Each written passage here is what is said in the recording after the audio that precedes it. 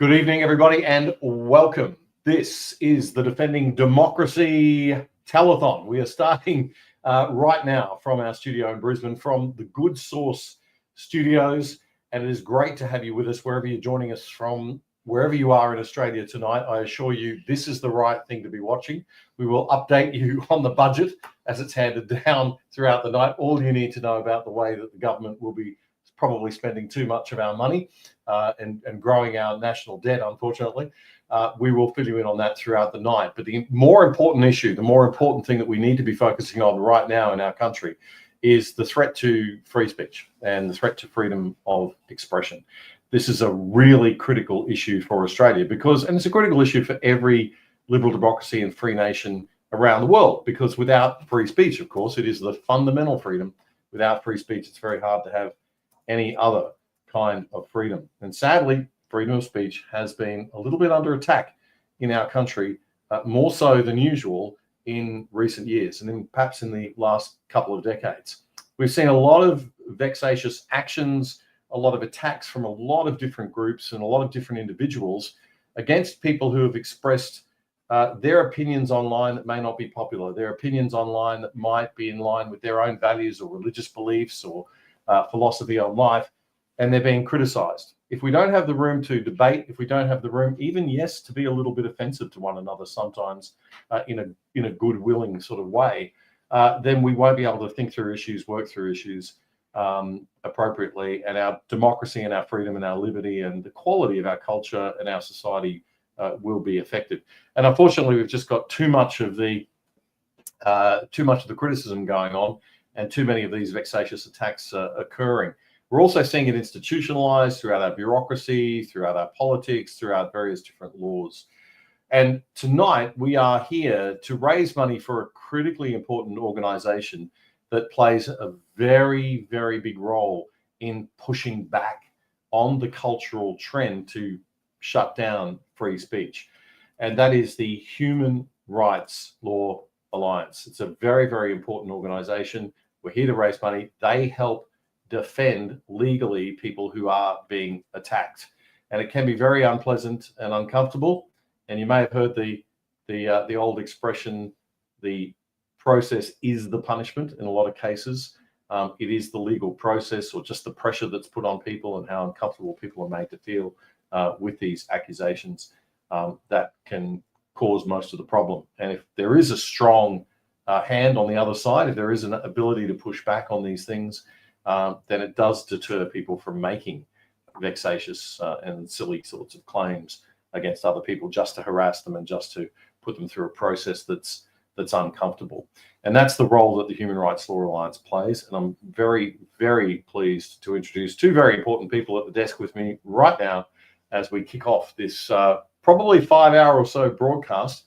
I have none other than the great man who's organized all of this, Mr. Dave Pellow from The Good Source. Dave, good to have you here in your own. I'm welcoming you to your own studio. I don't know where I did that at a conference where a pastor was hosting. I said, welcome to your church. Yeah, exactly. Yeah, so thank you for welcoming me to my church. Yeah, well, it's lovely to be here. Thank you for inviting me to host tonight. And we also have John Steinoff with us.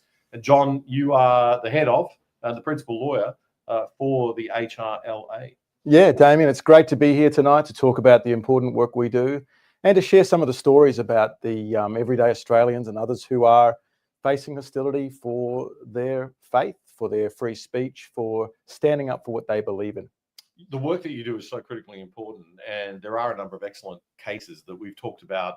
Dave's talked about on The Good Source and on his shows. I've talked about on the other side in our shows, and we've spoken to you about in the past. But we will recap most of those cases tonight. We'll also give people a chance to hear from the people involved in those cases themselves. They're telling their own stories. It's those human stories that really do bring it home, I think, right? The importance of Absolutely. Yeah, look, it is exciting hearing a lawyer talk about the legal ins and outs of a case. Certainly is. But I find it terribly exciting, especially when it's you, John. But you make it interesting. Really, it's the clients and their stories of what they've faced and how they've experienced it that really does press home the importance of this issue. Tell me a little bit about how this all started. What the origin story, if you like, of the the HRLA? I'll give you the short version. Yep. I started. We do have time for the long version. So the short version. Short version is that there have been a lot of advocacy organisations in Australia that have been seeking to influence the politics and the culture, but not a lot of organisations that have been active in the law courts. And the law courts are a great way to make law. Not many people think that you make law by taking legal cases, but it is a great way to make law. And activists know this and have been running cases for quite some time now, trying to isolate and attack people who express ideas that are outside of the fashionable ideologies of the day. And when those cases are not run well, then you get bad precedent. And that bad precedent means the next person who gets in trouble has got to deal with the bad decisions that were made before.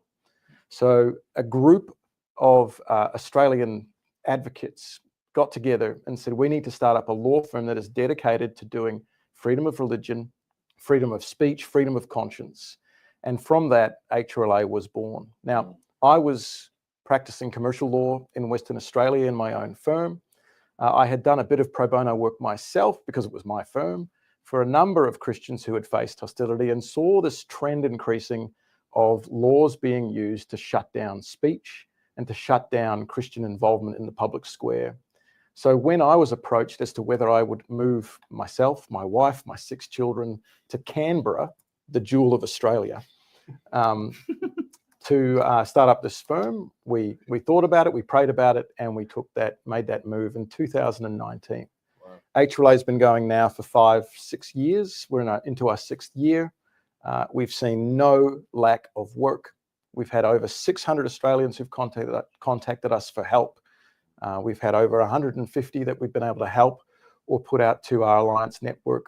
We've been able to go out and make relationships with international bodies that are doing the same work as we are, because this is a issue not just for Australia, but all around the Anglosphere and around the West. Yeah, absolutely.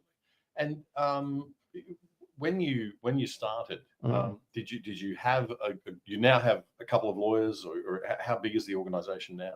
So now we have 3 lawyers on staff, right, and we also rely heavily on a network of supporting alliance members, particularly barristers who run our cases, oftentimes at substantial discounts or even pro bono. Wow. And so we get the best lawyers running the best cases, using the best experts, and that's how you win cases. And we've had some really good wins in the cases that we've run. Well, you have, and I think it's critically important to remember, of course, what you were saying just now about the fact that we make law in 2 ways in this country, through our parliament, but also through our courts, by the precedents that are set. And it is very much the fact that activists use the courts and those precedents to create the kind of change that they want. And there has to be a pushback as well to that. And you have achieved quite a lot in the years that you've been active in that respect. What do you see as your probably main achievement, do you think, in terms of the precedents that you've been able to set to prevent, vexatious litigation or vexatious complaints and frivolous complaints against people for activist purposes? Interestingly, a lot of the real success we have had has not been in cases that got to the courtroom. Oftentimes, when we get engaged early, we're able to provide such a good service to our clients and such a strong pushback to the claim when it's first made, that it means that the activist will see that they've got a significant threshold to get over. And so they drop it. Right. And so that's a great way of succeeding, is just to turn up very early in the piece, say this person is represented, you have breached their human rights, their rights of religious freedom, their rights of speech, and that's not on. And oftentimes we're able to resolve those cases. That's the best kind of resolution, where you are able to be a fence at the top of the cliff rather than having to be an ambulance at the bottom cleaning up the mess. And that prevents what we were saying before about the process is the punishment, or people trying to use process and intimidation and fear as a way to punish people they don't like or push agendas that they want to push. If they know that there's a cost to that, that there's going to be something pushing back on the other side, it prevents activists acting maliciously from doing so. That's the strategy. And Yeah. we've, of course, won cases. So we won a case in Western Australia for the Hordijk family. Mhm. You're going to hear from them later. They've recorded a segment. They were told that they were unsafe to foster children because of their Christian beliefs. They were looking to be temporary foster carers for children between the ages of 0 and 5. Right. So basically babies, toddlers. They were asked a whole bunch of questions about their views, including on issues of sexuality and gender. And when they gave answers that were consistent with their Christian faith, completely irrelevant to whether or not they should be able to foster babies and toddlers, they were told, sorry, your views are unsafe, and so you cannot foster children. Well, we took a religious discrimination claim in Western Australia. We had a top KC who was representing the case for us. It was a 15-day trial. We had the state government intervene against us, but we won the case, and it was a clear decision that the Hordijks were discriminated against because of their religion. And because of that, it meant that future foster carers don't have to be afraid of sharing their religious views, because we have this precedent in place that says the religious views should not be taken into account unless they are relevant. And this was around gender ideology? It was around sexuality and gender ideology. Right, okay. They were given a bunch of worksheets asking them, what would you do if your foster child comes home and they've been caught kissing someone of the same sex? And they said, well, our religious views are that sexuality is to be expressed in marriage between a man and a woman. And that was an immediate red flag for the foster agency. They said, sorry. And they asked, why? Why is that relevant if we're taking care of toddlers for a weekend, giving respite care for already overburdened, overworked foster carers? And it was like, sorry, your views are unacceptable. John, let's watch their video now. Okay. We've got their package ready to go. Fantastic. Here we go. Applied to be foster carers in Western Australia, but were rejected by a government agency because of their religious beliefs, despite having 2 children of their own and a loving and stable home to welcome foster children into. We wanted to become foster carers because we had people who were in our lives who needed help, and the more we looked into it, the more we saw the need for it. Several interviews with a caseworker who came around to discuss what's involved in our capability of being foster carers. It all went very well. They were impressed by our family and our networks that we had, support networks we had to potentially provide.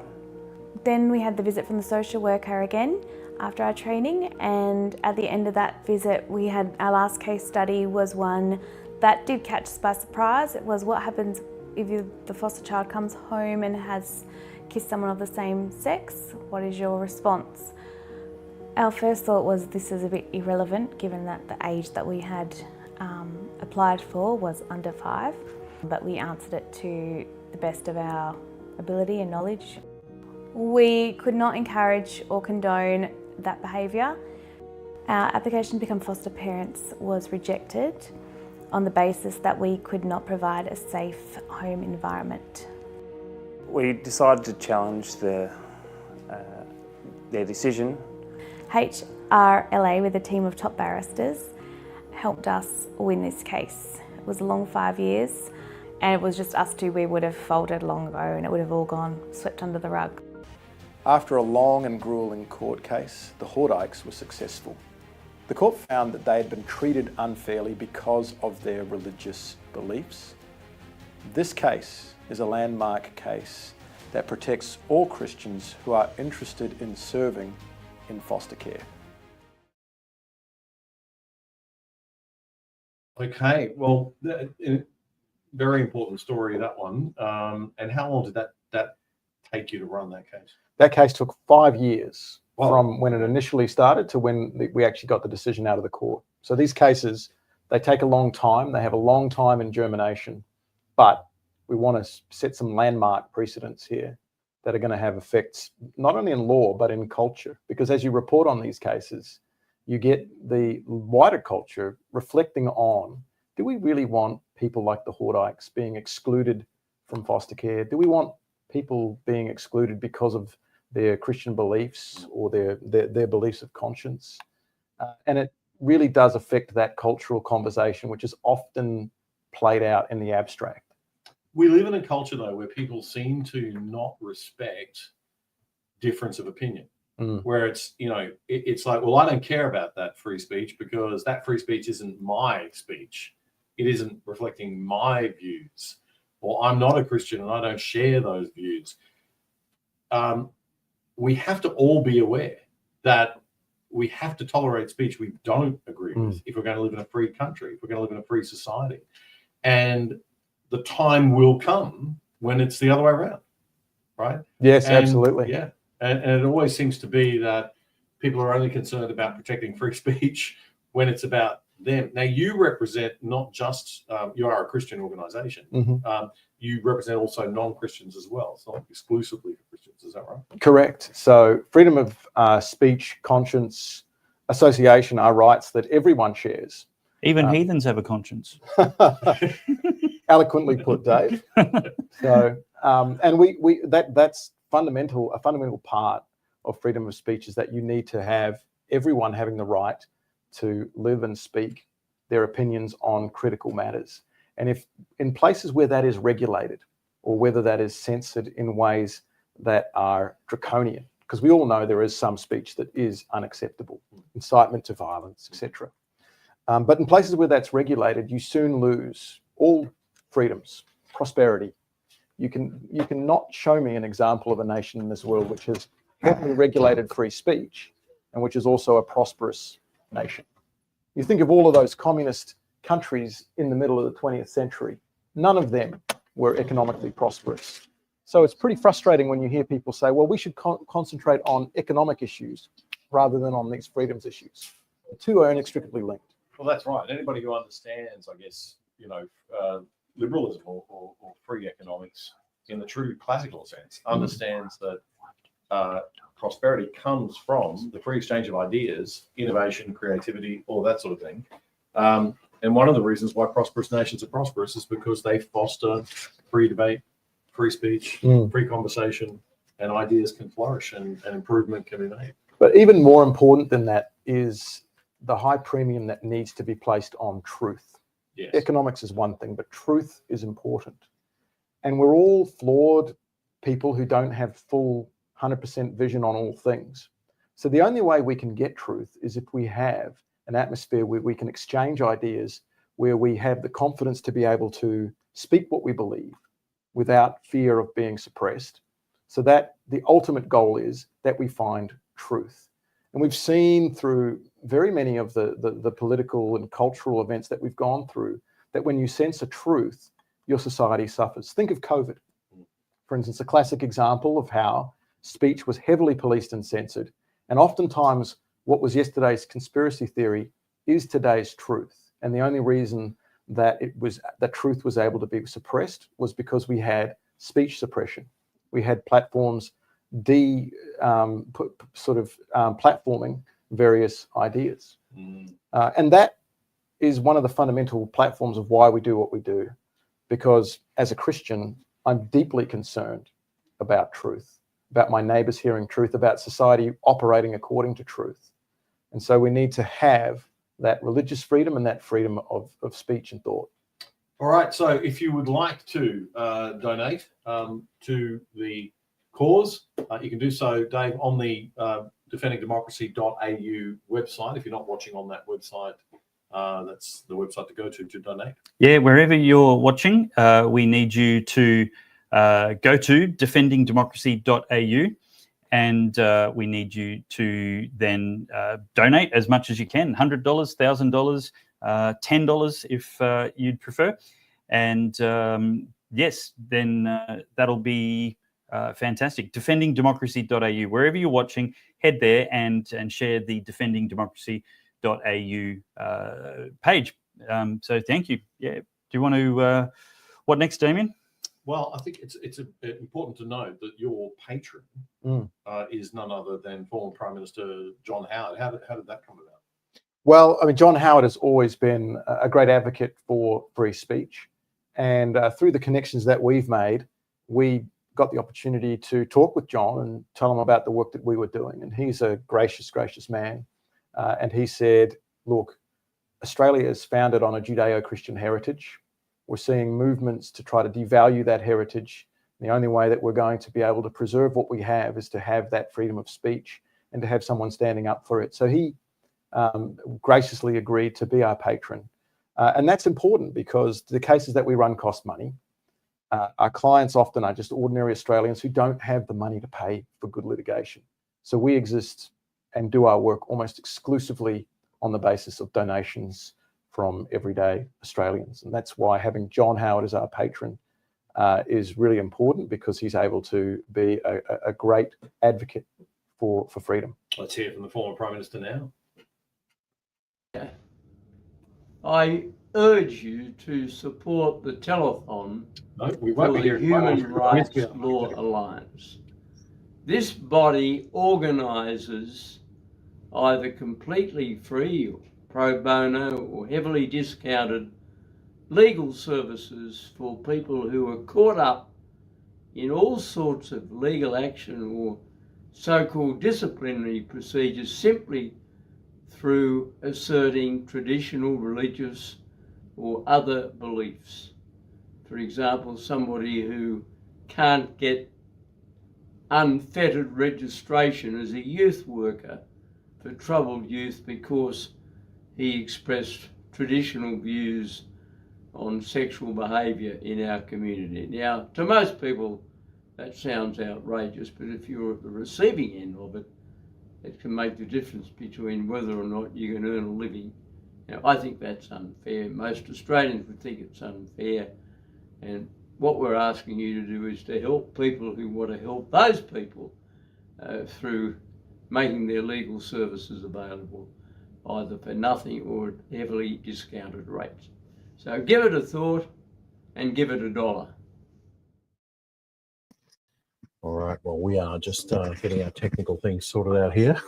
A few little hitches, but we're doing all right. So yes, John Howard, the patron of the Human Rights Law Alliance, and well worth supporting the organisation. So defendingdemocracy.au is the place to go to make a donation and to support the very good work if you are inclined to do so. And we do invite you to dig deep to really help this critical work that is done by the HRLA. All right, so John, very important cases. You've got a number of cases. We are going to talk about some other cases as the night carries on, Yeah. including the case of our good friend Dave Pello right here. And Dave, you're keeping track tonight of the donations as they come in for us. And we're going to be doing that and letting people know throughout the evening how things are going. We've got some people at home with some thoughts that are letting us know what they think about things, and we've got some lovely comments coming through now. Where is the link to donate? Asks Daniel. Yeah, I've just put that on the screen. That's back on the screen. That comment. Okay, and fantastic. Daniel, your wish is my command. Defendingdemocracy.au. Indeed. Is the one. Hopefully my sound is a little bit better now, and you can hear me okay. There was a little bit of problem with the audio before, so first hour hassles, I guess. All right, we are going to have a little chat to a number of different people. We're going to hear from a number of different people throughout the evening. Other people who have been great fighters for freedom, for liberty, for democracy, and especially for free speech.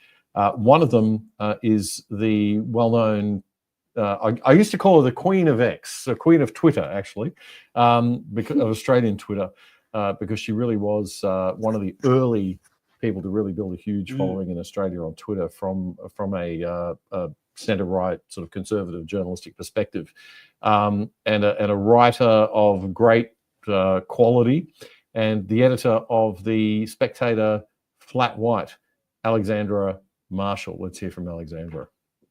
Good evening. I am Alexandra Marshall, the online editor of The Spectator Australia, and this is the Free Speech Marathon, We are here celebrating a special occasion with Billboard Chris coming all the way from Canada to do battle with Australia's eSafety Commissioner. Chris is fighting to protect the lives of children against radical gender activism and a lifetime of medically induced harm. He is a gentle giant and the last person in the world that a sane civilization would attempt to censor.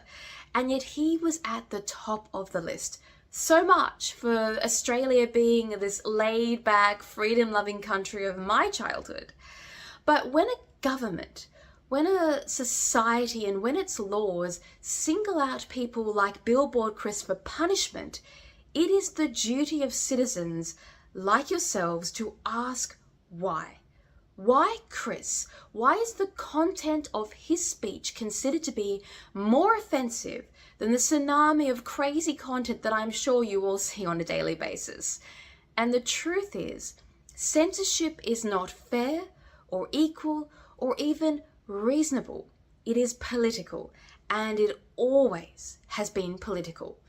Historical favourites for censorship include questioning the divinity of a king, or the validity of a war, or even the morality of certain dress codes that might chip away at the control government has over ordinary people. Our political class in Australia have some favourite topics that they like to protect, and right at the top is the health bureaucracy, which has been elevated to a public safety issue where those who defy health orders are declared domestic terrorists. But, not actual terrorists. They're allowed to walk straight past police officers on the streets of our major cities. No problem. But health, it's this monstrous false god accumulating vast sums of wealth. I guess you could call it a nest egg for the elite, a mechanism for control that has a lot more staying power than the climate apocalypse that never seems to quite arrive. Now, this deified public health entity was easier to spot during COVID when a lot of these speech restrictions were first put in place, but its influence lingers today in things like trans affirmation surgery and treatment. Now, I personally am a free speech absolutist. I believe that ideas must be open to challenge even if people talk absolute nonsense, invent crazy stuff, are totally misguided, whatever, it doesn't matter. All the noise of this speech is worth it for that one person who was right when the consensus is wrong. Australians have allowed, through their passive approach to protecting speech, an enormous amount of censorial legislation to control what publications can print and what you, the public, can say online. Even figures like Tony Abbott, who are conservative royalty, champion the cause of treating social media as a publication so that it can be brought to heel with domestic censorship laws. Now, censorship is a terrifying disease rotting the minds of conservatives who mean well but risk doing enormous harm with their desire to be seen as responsible or moderate in the eyes of the ABC. But back to Australian law. What started as public safety has become a matter of political safety. To put it frankly, politicians do not want you to question or test their policies in the public forum where they will suffer ridicule and defeat. I mean, look what happened to Anthony Albanese yesterday with his energy bill promise. I mean, I can still hear the echo of that public flogging.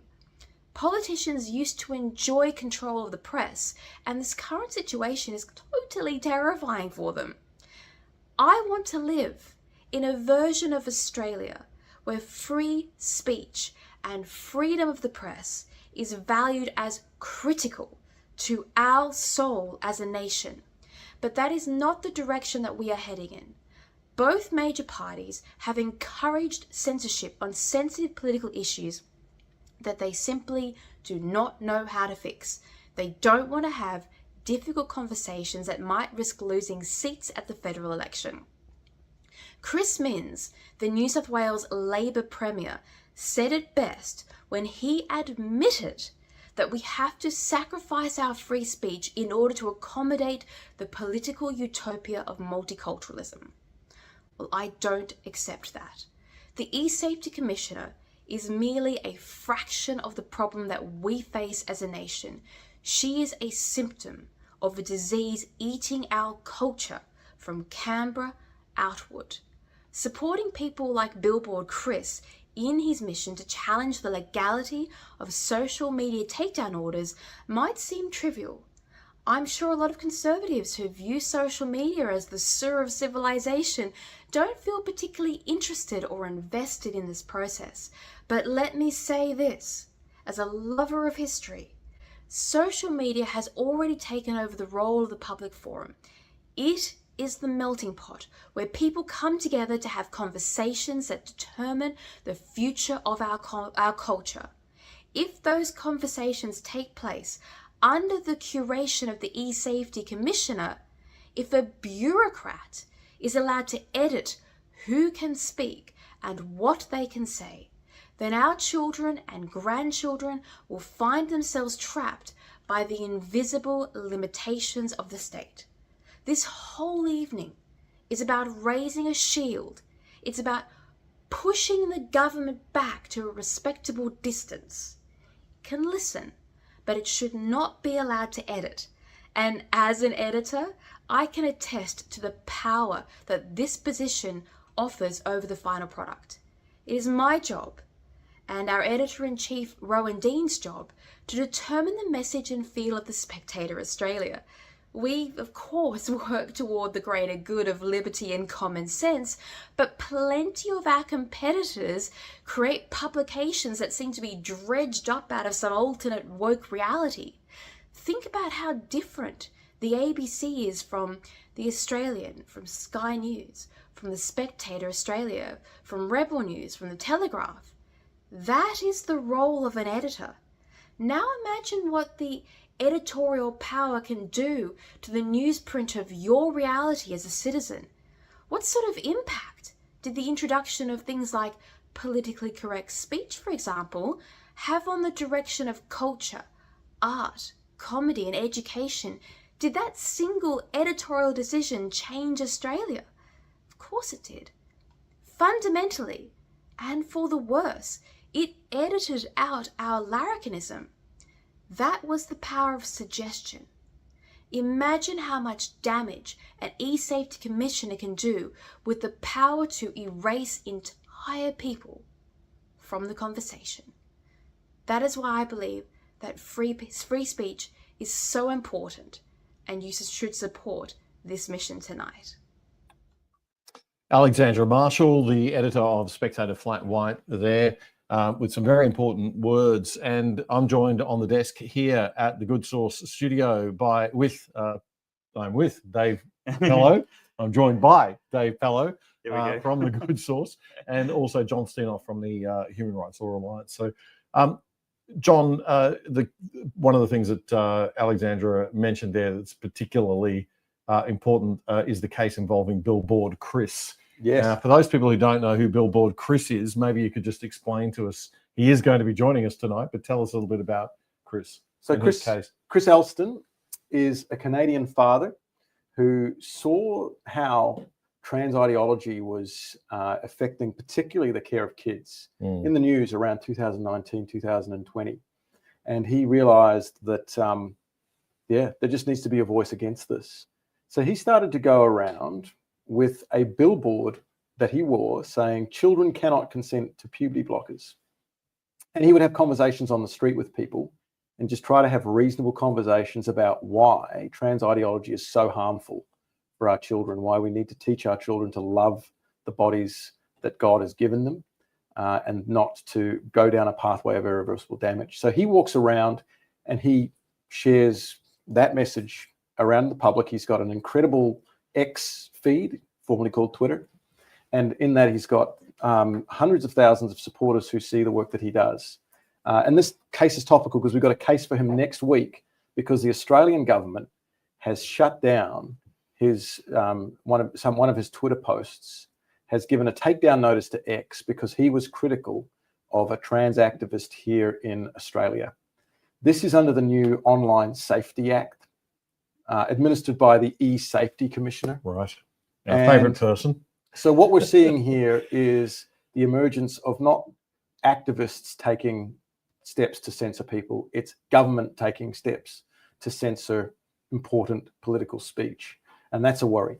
One of the ways, of course, that the eSafety Commission operates, I suppose, is that they attack the platforms. Yes. And they say, we're not going to go after individuals, we're just going to go after the platforms. But as you know, Dave, and I know, being, content producers, when they go after the platforms, it deeply affects what we can and can't say and what we can and can't. It's like hitting us with a pole instead of with their own fists.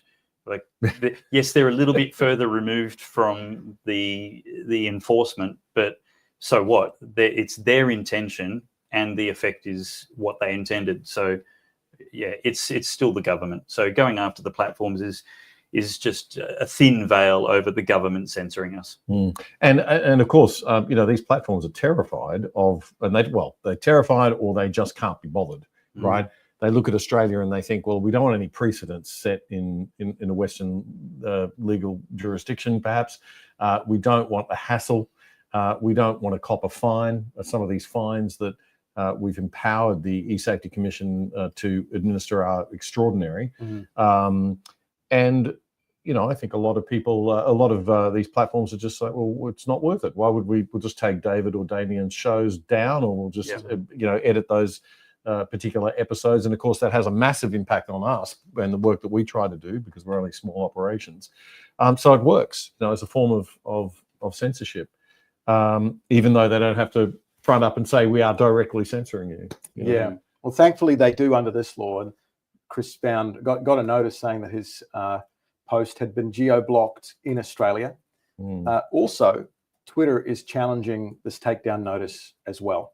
Oh, that's good to hear. Great. It is. Okay. So usually for us, it's a very much David versus Goliath. Yeah. Because the activists who come after us are often getting pro bono help from very large Australian law firms, from very competent senior counsel who've been running these kinds of cases for years. Our aim is to try to go toe-to-toe with them. This time, alongside us, we've got X Corp. They will be challenging the takedown notice as well, alongside us. So we've put together a good team of lawyers. We've got Stephen Maloney, who is a senior barrister in Melbourne, very good on these freedoms cases. We've got Owen Wallahan as a junior barrister, and another junior called Nina Valens, because this is the first time these laws are being tested in Australia. It's critically important for the sort of not the legal precedent, if it does go that far, but even the activist precedent, I suppose, and the message that it sends. It's so critical. Yeah, and this is the case we're running next week. It's going to go for 5 days in Melbourne. It's hot off the presses. Billboard Chris will be here tonight. He's going to be able to talk about his story and his experiences today with the police in Brisbane when he we have a little bit of an exclusive. We have a little bit of news. Something happened in Brisbane today involving this Canadian activist right in the centre of our city, getting a little bit of a move along message from the police in no polite terms. So we'll be talking a little bit about that in detail with Billboard Chris a little bit later on. We'll have the exclusive as soon as he turns up. We will have the exclusive. We'll have it hot off the press. Far more interesting than the budget tonight. I don't know what the news is presumed to be there, but the news with the budget will, for the whole night, let me just give you the spoiler. We're not changing the nation at all. We're just getting more in debt. So that's right. We'll just be spending more. How'd you put it before? Rearranging the furniture on the Titanic. That's right. Well, making the hole a little bit wider. I pray it's not the Titanic, Dave. I'm going to tell you. I do pray it's not the Titanic. Guys, just a shout out to the donors. Thank you very much. We're currently at $15,070. So that means we need a little bit less than 10,000 more to hit 25. Let's see if we can hit $25,000 before the top of this hour, and that will be the fantastic goal to hit. We want to hit 10 times that tonight, so we need to pick up the pace and dig deep, because we are not going to see the eSafety Commissioner go anywhere unless we actually get into the battle ourselves. It's not going to happen with us sitting on the sidelines. So dig deep, donate to help this important case with Billboard Chris in the courts, challenging this government proxy for our right to say what we want on Twitter, which is a basic fundamental right if we actually think democracy is worth anything.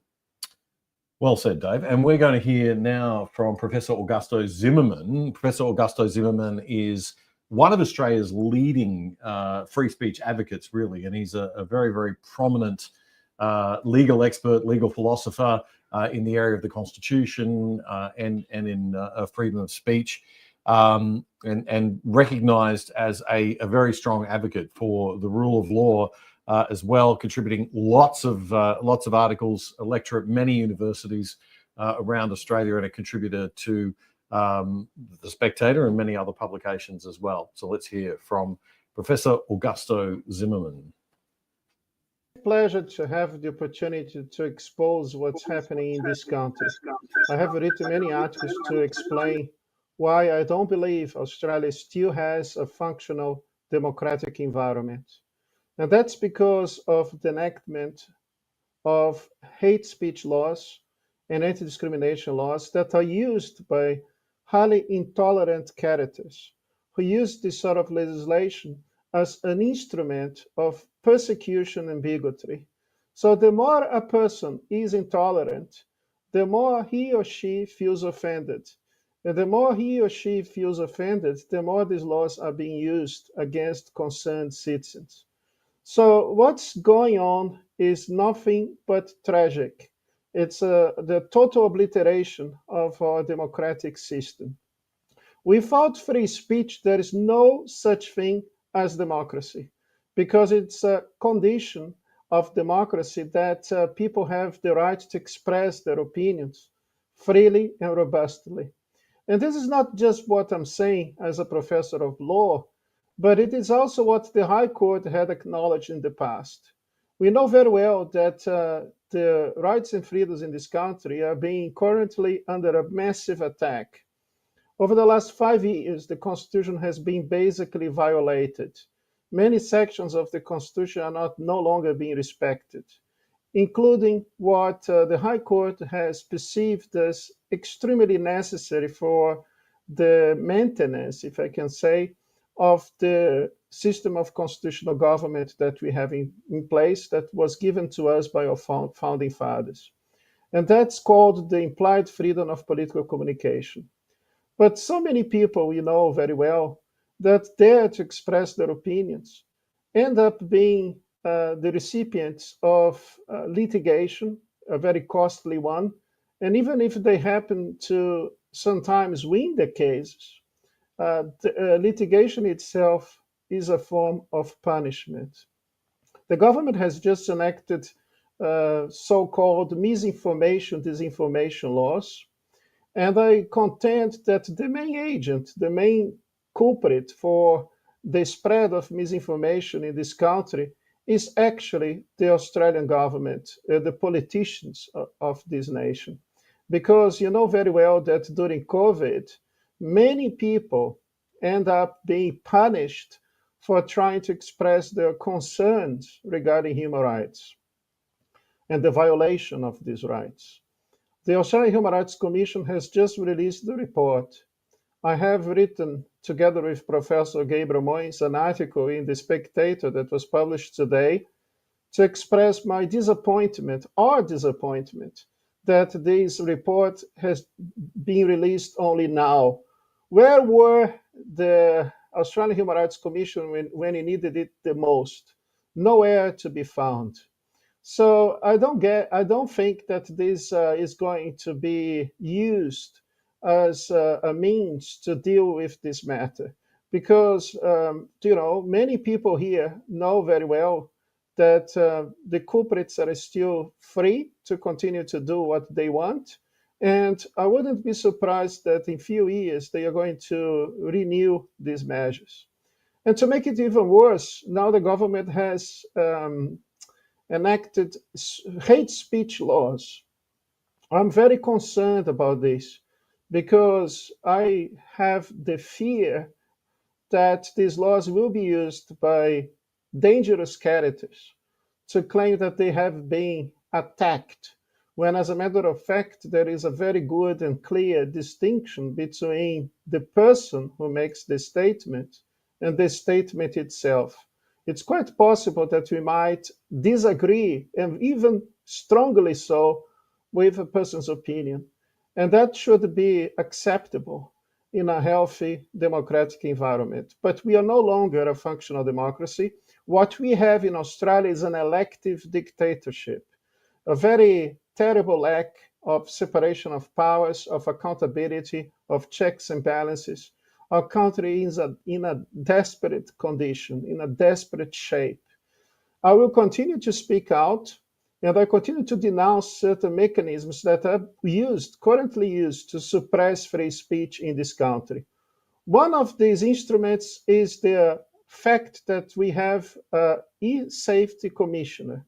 And this eSafety commissioner is activating social media outlets to make sure that people have been cancelled if they dare to express their opinions freely and trying to raise awareness on certain issues. So it's time to recover our rights and freedoms. It's time to fight the good fight. It's time to support organizations such as the Australian Human Rights Law Alliance and many others who are doing the right thing by protecting the innocent and trying to make sure that free speech is protected and is even restored, and the implied freedom of political communication, which I mentioned being recognized by the High Court as something that must be guaranteed to every citizen in this country, is restored. I count with your support and the support that you must give to all those who are engaged in the good fight. Thank you very much, and God bless you. Australia, and I hope you're enjoying the Free Speech Marathon. Thank you, Dave Pello and the team, for organising this important event and for inviting me to say a couple of words. I'm humbled to be among all of you good people and to be a part of this, because at the moment it does feel like freedom of speech is under attack from all directions, from both sides of politics. Whether it's hate speech laws in New South Wales and probably across the country in the name of the Jewish community. I don't know any Jews that ask for those hate speech laws, because we know history tells us hate speech laws, censorship never helps us. But also we know that they're never used against the real threat against the Jewish community. It's always low-hanging fruit. So, for example, you see Islamofascists saying whatever they want, and none of these laws are ever applied against them. The people they use it against are those losers who dress in black, that identify as neo-Nazis. And guess what? Whilst what they say is offensive, it's not really scary. They're not the real threat to the Jewish community. They're a bunch of lunatics that I'd rather they say what they want to say. I'd rather they expose and out themselves for who they are. And I know many in the Jewish community believe that as well. We want to know who the neo-Nazis amongst us are. And when you do have hate speech laws, instead of arresting those guys that I get it, it's politically fine because nobody likes them. But when you have these hate speech laws, it's never applied to the actual threat. These hate speech laws in the name of the Jews, they're never applied to the actual threat against Jews, because that's not politically correct. Now, that might be the difference between Labor and Liberal. Maybe the Liberal Party will use it against the Islamofascists because it's not their voting base. But I wouldn't bet on it. And to be honest, I'd rather know the haters in our community, whether they are the neo-Nazis or the Islamofascists, as long as they're not inciting violence, and they should be free to say it. And we already have laws for that. Enforce the laws of incitement to violence, and we don't need any hate speech laws. I get it. I'm thick-skinned. I've learned over time. Look at the comment section on any of my posts. Grow some thicker skin, people, and you can take a couple of nasty comments. But then we go beyond just the hate speech laws. We have an eSafety commissioner who's drunk on power. In the last week at Rebel News, we broke the story exclusively of the eSafety Commissioner going after a journalist for daring to expose another terror doctor. Listen to this. He posted the posts. He shared the posts outing a doctor who supports Hamas, who stands against Australia. He calls Australia a white colonizer, settler whatever, the same nonsense they say, that Australia's a settler colonization that's killed all the indigenous people. And then he says the same thing about Israel, says how we need to break down the system, how he supports Hamas. Now, the eSafety Commissioner, instead of standing up and defending Australians and Jews in Australia and Israel and freedom and democracy, instead of that, they filed a notification at the journalist threatening him for daring to expose his terror doctor. And that's where we're at now. So we have systems built to protect those that are really threatening our community, all in the name of eSafety. Imagine that, protecting Hamas in the name of eSafety. Enough is enough. And the thing is, with the eSafety Commissioner, whilst all that was happening, she herself was breaking the law. It turns out when we were doing that story and I sent her a media request, I sent it on WhatsApp, I saw that she had her disappearing messages switched on. And for those of you that don't know that WhatsApp function that you now have where you can make your messages delete themselves after 24 hours. She had it switched on. Think about the people that have that. You're talking about it's built for criminals and, cheating spouses and journalists to protect sources in case their phones get taken, whatever. People that have something to hide. Why would the eSafety Commissioner need that? But then when I went to get legal advice on it, because it just didn't sit right with me, I found out that it's actually illegal for her to do that. Because she has to hold her records if she's subpoenaed, audited for freedom of information. But let that sink in. The person in charge of eSafety is breaking communication laws. We're following all that up.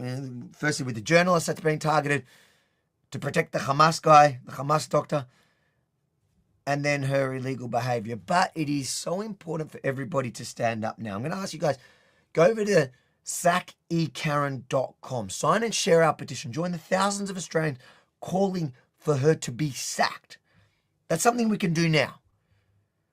We need to fight every angle, and that's why this night is so important. And Dave Pello and the team are doing a fantastic job in it. But we need to get rid of this eSafety Commissioner now. And this is not just a Labor issue. Because, like I said to you before, in fact, the eSafety Commissioner itself is a Liberal Party concept. They created that monster. And what I don't understand in all of that is, why would they do that?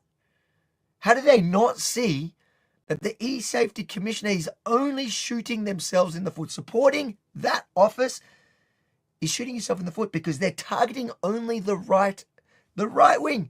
Anything that's considered conservative, they're targeting. And the story that we brought to you last week, where they go after a journalist to protect a Hamas guy, the guy that he either rallies for Aboriginal rights or Palestinian rights, against Australia, against Israel. That's what they're designed to do. What do you think they're going to do when it comes to any issue regarding mis and disinformation in let's say, the elections or anything like that? They are going to target conservatives, and we need everybody to speak up.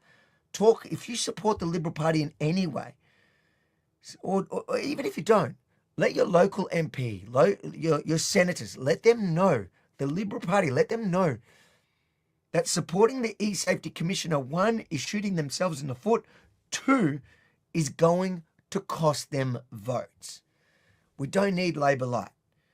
And Peter Dutton, unfortunately, on this issue, on this specific issue, is weak. He comes at it, I guess, from a cop, from the position of a cop. He seems to come at a lot of things from the position of a cop. Sometimes it's okay. In this one, it is bad. We do not need laws. We don't need the eSafety Commissioner. We need laws to protect freedom of speech. That's it. I'm going to stop yapping. I know I'm on a strict time. Dave, team, thank you again for having me. Guys, enjoy the rest of this marathon. Stand up, be counted. Go and sign and share the petition at sackekaren.com. Good night. Good night, Avi Yemeni there from Rebel News. Avi, thanks for joining us. And some interesting points there, Dave, especially in relation to the lack of political opposition that we've consistently seen to what I think is an enormous wave of public discontent with the eSafety Commission, and not just on the centre-right and right side of politics. I've also seen it right across the board. Not everybody's in favour of having this body. It was set up as the Children's eSafety Commission to protect children online originally under the Scott Morrison government, I understand, and it's Tony Abbott. Tony Abbott goes that far back, Yeah. right? Okay, thank you for and that one. This lady was appointed under Malcolm Turnbull. Right. Okay, and it's morphed into being the eSafety Commission, period, without the Children's eSafety And Commission. you know what? I don't remember hearing about it or her or any troubles of its weaponization when Abbott was Prime Minister. It was a good intention. But the problem with all of these new powers is always what happens when the wrong person gets into it. And this is why it's so important that we be really careful and hesitant and petrified with terror of giving the government new powers, because you might be able to trust the current administration. Let's say you're a big fan of any particular government, parliament, and prime minister, but when the bad guys get in power, like Karen, now we hear about her because she's like a dragon breathing fire throughout the land, consuming the peasants that she's meant to be protecting. And, you know, I love Avi's, petition to get rid of her, sackekaren.com. Clearly the wrong person for the job. But your point is really well made. Where is the political criticism from the major parties of the way she is terrorizing basic political freedoms, which our High Court has previously imagined are implied in our Constitution? Yeah. There's none. We've got a federal election coming up, and nobody is campaigning on this critically important justice issue. It does intrigue me because it when you talk about it, I know you would experience this with your content as well. When we talk about the eSafety Commission or the e-Karens, as they colloquially sometimes refer to, we do get an enormous amount of response to it, and quite passionate response. And maybe it's not showing up in the research as much as it could. I did have one pollster tell me the other day that while the response is very intense, when it does show up in the research, it's not showing up quantitatively in terms of being a priority issue for a number of people. So, but again, that doesn't really say much in terms of why the Liberal Party and the National Party and the Coalition wouldn't be more strongly opposed to it and more vocally opposed to it as a way to, I guess, play to the base. Look, we've got a problem in Australian politics, in a foundational problem, and that is that the incumbent politicians and party leaders don't need to play to the base; they need to play to the party room. And so, by being very safe and very risk adverse, they have the maximum potential of extending their career. I'd like to see a reform where party leaders are elected by party members, and so these, instead of by the party room. And so opposition leader or leader of the government, then that person should be chosen by the party faithful, the registered members. Right. And when that happens, you will see party leaders playing to the base. Yeah. They will start to become true believers. And playing to the base is a good thing. They should be upholding the constitution of the party. They should be champions of the party's stated values.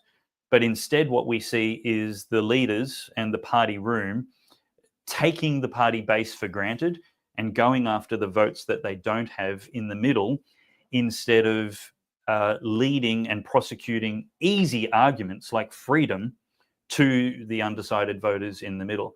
And surely, if you're a Menzian type liberal, then you should be able to argue for small government and maximum liberty for law-abiding citizens. Well, that's one of the things about the Canadian system, right? They do elect, the parties do elect their leaders directly, so that the members of the parties, rather. And so it does go at least a little bit deeper, not quite to the US system where you've got actual voters who are members of a party or just registered as a Republican or registered as Democrat voting. It can really influence it. Yep. Canada has the members of the party voting, which can be tens of thousands, hundreds of thousands of people. In Australia, we don't. And so it's just the people in that party room that are electing our leaders. And that doesn't seem to be the most democratic, as Augusto Zimmermann was saying, not the most democratic approach. And we might get a better result if we did more directly or had parties where we did directly elect the leaders as members of those parties and had to put it out to a vote. Some people are saying to me, why was it when Justin Trudeau resigned from the Liberal Party over the leader of the Liberal Party in Canada, and the Liberal Party is their left-wing Left-wing, yes, the socialist side. Yeah. Why did it take so long before Carney became the new Prime Minister? And that's because it had to go to a vote of all of the party, and that takes time. And I think we need to. I think the UK reformed in that direction, right? The Conservative, I'm not one of the parties, I think. But yeah, I think that's something that we definitely need to be thinking about in Australia. Now, look, there's no need to turn over to the budget because we'll bring you budget news. There's not going to be a lot to talk about other than they're spending more of our money than they have to spend, which means we'll be increasing our debt. The only budget we need to be focused on tonight is the one that's going to support the Human Rights Law Alliance in helping us to maintain our free speech ethos in this country. And we can do that. We have the power to do that. It is not something that we need to leave or give up on or throw our hands in the air and say there's nothing that we can do. There's a lot we can do. The law is made in Parliament by our politicians. They are answerable to us for the pressure that we put on them. And the law is also made in the courts by precedent. And activism, as John Steinoff from the HRLA was telling us just before, activism is a very important part of all of this. It's not really just about the law. It's also about, the precedents that we set in terms of saying to activists, well, you want to take a case, you want to go for someone, we're coming right back at you twice as hard. So it isn't going to be as easy as you think. And just that pressure can cause a lot of these, nasty activists, these vexatious activists to back off a bit. And that's what this is really all about. So please dig deep. Please support the cause. It is an incredibly worthwhile cause. The Human Rights Law Alliance. To donate, we need you to go to defendingdemocracy.au. You will see that on our screen quite a lot, defendingdemocracy.au. And what is the tally? Do we have a tally at the moment? How are we going? Scrolling across the bottom of the screen right now, and you're a man of all trades. You're well, I wouldn't be keeping such an eye on the screens and putting up messages and comments if it wasn't for you anchoring tonight. So I should say thank you very much for stepping in and leading the desk. So we're trying to raise $250,000 tonight to help Billboard Chris fight the eSafety Commissioner. We've currently raised just over $17,000, which means there's a little bit of a way to go, $232,000 or more to go right now. And by the end of the night, look, we raised $175,000 last year to build a war chest for the Human Rights Law Alliance, HRLA, to represent me. And there was plenty of change left over for all the people. And that was the goal. I think my costs came to around $10,000. It was fantastic to bring a robust defense to a vexatious, frivolous claim made against me for hurting somebody's feelings. And there was plenty of money left over to help other people who don't have friends in the media and politics. And that's what HRLA is here for. So if we raised $175,000 last year, we need to do at least that tonight, if not a whole lot more. Let's go for $250,000. It's a very worthwhile cause. And we just saw this afternoon that Billboard Chris was detained, harassed, and bullied by Queensland Police in the Queen Street Mall for his free right as a visitor to Australia of political communication. Yes, we even give that right to visitors. You can come and say things about our government about science, about faith, about reality. That's the theory, is that you can have political communication in Australia. And they threatened to arrest him and forcibly moved him on. We're going to hear that full story soon. But the point is that the eSafety Commissioner has impinged his rights and our rights to see and make our own choices about content, and ordered X to take down his tweet that hurt somebody's feelings. And we're seeing feelings made sacred at the cost of truth. And so we need to fight this, and HRLA are fighting this, representing Billboard Chris, and that's why we need to give them a war chest, because we're probably not going to get freedom of speech from our parliaments and from our elections and our politicians. We actually need to defend ourselves. And so dig deep and give generously to this telethon. Defendingdemocracy.au is where you can go right now to give a donation to the Human Rights Law Alliance, to this case, and let's have plenty left over, because they're not stopping. The only thing we can do is raise a shield against those people who would use government as a sword to harm innocent people. And we really are looking forward to speaking to Billboard Chris Alston a little bit later on tonight too. Kelvin Robinson is somebody that would be known to many of you. He's a British political commentator, he's an educator and a media personality from the UK, known for his very conservative views, very outspoken views on traditional values, including free speech, social conservatism, and advocating for Christian views in public life. Kelvin Robinson is probably the most cancelled preacher and religious man in the world these days. And of course, you know, being British, Kelvin is a, you know, we've got to scorn him as a colonizer.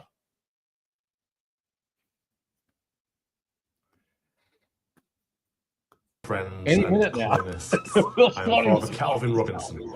Now, you may or may not tell from my accent that I'm from the United Kingdom originally, although I live in North America now. And I think this issue that you are addressing right now is one of the most important issues of our time, because without free speech, there is no freedom of worship, no freedom of religion. Our freedom of expression is what gives us all the other freedoms, actually. This is why the First Amendment in America is backed up by the Second Amendment, because the First Amendment is fundamental to our way of life. We don't live in a democracy if we do not have freedom of speech. And so I'm happy to support this cause. I'm happy to help this cause however I can, because we as Christians know that our rights come from God. Our rights do not come from governments. The governments have no ability to give us rights. All they can do is impede our rights. Our rights are God ordained. We have the right to free speech because we are called as Christians to disciple the nations, to proclaim the gospel. We cannot do that without free speech. Just as one of our other fundamental rights is the right to life, which again comes from God, who gives us life and takes life away. This is not a human gift. This is a God-given gift. We have the right to private property, as we hear in the Ten Commandments, not to covet, not to steal, because property belongs to the individual. But of course, we also have an obligation to the collective. We're not individualists. We're not right-wing or left-wing. We're not individualists or collectivists. We are Christians. And the middle ground means that although we have our individual freedoms, we have a collective responsibility to protect the freedoms of others. And that does include free speech and freedom of religion and freedom of worship. Now, in my homeland, the UK, as I record this message for you, this week, we've had a nurse who has been found guilty of speaking the truth. I mean, these cases crop up every week at this point, but this was a young nurse who, treating a convicted paedophile who was sent to prison and since identifies as female, probably so that he can get some kind of special treatment in prison. It doesn't matter what the reason is. We as Christians know that God made us male and female. He made us in his image, and we cannot alter that image, and we cannot alter who we are. We are complementary, and the sexes are, they come together and we are therefore, men are to marry women to become one flesh so that the race can procreate and go forth and multiply, again a God ordained command. However, people want to distort God's image, and they want to distort our own image, which should be a reflection of his, and they want to do that because this is the work of the enemy, essentially. It is a mental disorder. It is disordered. God gives us goodness, God gives us order. The enemy gives us disorder. Anyway, this paedophile, this convicted paedophile, identified as a she, her, and the nurse called him Mr., as is very polite for a person to call a male, an adult human male, a man. And she got in trouble for it. And so so he said, I'm not a Mr., I'm a Mrs. or a Miss, and he started attacking her, racially attacking her, calling her the N-word, very abusive. And she is the one that gets investigated. She is the one that gets in trouble by the National Health Service, or as I call it, the National Death Service at this point, but that's another topic for another conversation. And so her freedom of speech has been thwarted. But this, again, happens all the time in my homeland, the United Kingdom, unfortunately. I can count numerous examples of people who have been arrested, not just for free speech, and I'm talking posting things on Facebook that people dislike, retweeting comments on X that people dislike, people that have been arrested and sent to prison for these things. But also it's getting to the point where we no longer have freedom of thought, never mind free speech. Some of my friends have been arrested for thinking, for standing there silently praying in their own heads. And again, that's another topic for another time, but it essentially shows you how afraid the enemy is of prayer, because the enemy recognizes the power of prayer. And this is why we as Christians need to teach that to other people, because the secular atheists may not understand it, but the enemy certainly does. And so we need people praying for good to thwart off the enemy who's trying to prevent us from praying, because it is a battle between good and evil. That's essentially what we're witnessing. In these culture wars, as we proclaim them, it is the spiritual war that's been going on since the beginning of time. We are just caught up in the middle of it. And so we need to protect that freedom of speech. We need to protect it through teaching people to pray to the one true Creator God, our Lord and Savior, Jesus Christ. That is our message. That is our opportunity in these dark times to shine a light. We are called to be the light. We are called to lead people to the one true light, who again is our Lord and Savior, Jesus Christ. And so it's a simple message, really, that God loves us so much that he gave us his only begotten Son. He came to earth, God incarnate, fully God, yet fully man, to die for us. In his passion, death, and resurrection, he took upon himself our sins, died on the cross, and on the third day resurrected, and offers us eternal salvation. There's nothing more beautiful than that. Someone who loves us so much that he sacrificed himself in order that we may live forever in him. That is the gospel. That is our message. And so use your free speech to proclaim that gospel. And if they come for you, so what? Be strong enough, be bold enough, pray for the courage to continue speaking. And because we know through the scriptures, our Lord says, first and foremost, they hated him before they hated us, which of course is the truth. But also he says, we will be persecuted for the faith in him, but we will be blessed because of the persecution. And so every time we get cancelled or even arrested or persecuted in another way for his sake, we are storing up treasure in heaven. And so let us not be afraid of earthly consequences, whether it's tyrannical governments or bullies in the workplace, horrible bosses, or friends that might unfollow us on social media. Let us store our Lord in our heart first and foremost, and let us be more afraid of God than we are of the world. And if we all do this, they cannot cancel all of us. People often say, I don't want to stick my head above the parapet because it will get chopped off. You know, I've got mouths to feed, I've got bills to pay, etc. We all do. But if we all stick our heads up, they cannot chop them all off. Collectively, as Christians, as the body of Christ, as the church, we are stronger. To my fellow Aussies who still believe in a fair go, freedom of speech isn't some abstract idea. It's the lifeblood of a free people. And right now it's bleeding out. Here in Australia, bureaucrats, particularly people like the eSafety Commissioner, are tightening the noose, while overseas the Trump administration is shaking things up. And I guess the contrast couldn't be starker. In the next few minutes, I'm going to lay bare the threat from Canberra's control freaks, show how the United States shift offers some hope, and a warning, and call on us all to act before it's too late. My first point is this: the Australian threat, and it particularly centres around the so-called eSafety Commissioner. Julian Mangrant is sold as our protector, keeping kids safe, stopping trolls, pedophiles. Sounds noble, but dig deep into her record and it's a power grab dressed up as care. I've said it on X. Her office doesn't get freedom, they just don't get it. And after COVID, when we were fed half-truths daily, border closures, vaccine promises, economic ruin, we needed raw debate, not a filtered feed. And Grant's push to censor misinformation would have buried that. She's bragged about forcing X to remove posts globally in 2023 alone. Many are just opinions she didn't like. She called Donald Trump, now the president, a fake news super spreader in speeches, showing her bias isn't hidden. And now she wants more laws to fine platforms that don't obey her. This isn't about safety. It's about silencing dissent. Think about an issue close to my heart, which is the debate about whether we hand over a park, Victoria Park, supposedly to a worthy cause, being the Olympics. So there is an argument, there is a debate, but the establishment in Brisbane is firmly on side for Victoria Park. Her framework could have flagged alternative views, like for people like me and the Save Victoria Park team, as being divisive, as being perhaps even misinformation, and she would have been there to try and shut us down. She's not protecting the people of Brisbane. She's not protecting the people of Queensland or Australia. She's actually protecting the elite from all of us. Her global ties, like pushing the Christchurch call, mean she's not just a local problem. She's part of an international network trying to lock down speech worldwide, all while pretending it's for our own good. My second point, the international contrast. Well, let's look at Trump and the USA. He's back in 2025, and whatever you think of him, he's rewriting the rules on free speech.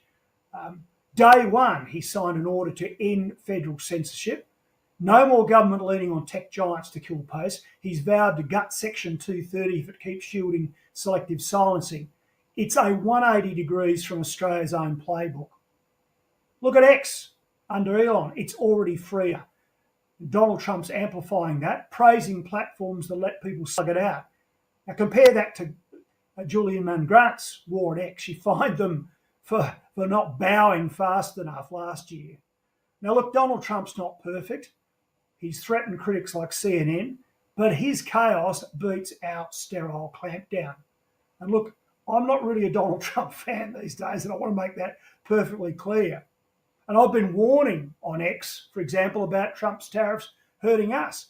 But his free speech push could pressure allies like Australia to do the right thing. Hopefully he ties AUKUS to shared values. Will we look like hypocrites if we let the eSafety Commissioner gag us? The USA's messier debate, think the January 6th fallout, shows the cost of, for freedom. But it's alive. Here we're walking into, we're sleepwalking into a system where dissent's an actual thought crime. So why does it matter? What are the stakes for us? Well, core value, I reckon, is that free speech isn't negotiable. It's how we keep power honest. I fought for voluntary voting in the past because I trust people, not puppets. Speech is the same. We don't need the eSafety Commissioner playing the truth cop. Remember 2020? Politicians swore lockdowns were short, borders were secure, jobs were safe. We're all in this together. Vaccines are effective and stop the spread. All these lies have been exposed by voices that they couldn't silence until now. The eSafety Commissioner's tools would have crushed that accountability moving forward. Now, we're Queenslanders. We argue, we build, we don't bow. Whether it's the Olympics cost or Tassie's tax wins on our back, we need space to thrash it out. Censorship kills that spirit. If we let this eSafety nonsense grow, We're not just losing a right, we're handing our kids a country where thoughts are privilege, not a birthright. So to recap, the eSafety Commissioner is a threat, centralised, biased and blind to history. Trump's USA, with all its flaws, shows that freedom is messy but worth it. We're at a fork in the road. Control or courage? Scrap this eSafety office. Demand laws that protect speech, not strangle it. Write to your MP, hit X and other social media. Stand up and be counted. If the Yanks can fight, so can we. Speak now or don't complain when they shut you up later. Thanks for listening.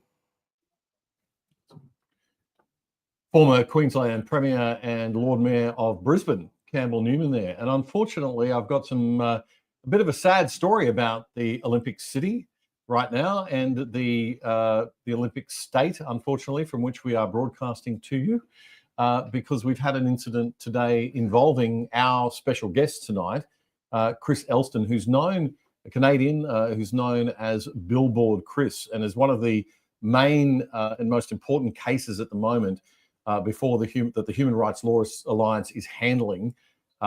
Very serious stuff. Those of you who know Billboard Chris's work would be very familiar with him as an activist against transgender ideology being imposed on children, and that a lot of people are opposed to that, even those who are supportive in other respects. So very important that we have a public debate about things like medical treatment in that space and puberty blockers and whatnot. So I'm very pleased to say that right now from the Good Source studio here, we have right next to us Billboard Chris Elston. Welcome to Brisbane.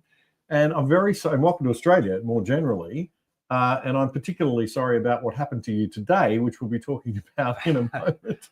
Yeah, that was interesting. Yeah, and we've got also John Steenhoff. John is the principal lawyer from the Human Rights Law Alliance, and that's the organisation that tonight we are raising money for. So we would like you very much to jump online at defendingdemocracy.au and help us build that war chest that we really need for the Human Rights Law Alliance to keep them doing the good work that they do in terms of fighting against the sorts of activism and vexatious claims that we'll be hearing about in so many of the cases that we'll be talking about tonight.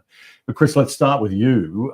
First of all, your background, if you could just quickly, before we get into what happened today, for those people who've never heard of Billboard Chris, who is Billboard Chris and what are you all about?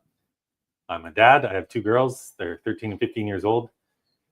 I used to be a financial advisor. I had a real job, but about 5 years ago, I got tired of what I consider to be the greatest child abuse scandal in the history of modern medicine, this practice of trying to change the sex of children with puberty blocking drugs, cross-sex hormones, and surgeries. I learned all about this starting in 2019, and in 2020 I decided to take a stand against this, doing really the only thing I could as a guy with no platform or media exposure or anything like that. I started going outside, talking to people. Yeah. And the first thing I did was I put up actual billboards, but I wear signs. I wear a sign that says children cannot consent to puberty blockers.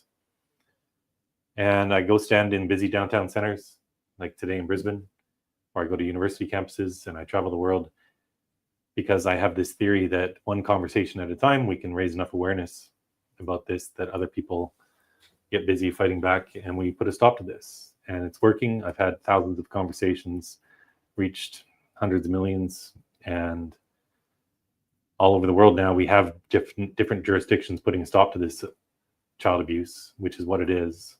You've really had an impact, and I think you've had an incredible impact in terms of raising awareness.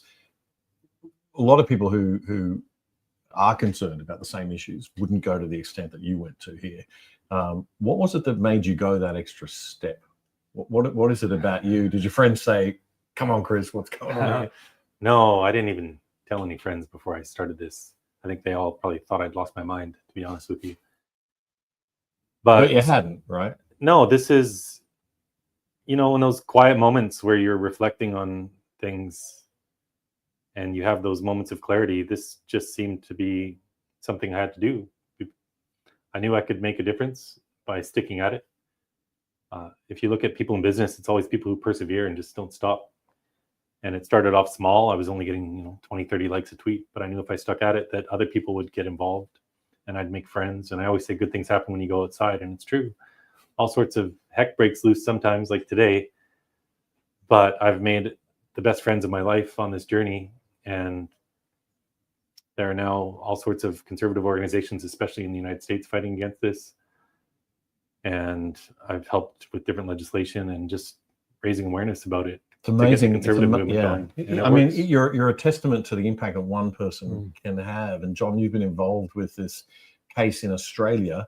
Now, before we dive into what happened today, which I really want to get to, but I think we have to set it up right. We've got a situation right now that the Human Rights Law Alliance is involved in regarding a tweet that Chris put out some weeks back or months ago now? About a year ago. 2024. Okay, right. And in 2024, there was an article in the Daily Mail that talked about a trans activist named Teddy Cook, who's a trans-identifying woman, who had been appointed to a WHO committee. And the Daily Mail did an article where they went through Teddy Cook's personal profile on Facebook and found photos that depicted bestiality, that promoted drug use, that talked about government-funded sex operations for transgender people, that had a whole bunch of things that most average Australians would probably find very questionable and objectionable. So Chris saw that article and did one of his tweets, and he's tweeting all day, saying, this woman, yes, she's female, has been appointed to this committee. And he said, people who belong in psychiatric wards shouldn't be making guidelines for people who belong in psychiatric wards. Attached the article and thought no more about it. It was just one of the many tweets that he does exposing the activist reach on these issues and the way that they control these kinds of international committees. I've got to say, that's pretty tame stuff for Twitter, right? That's not exactly, I mean, if you disagree with that point of view, there should be a degree of tolerance, particularly in a liberal democracy, for a level of debate and criticism of that nature. And yet, and to be clear, she was appointed to a panel of experts at the World Health Organization, tasked with writing healthcare policy for kids and adults. Yeah, so it's a valid criticism of a public official. She's not a doctor. She's not a health professional. She's just an activist who herself is caught up in this. Right. So all over the world, this is what we see. We see people like the president of WPATH, or people involved at Kaiser Permanente, a huge medical organization throughout the US. The person speaking for the ACLU in a Supreme Court case right now about bans on childhood transition. These are people who all identify as trans themselves. And I don't think they should be the ones writing policy for this. As we've seen with all the systematic reviews of all the scientific literature throughout the world, every single review that's ever been done shows there's no evidence this is helping kids. But we have these ideologically biased people writing the healthcare policy, and they're harming tens of thousands of children. We've got to the point with this that I think, the science is pretty clear that there isn't any science there. Correct. And that what we are seeing is an ideological push that we do have to, we must be able to have the public debate at least. Now, if it wasn't for the Human Rights Law Alliance, this probably would have just gone unnoticed. The eSafety Commission, which is a problematic agency of the Australian government, really. I mean, we really need to review this, and it's disturbing that both major political parties support this commission. But it was set up by the Liberal Party as the Children's eSafety Commission, which was of good intent, and has morphed into this more broad organisation, which is now a censorship organisation of some concern to many Australians, and we should be able to debate this freely. But if it wasn't for the Human Rights Law Alliance, this would have just gone through to the keeper. The pressure was put on X. X took the post down, as these platforms are required to do. But John, you stepped in. The Human Rights Law Alliance has stepped in and is sending a very strong message, and there's been already some result. Absolutely. And it's important to give credit where credit is due. The first cab off the rank was the Free Speech Union of Australia. Very active in the UK and very well established here, just finding their feet, who took the initial complaint on behalf of Chris. We took another worthy organisation to support, the Free Speech Union of Australia, based in Melbourne, I understand. Yeah. Good. And then Chris was in contact with one of our network partners overseas called the Alliance Defending Freedom International. And through them, they came to us and said, look, this is a really important case because, number one, it's fighting against government censorship of free speech. And number two, it's in a very important area of free speech, which is the harms of transgender ideology and trans medicine for children. So it's been the value of those networks where we work alongside other organisations and then take the best cases and identify them and run them well. This is what's important about the work that the Human Rights Law Alliance does, right? Because it's about sending a message, not just setting legal precedent, of course, but also sending a message in terms of just activism and the message back to activists that, hey, if you want to play games with process and you want to push these things in a vexatious way, there will be a counter push. There will be a pushback. Yes, absolutely. And in this case, it's a government agency. And I believe it is unique in the West that you have someone like the eSafety Commissioner. Of all of the Western nations, Australia is the first cab off the rank. And as you said before, this is the Children's eSafety Commissioner, ostensibly. But in this law, the Online Safety Act, we've had provisions put in that also protect for cyber abuse against an Australian adult, which immediately allows activists to be able to weaponize the complaint system where they hear ideas, particularly the truth, about things like transgender ideology and say, that is harming me, that is a threat to me, and I want that taken down. And the eSafety Commissioner's come in right in behind and has issued this takedown notice about what is a very banal tweet in the scheme of things from Chris Elston. And well, I mean, this is the thing. I mean, who decides? I mean, this is judge, jury, and executioner is what the eSafety Commission sort of set itself up to be. You don't. I mean, there is a push in Ireland. I know she's involved in sort of trying to get. There is a global body, and the eSafety Commission of Australia is at the head. Is sort of driving this global push to create these eSafety commissions around the world. Ireland's one of the areas they're looking at, I think. In Canada, is there any such thing? Yeah, the Liberal Party had a bill called C-63, which they didn't really push too hard to get passed because I think they know there's a lot of upset about it and it wouldn't have been good for their electoral chances. But it has a similar person, like the eSafety Commissioner, that would be formed, a bureaucrat that would be formed as part of that legislation. Ireland tried to do the same thing. ADF, the initial organization that got me in touch with John, helped defeat that law as well. But it's important that we win these cases, or at least fight them, because all across the West, these same bills pop up. And if you don't fight them back in one country, they're more likely to pop up in other countries. But we are all connected. And when you defeat this censorious nature of Julia Grant, the eSafety Commissioner, when we defeat her here, it does resonate all across the globe. So I think for anyone else watching this around the globe, it's also important for them to realize that and support the warriors like John who are fighting this. And I should add that that bill was a Trojan horse. It was originally about stopping childhood sexual exploitation online, which everyone can get behind. But then they add in these other things. And the initial complaint wasn't even about the words of my tweet. It was a complaint from Teddy Cook about the image that the Daily Mail had included in their article of this bestiality. And she had complained about 5 separate accounts. But the eSafety Commissioner took it upon themselves to order X to take down my post based on my wording. It wasn't even a complaint from Teddy Cook. Wow. Okay. That's extraordinary. How much John, this is probably a question for you as a lawyer, how much does a precedent in Canada, another sort of British legal system jurisdiction, can that have weight in an Australian case? It can.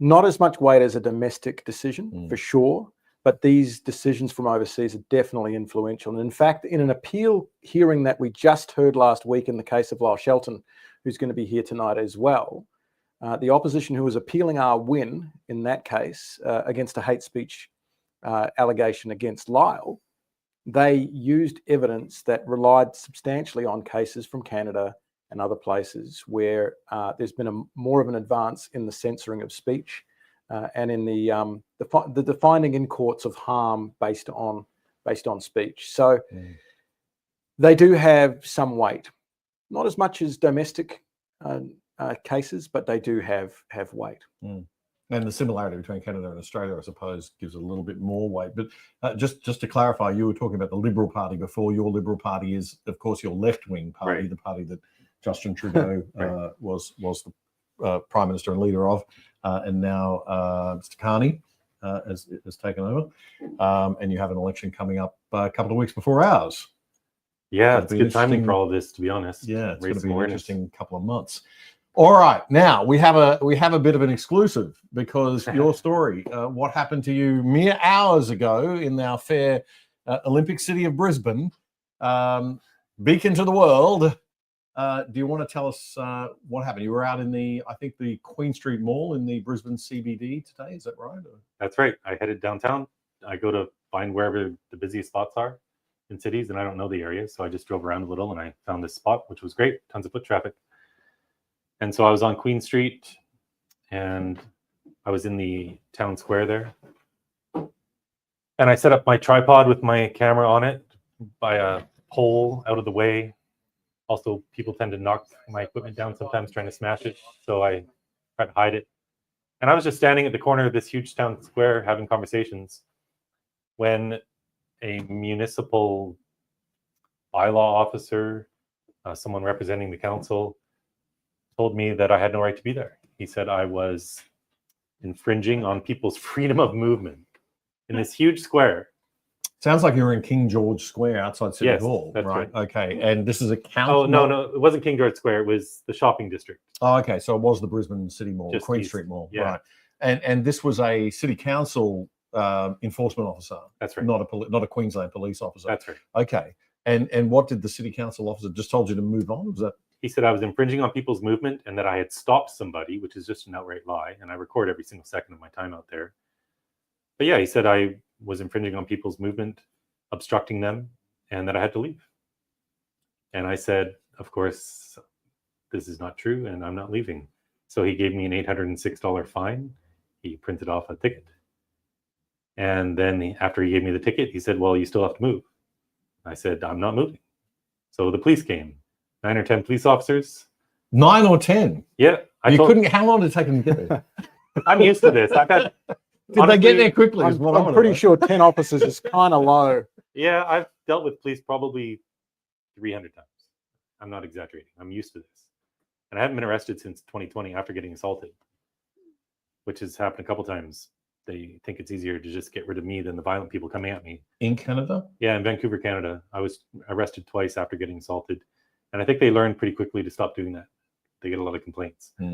So things have been fine for me since then. I've had many assaults, but no arrests. And then today they said they were going to arrest me if I didn't leave. And I said, I'm not leaving. I don't think they knew what to do with me. They did. About 45 minutes later, all the police had just been standing there talking amongst themselves. And then they printed off the actual legislation for this municipal bylaw, which said that I cannot obstruct people's movements, which I wasn't doing. So I know my rights, and I'm willing to get arrested if need be to fight for them. I don't think we should be standing down and letting people abuse their authority.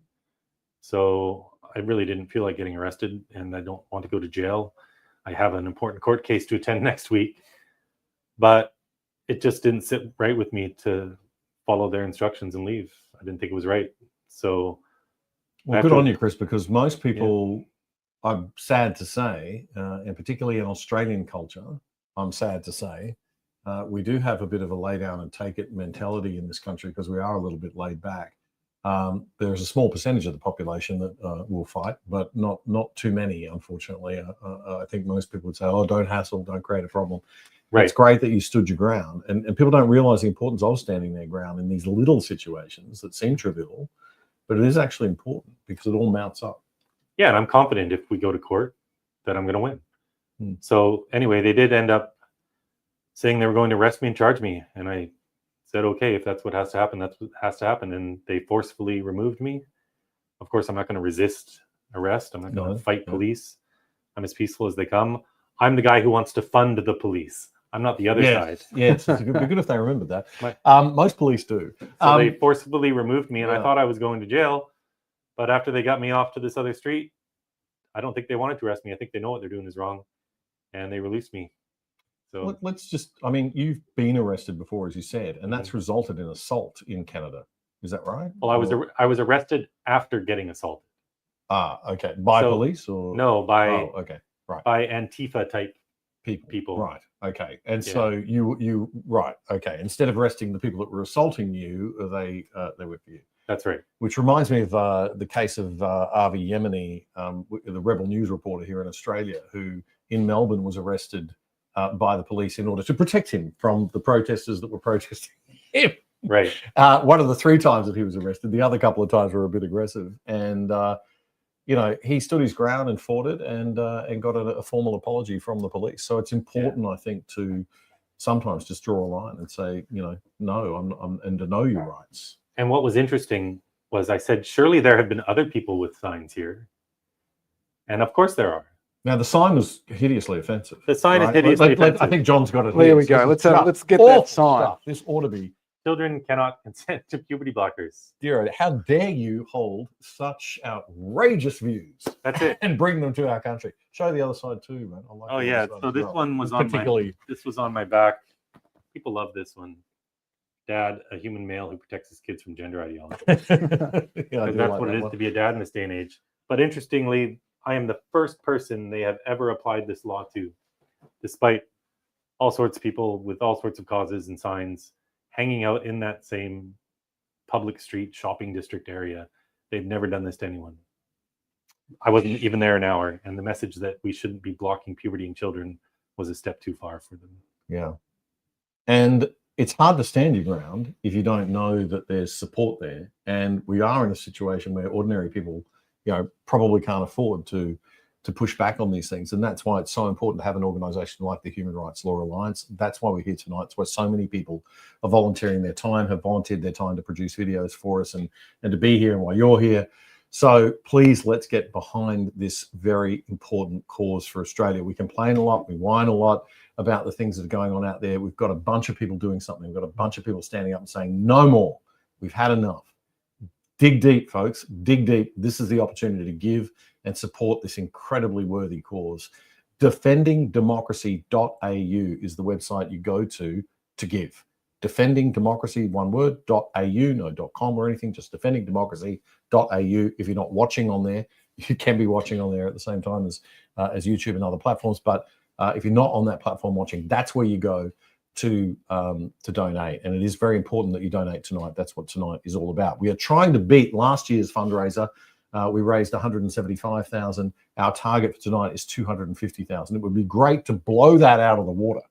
So please get online right now, defendingdemocracy.au, dig deep and help the Human Rights Law Alliance push back against the eSafety Commission, against other vexatious activists out there that might be trying to cause trouble and push a political agenda and use lawfare to do so. This isn't the right way to go about political discourse. The right way is to have sensible debates online in an open and free system. So that's what we're fighting for here. And if you believe in that, get behind. We're focused, right? That's what's so critically important, I think, with a lot of causes and a lot of this. If we're disparate and we're all over the place, it doesn't work. You've set up an organization, John, that is focused, that is doing things, that's actually achieving, and full credit to you. For those people who just tuned in, we did speak to you earlier, but just if you could just recap for us very quickly how the HRLA came about and why you decided to get it going. We came about because there was a clear need. There were people who were losing their jobs, who were being disciplined at universities, who were finding themselves stood down for having the wrong opinions. We saw increasingly this cancel culture thing where when someone goes on an offense archaeology dig into your social media history, finds something that's not in step with the current political fashions, that they come after you and they don't speak to you about your ideas. They go to your employer, to voluntary organizations that you're with, and they get you silenced, cancelled.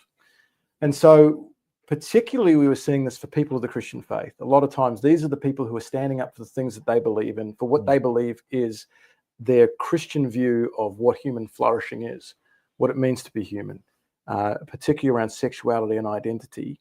These are things that are hot button topics right now, and people were getting in trouble simply for holding the wrong views and expressing them. So we started up in 2019. It was just me and a computer. We now have a staff of 7, and that's been because people have recognized that there is this need. For every public case that we run, there's plenty of cases where we've helped people who are still in their jobs still in their organisations who we can't talk about publicly, whose stories can't be shared because, of course, those stories are the subject of a confidential settlement. Sure. Yeah. But those are really good results. These cases are great because the public gets to see the tip of the iceberg of the cases that go to court. And we want to win these cases because we want to be able to set these precedents. So HRLA is there to run the best cases using the best lawyers and the best experts to get the best results. Yeah. Chris, I'm sorry you had such a pleasant introduction to our town. It's fine. All of this backfires. Yeah. Like when I first received the takedown notice from the eSafety commissioner, what happened was X's legal team forwarded me the takedown notice that the government of Australia had sent to them. And I said, beautiful. I'd forgotten about this tweet, but I thought, this is great. This is the Streisand effect. They're trying to silence me. They're trying to silence debate on this issue. And all it's going to do is backfire spectacularly, as it has. And now we have this very important lawsuit against the government fighting for freedom of speech in Australia. And it's the same thing with today. They tried to abuse their authority to silence a man who says we shouldn't block puberty in kids. Yeah, terrible. Kids who overwhelmingly are on the autism spectrum, girls who have suffered sexual abuse, kids who've had trauma, who have depression, anxiety, who have other issues going on. According to the Gender Identity Development Clinic in England, 70% of the children had 5 or more coexisting mental health comorbidities at the gender clinic. Let's talk a little bit. Yeah. We don't treat these things. No, and they're trying to silence debate about child abuse, government-sponsored child abuse. Yeah. We can't let it happen. We have to speak up. We seem to be under the grip of a bureaucratic class gone mad. There's something culturally very wrong at a bureaucracy level in our Western civilizations, I think, with some of the way that this policy is being administered. There's an ideology, there is the woke mind virus, as Elon Musk likes to call it, or has coined that phrase. Do you see a change occurring? Have you noticed since you've been active that there is a shift? Oh, absolutely. In a positive direction? When I started talking about this in September 2020, almost nobody knew what this was when I was on the street. They didn't know what puberty blockers were. Now I get constant high fives, thank yous, people honking their horns. I got tons of support out on the street today. In the midst of that whole melee with all the police and everything, at one point there was like an ovation of 20 people standing around me, thanking me for what I'm doing. People know this is wrong, but the radical left has hijacked the entire left. And politicians who are most interested in getting reelected again are always afraid to talk about these issues. But they need to find a spine and stand up and speak out about this. Because all over the world, every systematic review that's ever been done of all the scientific literature shows this isn't helping kids. They've stopped this in England, Scotland, Denmark, Finland, Norway's putting a stop to it. Systematic review in Germany was very good for our cause. 27 states in the United States have put a stop to this. And even in Canada, the province of Alberta has stopped this for children under 16 years of age. And we haven't. You haven't. Yet the Association of Psychiatrists for Australia and New Zealand have spoken out against this. So the Tavistock Clinic is the one in the UK, right? It was shut down. The inquiry was done last year. Right. Trying to remember the name of the inquiry, but the inquiry was CAS review. The CAS review. By a pediatrician, not a politician. No. A lifetime pediatrician who's on the left of the political spectrum. Yep. Wrote this 388-page report, which essentially says, we have no evidence at all about any of this. It's not helping kids. We don't have any evidence. There's never been a clinical study. You can't do an ethical clinical study. You can't have puberty blocked in some of these kids and not blocked in others. We should never be blocking puberty in children, period. Yeah. But so the Tavistock Clinic, this report came out. The Tavistock Clinic was shut down in the UK, and we didn't shut anything down here, which is extraordinary. In fact, activism, I think, got even more strong here against that, and there was a reputation slur on CAS and the whole thing, the usual attack strategies of the radical left. But the fact is that what people don't understand, I think, mainly about gender affirming care. It's this idea of gender affirming care, that if a young person comes to a psychiatrist or a psychologist or a doctor and says, I believe I am the opposite gender, that it is incumbent under gender affirming care for that professional to immediately agree. Right. This is what's happening with all the teachers. Which is a travesty of medicine. All the teachers, all the school counselors, all the psychologists, everyone in that system will go along with this. But what are they affirming? The only thing gender affirming care is affirming is self-hatred. It's affirming this idea that a child was born wrong and that they're supposed to be something they're not. And even if you were supportive of the notion that maybe 0.00 whatever percent of young people this could occur, right? Even if you're supportive of that notion, it is completely unacceptable that you would rule out any other possible cause for the child's distress if they're coming to you and saying, I feel like you have to consider depression, anxiety, ADHD, and 65 million other possibilities if you're going to do the medically appropriate thing. And it's autism in a majority of these cases. Is it? Right. There's a law firm out of Texas called Campbell Miller Payne. These are 4 dads who all left their previous law firms just to sue for these young people who've been harmed. They've got 13 current cases going on. They're looking at another 150. And in almost every case, it's autism. According to the Tavistock, from their own data, 1,069 kids, 35% of them had moderate to severe autism. That does include the more mild cases. And that's a conservative number. We see this everywhere. But they're not asking these questions. Instead, these children's hospitals are partnering with the autism societies in their cities. Yeah. Providing a pipeline of these kids into their gender clinic. And even if it was the 0.00 whatever percent, well, guess what? It used to be gender dysphoria, this condition of distress with one's sex, used to affect maybe 1 out of 30,000 boys. It used to be called gender identity disorder until 2013 in the DSM when it changed to gender dysphoria. But we know from all of the academic studies that were done before they started drugging these kids with puberty blockers and hormones, all the academic studies show that 80 to 90% of the time, on average, these kids grew out of it. Their gender dysphoria desisted when they went through puberty. The cure for gender dysphoria, back when this affected a very small minority, and it started with mostly boys at a very young age, the cure for gender dysphoria was puberty. Now we block the cure. You need puberty. We block the cure. And a majority of those kids also grew up to be gay. So the left like to talk about conversion therapy. They pass all these bills saying if you help a girl try to feel comfortable as a girl, that's now conversion therapy. Well, the actual conversion therapy going on is transitioning these kids. Are they going to grow up to be gay or are they trans? I can define for you what being gay is. Nobody can define for you what it means for a girl to be a boy. They can't define what gender identity is without resorting to regressive stereotypes. They can't tell you what being transgender even means. This whole thing is a great deception that's spread all across the West. There's not 1 ounce of truth to any of it. And so this lawsuit's very important for a variety of reasons. It's important for free speech for Australians. It's important we win. But it's also important because we're creating mass awareness about this lie, teaching our children that they must have been born wrong. Yeah, it's extraordinary. Stay with it, Chris. We'd like to have you back on in the next hour, if that's possible, if you're around. John, thank you again for all the great work that you're doing, and you'll join us again throughout the evening as we continue this very important fundraising online event. And I would like to invite everybody to jump onto defendingdemocracy.au, and donate to the Human Rights Law Alliance, because although these are very important issues we're discussing, what we're really talking about here is our ability to discuss them, our ability to have these conversations. Imagine if we couldn't do that. And that's really what we're fighting right now, it's levels, right, as they would say. So we've got to be able to have these conversations. We've got to be able to have these debates in a free society. And we have to keep free speech free in Australia and fight every organisation that would seek to crush free speech. We can only do that by fighting lawfare with good law. And that's what the Human Rights Law Alliance is all about. So please jump on, please dig deeper than you've dug in quite a while. That's what tonight's all about. Great people donating their time, coming together to support this.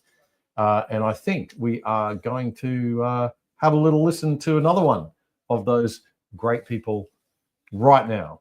Thanks very much, guys. My name's Dan Ryan, and I'm the Executive Director of the National Conservative Institute of Australia.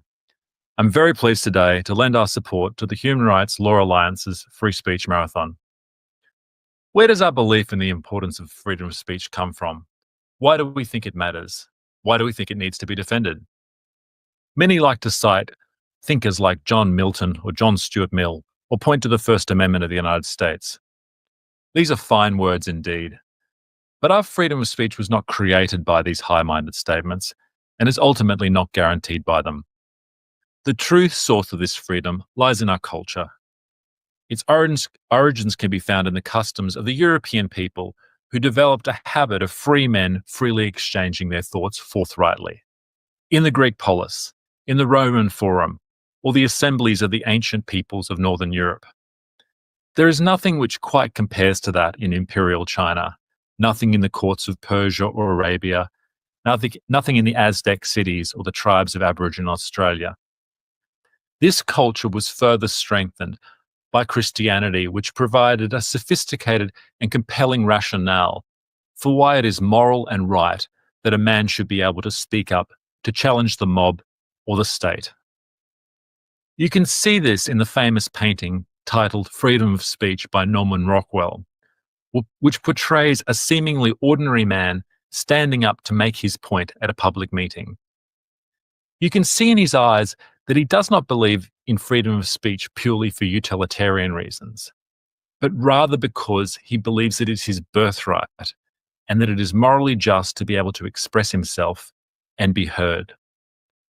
Conservatives, liberals, and those of whatever political persuasion should have a common cause in Australia today because their ability to be heard is under attack. The restrictions that are being placed on people today in Australia and across the Western world are nothing like what our ancestors would have considered legitimate checks on free expression. Imagine explaining to the man in that Norman Rockwell painting how people could be sued or lose their professional employment for refusing to call a man a woman. Imagine explaining to the founding fathers who drafted that First Amendment that you could only speak if you did not cause offence to the British. Imagine explaining to them too that you could not publish or would be shadow banned from newspapers or the public square if the authorities deemed your views misinformation. Imagine what they all would have thought of the atrocious abuses to free expression that occurred during COVID. George Orwell, even though he suffered all his life from respiratory illness, I like to believe in no way would have gone along with that. His famous line is that if liberty means anything at all, it means the right to tell people what they do not want to hear. That's something our forebears would have instantly recognized, and it would have resonated with them. Unfortunately, I fear we are losing that spirit and that frame of mind in Australia. We need to get it back. I commend all those speaking up in Australia today and all those like the Human Rights Law Alliance who are doing what they can to defend them. I'm sure they'll be very grateful for your support. Thank you. We are back. Thank you very much, Dan Ryan. From the Dr. David Adler, President of the Australian Jewish Association. All right, we are and here I'm with Dave delighted from to support and with this Billboard Chris, endeavour. Who's had a wonderful experience in Brisbane today, being nearly arrested by our wonderful police who are perhaps not up to speed or as up to speed as they possibly could be on some of the laws around freedom of expression in our city. But we'll get there.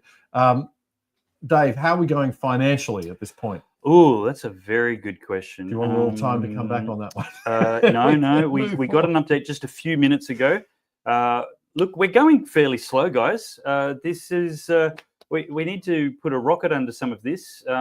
So far, we've raised $23,586. Now, yeah, we were definitely going faster at this stage last year. So share this video with as many people as you can, wherever you're watching it, X, Facebook, YouTube, even Rumble, there's a stream going on there. And the website, of course, that you need to send people to, if not just re-sharing where you're seeing this on that social channel, is defendingdemocracy.au. Please post on all of your social channels right now. Get as many people as you can watching this, because surely free speech is something worth fighting for. And if we leave it to everybody else, it's not going to get done. We have to dig deep, donate hard, make sure HRLA have the funds that they need to establish re-establish, restore free speech in this nation of Australia, because we can't keep having citizens and guests accosted by police for a mere exercise of free speech in public places. It's just absurd, and we have to do something about it. Yep, and this is the way to do something about it. Those people who aren't familiar with our next guest is Moira Deeming. But Moira, for those of you who don't know, is a Liberal Party politician from Victoria, and she was suspended from the party in 2023 after she attended a rally that was organised by anti-transgender activist groups. Deeming had just been elected as a member of the upper house of the Victorian State Parliament. She faced enormous controversy when she was connected to that rally. There were some weird far-right individuals that turned up at that rally. No one really knows where they came from or why. Some people have theories, but it wasn't good. And because of that association, Deeming had a clash with her party leader, a man by the name of John Pizzuto, at the time is no longer the Liberal Party parliamentary leader in Victoria, following all of this. And that led to some issues. So Moira initially defended her attendance at the rally. She claimed that she was there to protest the concept of gender ideology, not to support any extremist views. But following pressure within the Liberal Party, including from John Pizzuto, she was suspended. She later faced an internal party investigation. She was given an opportunity to apologise, but the fallout from the incident led to ongoing tensions within the party and broader discussions about all of these sorts of issues.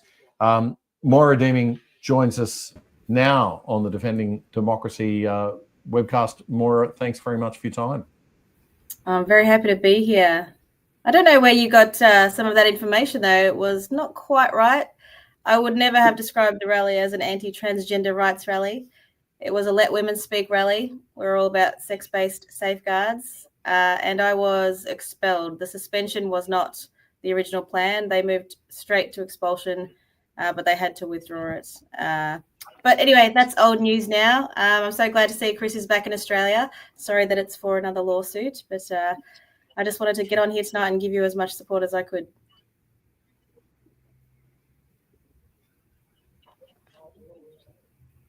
No, Moira, I'm sorry we got those details wrong. People not in Victoria, maybe you could just clarify a little bit more detail for us. Okay, well, 3 months into becoming an MP, having been a teacher for years and years, I decided to get into politics because child safeguards had been removed, as well as parental rights, and there was no way that I could fulfill my role as a teacher and look after my students if I wasn't able to say no to a male teacher claiming to be a woman wanting to come in on Swing Carnival Day and supervise my female students. There was just no way that I could do my job properly anymore. And the politicians didn't really seem to be interested, so I had to get out there and do it myself. Anyway, 3 months into being an MP, I attended a Let Women Speak rally about these exact issues, about the erasure of sex-based safeguards in law and culture, and the medicalized abuse of children under this ideology. Anyway, some random idiot wannabe Nazis turned up on the outskirts, and I was blamed for that and defamed as a Nazi associate. But I won my case in court on every single publication, and every single defence that Mr. Pizzuto raised was struck down. I was awarded damages and costs. And then the party voted again to keep me expelled, but that caused outrage, and then they voted to bring me back in. Moira, you know Chris, so I think Chris has got a few questions for you. Hi, Moira. That's a lovely sign you have behind you there. It's got lovely spelling also, don't you think? So last year I hung out with Moira and we went out on the street for some conversations, scandalous conversations about why we shouldn't be harming kids. And she didn't have this sign for more than 5 seconds before she vandalized it. She took a Sharpie to the O in mom and she turned it into mum. I corrected it. Yeah, correct Australian spelling. But I have to just praise Moira for a second here, because she's legitimately my favorite politician in the world, because I don't think she really is a politician. She's a mom. She's a school teacher who saw things that were egregiously wrong in society, and she decided to do something about it. And then when she was lied about by her own party, she didn't take the easy route and just say, well, these things happen. She stood up for herself. She risked going into immense debt with lawyers to sue. She was treated terribly by her own party, but she won. So she's an example of what happens when you stand up and you have conviction and you just stand up for the truth and do what's right. So I'm incredibly honored to call Moira Deeming a friend.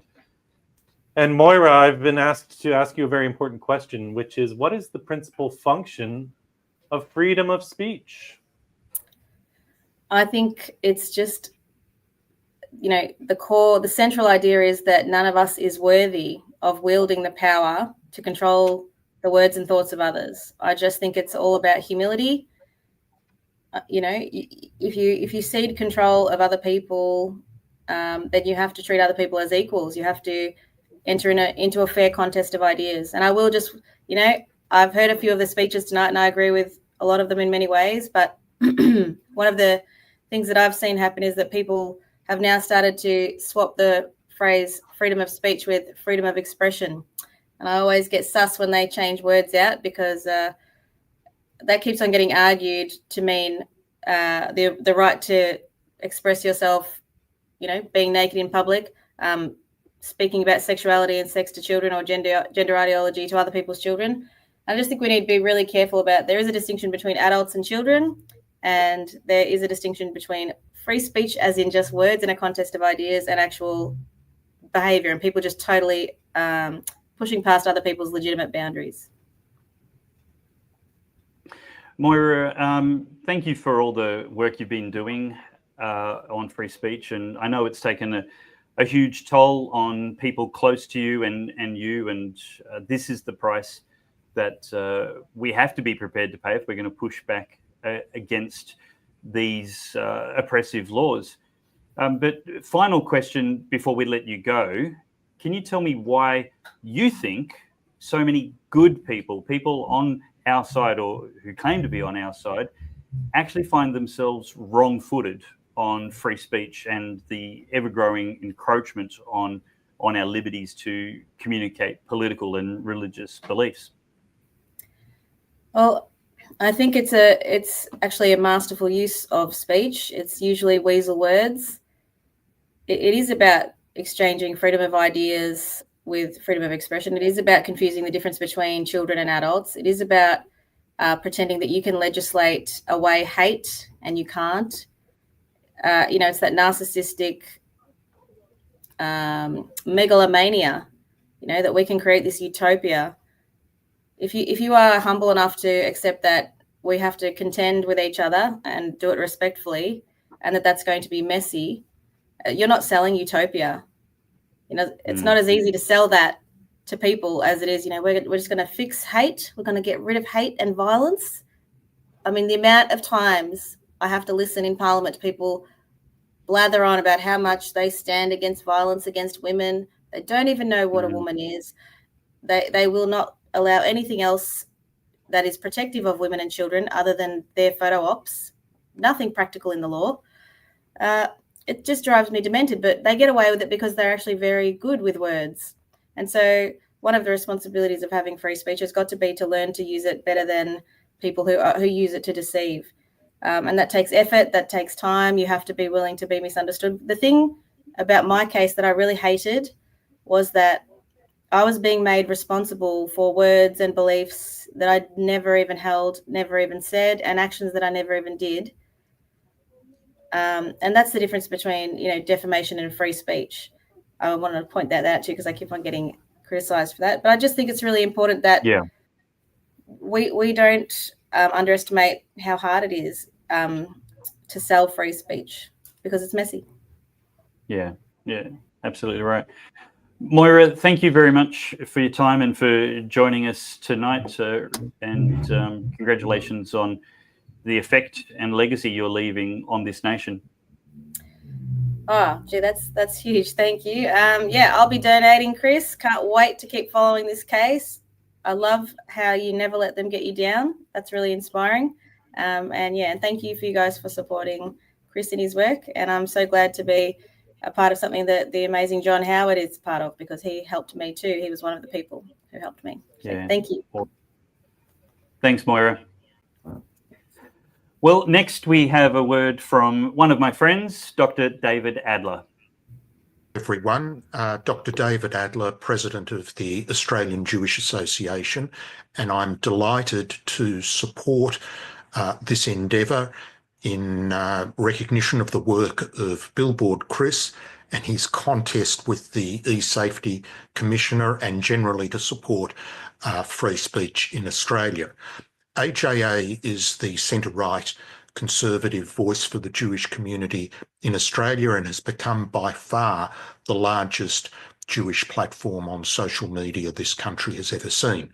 We've got a long record of supporting free speech, and I'll just show you a little bit about that, but I want you to understand that Judaism, as one of the foundation ideologies of Western civilization, has developed over many centuries. The academic development has been based on free speech. It's been based on debates, discussions, arguments between our sages on a whole range of subjects, some of which would be difficult, frankly, to discuss in Australia now.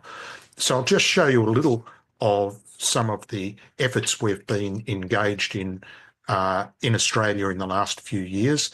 Many of you will remember 18C, and one of the tools we use is published articles.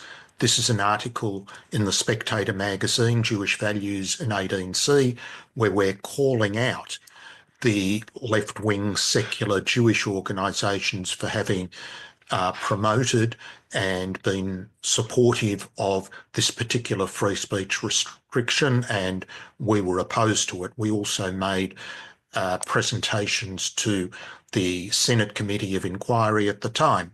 And our record in this regard has been ongoing. Most recently, we have seen some overreach, frankly, in initiatives that we don't think would be effective in combating anti-Semitism because they don't actually address the core problems. And my colleague, Robert Gregory, has published in both the Daily Telegraph and in the Australian, explaining that restrictions on free speech do not actually solve the basis of anti-Semitism. Certainly we're against incitement to violence, damage to property, harm to people, but expressing opinions, having arguments on a whole range of subjects, restricting that we don't think is very helpful.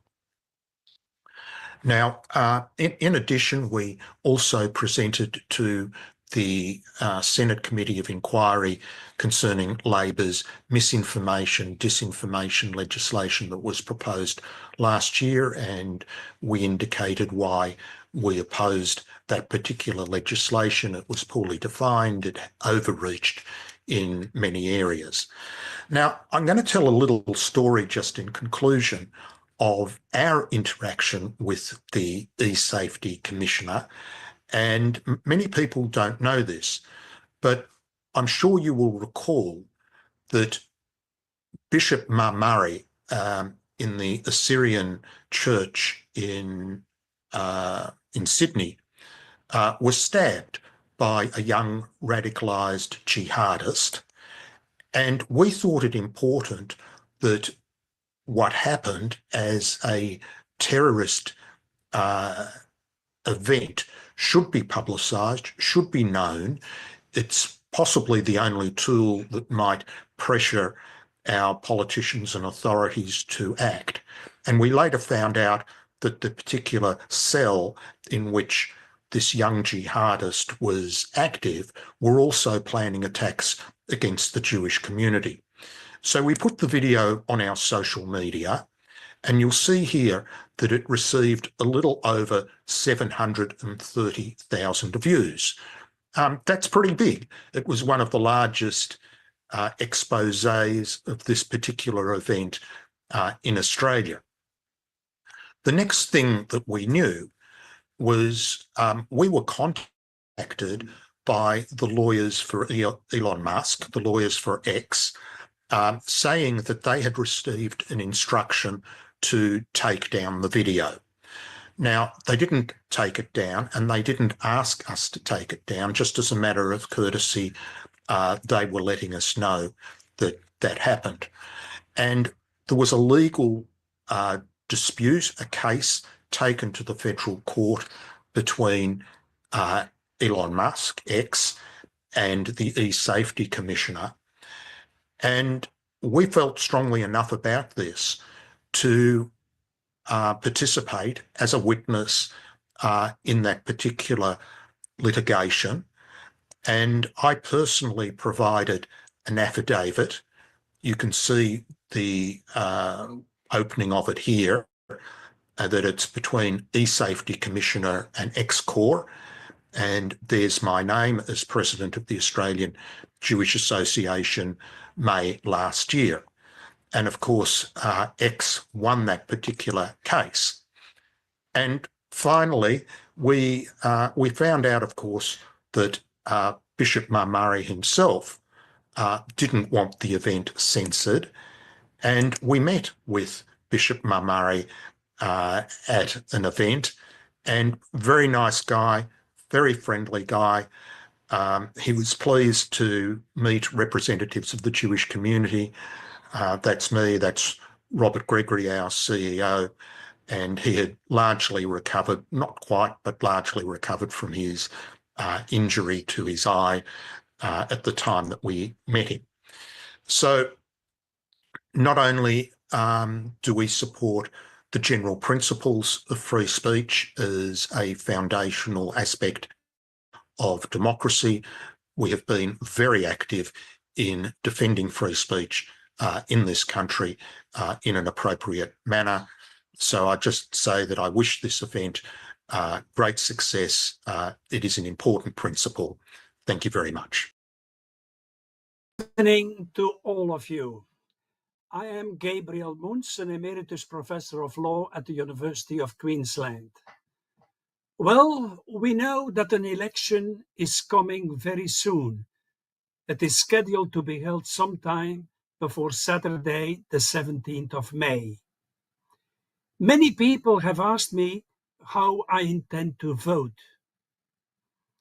Obviously, a voting preference depends upon the policies proposed and the charisma or lack of it of its candidates. In this context, it is truly tragic that neither the Labour Party nor the opposition have acknowledged the vital importance of free speech, which is a necessary condition for the achievement of all worthy economic goals.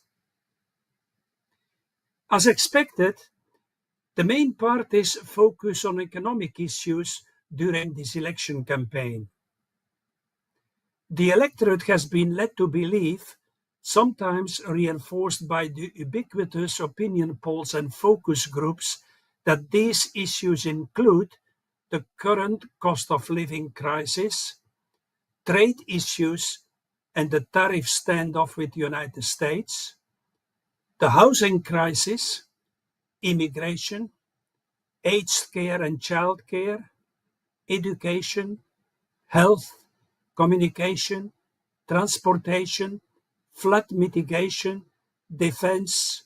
The list is truly daunting.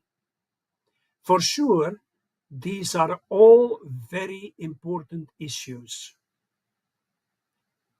Of course, politicians' obsession with economic issues reminds us of that statement once made by James Carville, who was an advisor to President Clinton in the United States. He said, "It is the economy, stupid." Even so, strong economic management may not suffice to clinch victory on election day, and hence the main parties have proposed extravagant expenditures to sway the electorate their way. Yet, The main parties overlook an important electoral issue, namely that free speech is necessary for the maintenance of a healthy economy and facilitates free trade. Thus far, free speech issues have not figured prominently in the election campaign of the main parties, even though it is one of the founding principles of the Australian polity. Indeed, a former Prime Minister irrelevantly stated that free speech, and I quote, does not create one job, doesn't open one business, doesn't give anyone one extra hour, it doesn't make housing more affordable or energy more affordable. In my opinion, such a statement completely disregards this foundational principle of free speech, upon which the prosperity of our society depends. For example, the coalition too has a checkered report card on free speech. It waited an exceedingly long time before it committed itself to opposing The Voice, which arguably would have had the effect of silencing any criticism of the indigenous industry. Although the coalition courageously opposed the digital free speech bill, which would have imposed an obligation on the social media to police misinformation and disinformation, it joined the government in denying access by under 16-year-old people to the social media, apparently to protect them against the vices that young people might encounter. In my opinion, this legislation is fundamentally flawed because it stereotypes all young people as impressionable. It also deprives students of a valuable educational tool, and most importantly, it demeans the efforts of parents to guide their children's social media behavior.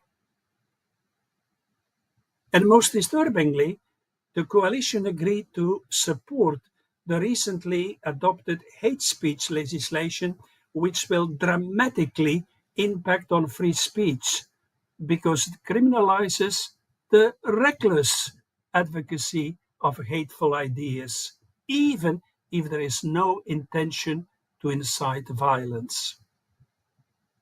And the coalition also failed to remove the infamous Section 18C from the Racial Discrimination Act, which criminalizes any comment which listeners subjectively deem to be offensive.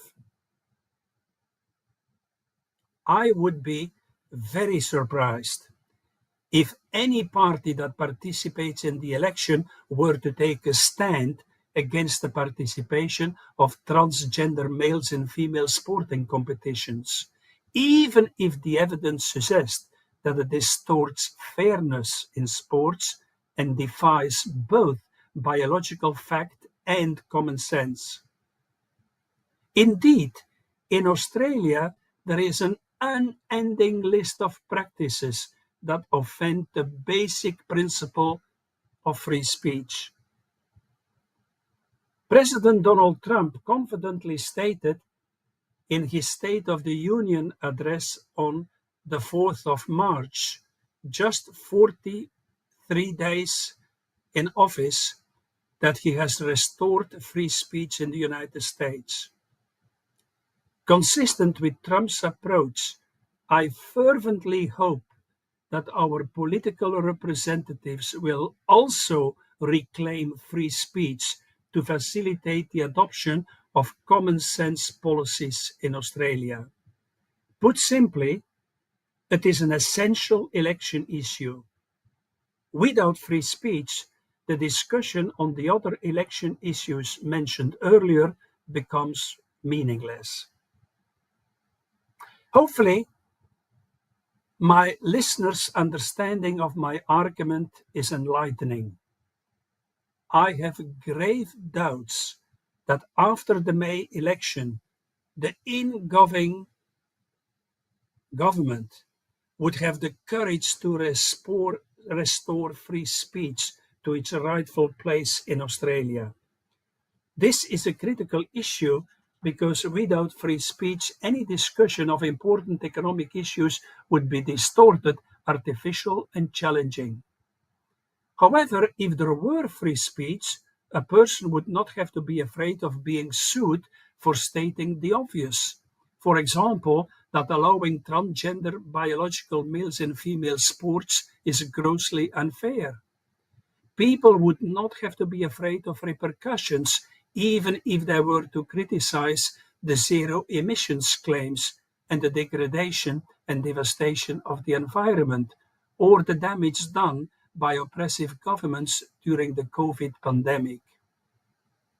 Free speech, in my opinion, would lead to a testing of all ideas in the free marketplace of ideas, which is what a democracy needs.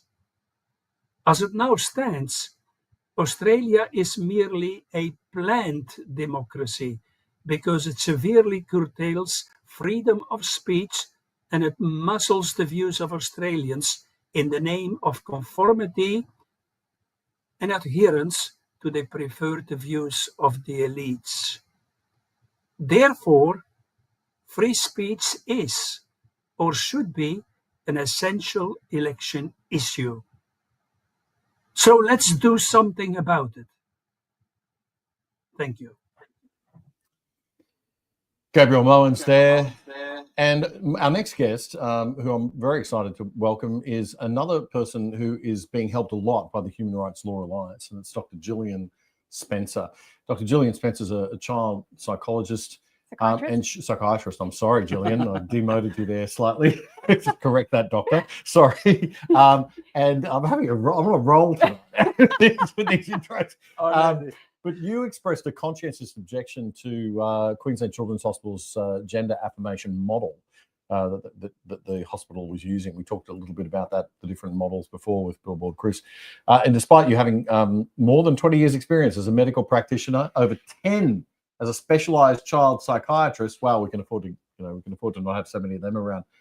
We need more child psychiatrists. We can't afford to lose any good ones. She was stood down from her clinical duties following a complaint about her treatment of children with gender dysphoria. And thankfully, the HRLA is providing legal representation to you. Gillian, what was it that you said that was so terrible? Oh, goodness. So, yeah, so I am a child and adolescent psychiatrist, and I started working at the Queensland Children's Hospital from 2015, and then from 2017, a children's gender service was started. And as we've heard from Billboard Chris, all the gender clinics, the children's gender clinics across Australia are set up according to the affirmation model, and all the they're set up by their relevant state government, and so all the clinicians working in the clinic are obliged to follow this affirmation model, which, as we've heard, means that they assume that any child presenting is naturally trans or gender diverse and put them on this pathway of social transition, puberty blockers, cross-sex hormones and gender surgeries. And there's no evidence that that pathway improves the mental health of children, and it doesn't reduce suicide risk. And it's got these harms to kids, which are things like infertility, lack of sexual function, problems with their long-term physical health, and the risk of regret and detransition. So you would think that doctors would be up in arms about this and clambering to speak up about the harm being done to children and adolescents, but they're not, because we've got a real restriction on free speech in Australia for doctors. They're really scared of losing their job and their registration. So you asked about what I said. Well, excuse me, it was a series of things. But the main thing is that I was seeing a lot of really troubled and confused and traumatized children and adolescents coming into the hospital and being put on this affirmation pathway. And I raised concerns about it, said that I was worried about the harms. And eventually I said that I wasn't comfortable using the preferred pronouns of children. It's very hard to separate the free speech issue from this issue. Yeah. Right. It really is, because they're just so intertwined. And the fact that we can't, and doctors, professionals, who are authorities. I'm sorry, I know we hate hierarchy in our modern society, but we have to have this respect for authorities. And we saw what happened in the with the Tavistock Clinic in the UK and the Cass inquiry.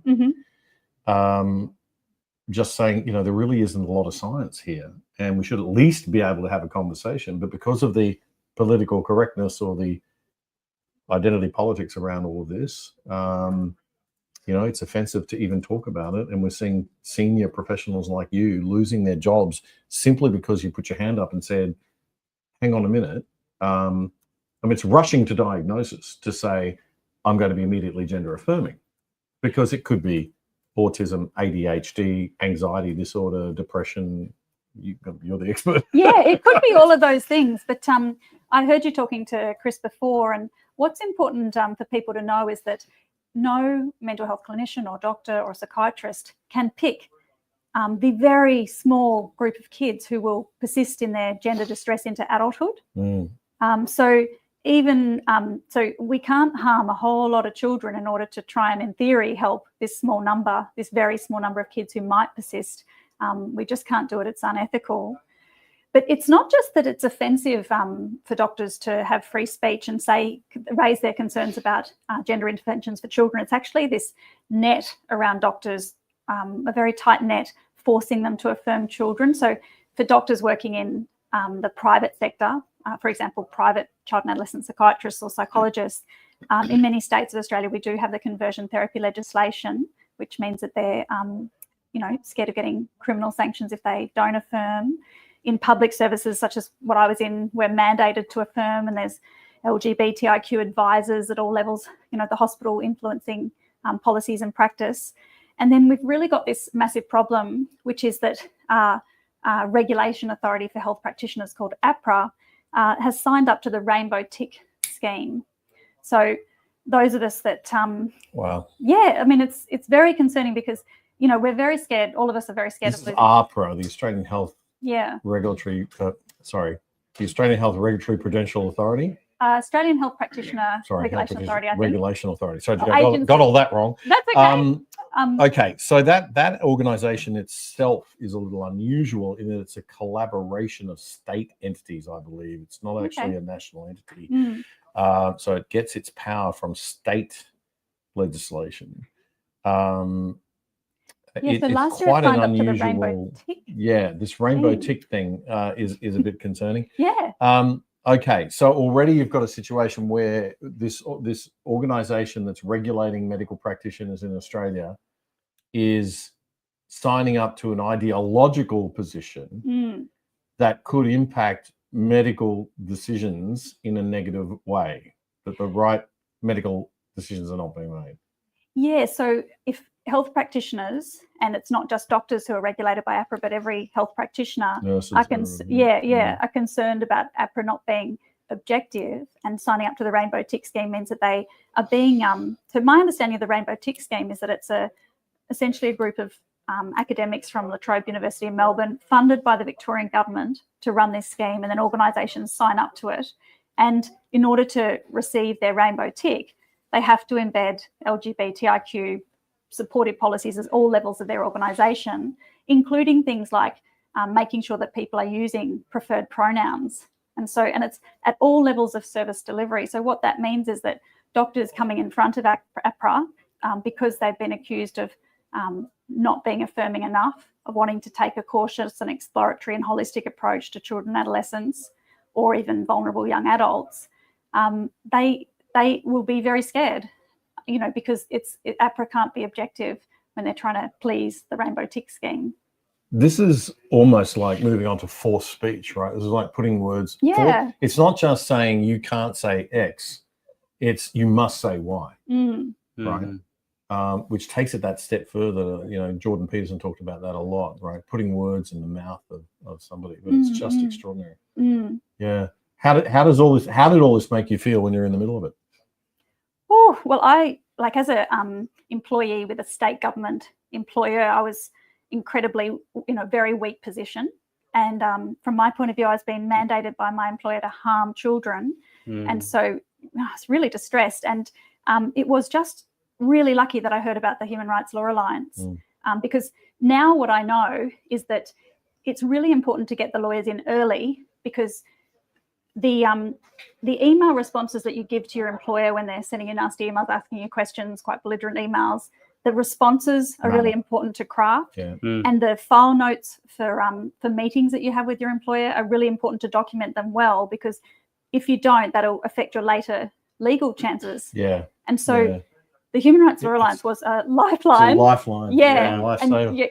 Friends and family can be supportive, but there's nothing like a good lawyer on your side. Nothing can replace that. So it's so important. Defendingdemocracy.au, folks. Defendingdemocracy.au, no.com, just .au is the place to go to donate. Please dig deep right now, because the work is critical. And Dave, I think we've got an announcement about the there's donations. actually an exciting update, and that is we've got a generous donor who wants to remain anonymous, who's willing to double any donations for the next half hour. Wow. So all donations for the next half hour will be matched up to $5,000.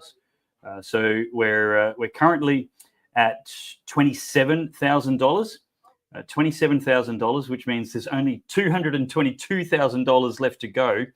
And you can help us get there a whole lot quicker by donating $100. You donate $100 now, our donor will match your $100 and make it $200. You make it $10 right now, donate $10. We've currently got right now nearly 5,000 people watching this live stream at the same moment right now.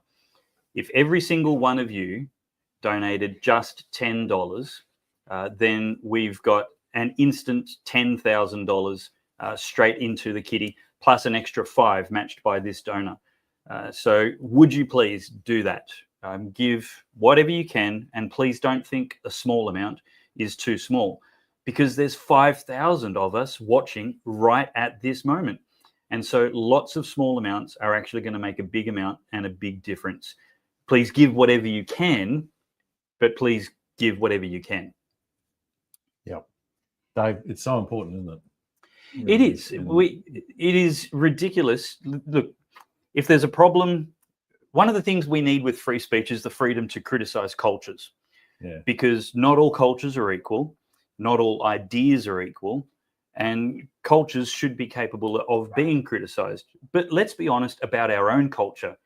Right now, we have a culture that loves socialism. That means we're addicted to government. We love the government to do everything for us. We want the government to solve the lack of free speech that we have. But this is our opportunity to do it for ourselves and fix our own culture of apathy and indifference, instead of sitting on the sidelines like observers.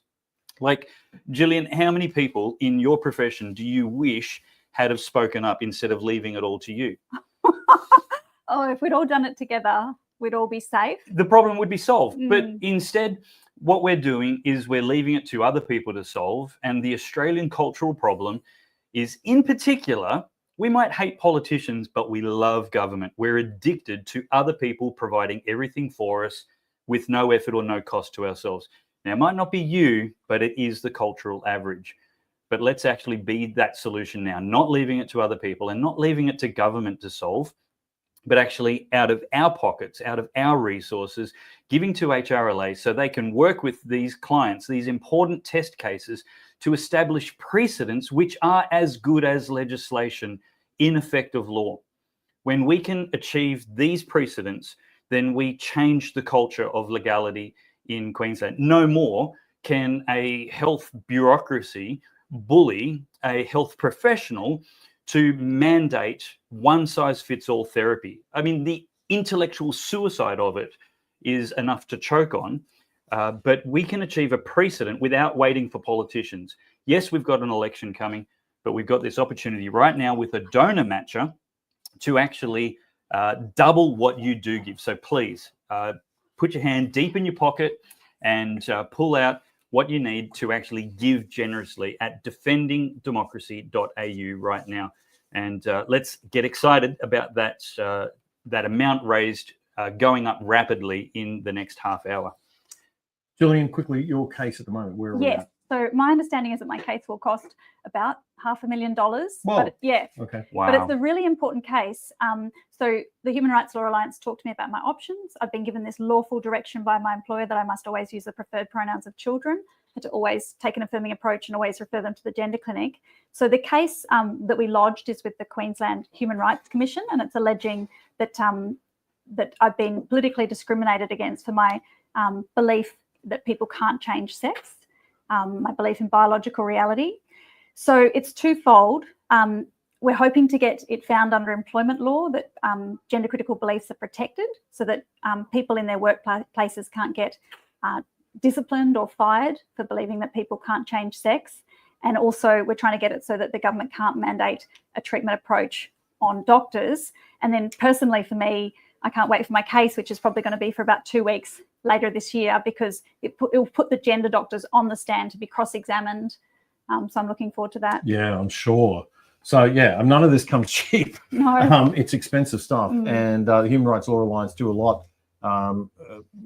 as cost effectively as they possibly can, obviously. Yeah. But we do need the support of the community on all of these initiatives. So defendingdemocracy.au, and remember, donations being matched for the next half hour. 5,000 people watching. If everybody just puts their hand in their pocket and gives, $10, even if you can't afford $10, even less than that, but hopefully $10 or more, then that will be matched. So Dave, I think we're going to hit Julian. Thank you so much for joining us. My pleasure. Really Thanks for appreciate it. having me. Best of luck with the case. We'll keep everybody informed on that. Thank on you. the other side. Dave, we have Gary Johns, I think. Is it? Let's go to Gary Johns, but stick around, because right after Gary Johns, we have the indomitable George Christensen. Looking forward to that. Good evening, Dave. It's Gary Johns here from Close the Gap Research. I'm so pleased to help you out in this regard, the speech marathon, free speech marathon. It really is an important cause. I mean, it's extraordinary, the extent to which, let's call them the elites, are telling the rest of us what to think and what we're allowed to think, and whether it's your religious beliefs or your querying, for instance, the whole COVID lockdown business, your hesitancy at vaccines which weren't tested long enough to assure us that they wouldn't have great adverse effects, or in our area, which is Indigenous affairs, Aboriginal affairs, where we're trying hard to think through what it would take to close the gap. Because you probably know that most Aboriginal people are doing quite well, but there's a small group, about 20% or less, who live in remote communities. And the nonsense I see written about those communities, for instance, that only Aboriginal controlled organisations can help. This is just wrong. There is no evidence that politically motivated, as they are, Aboriginal controlled organisations such as health services are any better at helping Aborigines in remote areas, especially, of course, as most of the staff, in fact, all of the technical staff, the medical staff, are non-Aboriginal, and they all have to comply with the rules set by non-Aboriginal people, right from the building to the health and safety, to the efficacy of protocols, the medicines, the whole bit. And yet when we raise these things, well, we tend to be ignored, but I'd say shut down, in the sense that journalists won't talk to us. They don't want to run our material, even though we undertake very legitimate research. And I'll just give you one example, that secondary school scholarships for Aboriginal kids are mainly awarded to what I'd call identifiers. And as one fella said to me recently, if you have to identify as Aboriginal, you're not Aboriginal. So much of the money goes to those because of race, or claimed race, and not because of need. Now, why can't we have that discussion? Why is it that in this democracy we cannot? Well, part of the answer is that there are a lot of people who make their money from closing down others. A lot of people whose career is based on the notion that they are correct, they hold the knowledge, they alone know the truth. And we know this to be untrue. So I wish you well. I hope you raise money, because I know that the legal firm that you're raising funds for, or for their works, to support many good people to fight the oppression of, whether it's, commissions, truth-telling or otherwise, human rights commissions, which seem to be against human rights. Their work is essential. I wish you well. Please give. And if you've got a thought towards Aboriginal affairs, look us up at Close the Gap Research. And if we can assist you in that regard, or if you can assist us with good stories, then please just let us know. All the best. We live in a free country. They say we have the right to speak up, to question, to challenge power. But today in Australia, that lie is being exposed, because truth itself is now under attack. A Canadian father, a man with no media empire, no political power, no corporate backers, just a dad with a sandwich board, is appealing before an Australian court after being censored by our own government. And why? Because he spoke the truth. Children cannot consent to puberty blockers. That's it. That was his crime. He posted a news article. He questioned a radical activist. And for that, our government, our own government, moved to silence him. The unelected eSafety Commissioner, an Orwellian bureaucrat with near godlike power over the internet, ordered X, formerly Twitter, to delete Billboard Chris's post. Not because it was violent, not because it was illegal, but because it was inconvenient. Because it told the truth about what's happening to our children and what's being pushed by globalist institutions like the World Health Organization. So X, under threat of nearly $800,000 in fines, geo-blocked the post in Australia. Now let me say that again. A Canadian citizen on an American platform silenced by an Australian bureaucrat.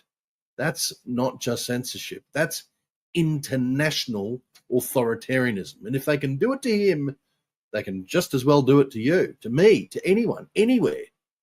This is not about one post or one man or one country. This is about the right of parents to speak up, the right of citizens to question power, the right of a free people to hear truth, even when that truth is uncomfortable. Because without truth, there can be no democracy. And without freedom of speech, there can be no Australia worth actually living in. They call it cyber abuse. They call truth hate. They call a father dangerous for wanting to protect kids. But we know what this actually is. This is censorship. It's corruption. It's the cold, dead hand of bureaucracy choking out our freedoms. And what is Canberra doing? What is our government actually doing about this? Well, instead of pulling back, they're pushing harder. They've actually praised their censorship laws as world leading.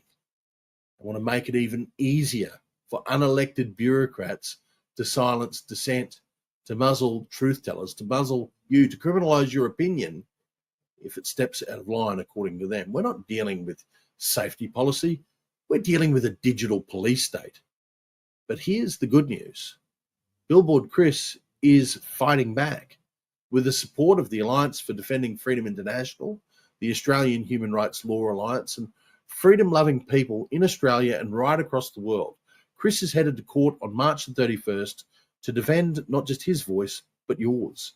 This case is about every mother who's been silenced, every doctor who's been deplatformed, every journalist who's been fined, every father who's been called a bigot for protecting his child. Now we've got a choice. We can bow to the tyranny of silence, or we can rise and we can speak up. So I'm asking you right now, will you go to www.citizengo.org and sign our petition demanding that the government stop this madness, stop the censorship, stop the assault on truth?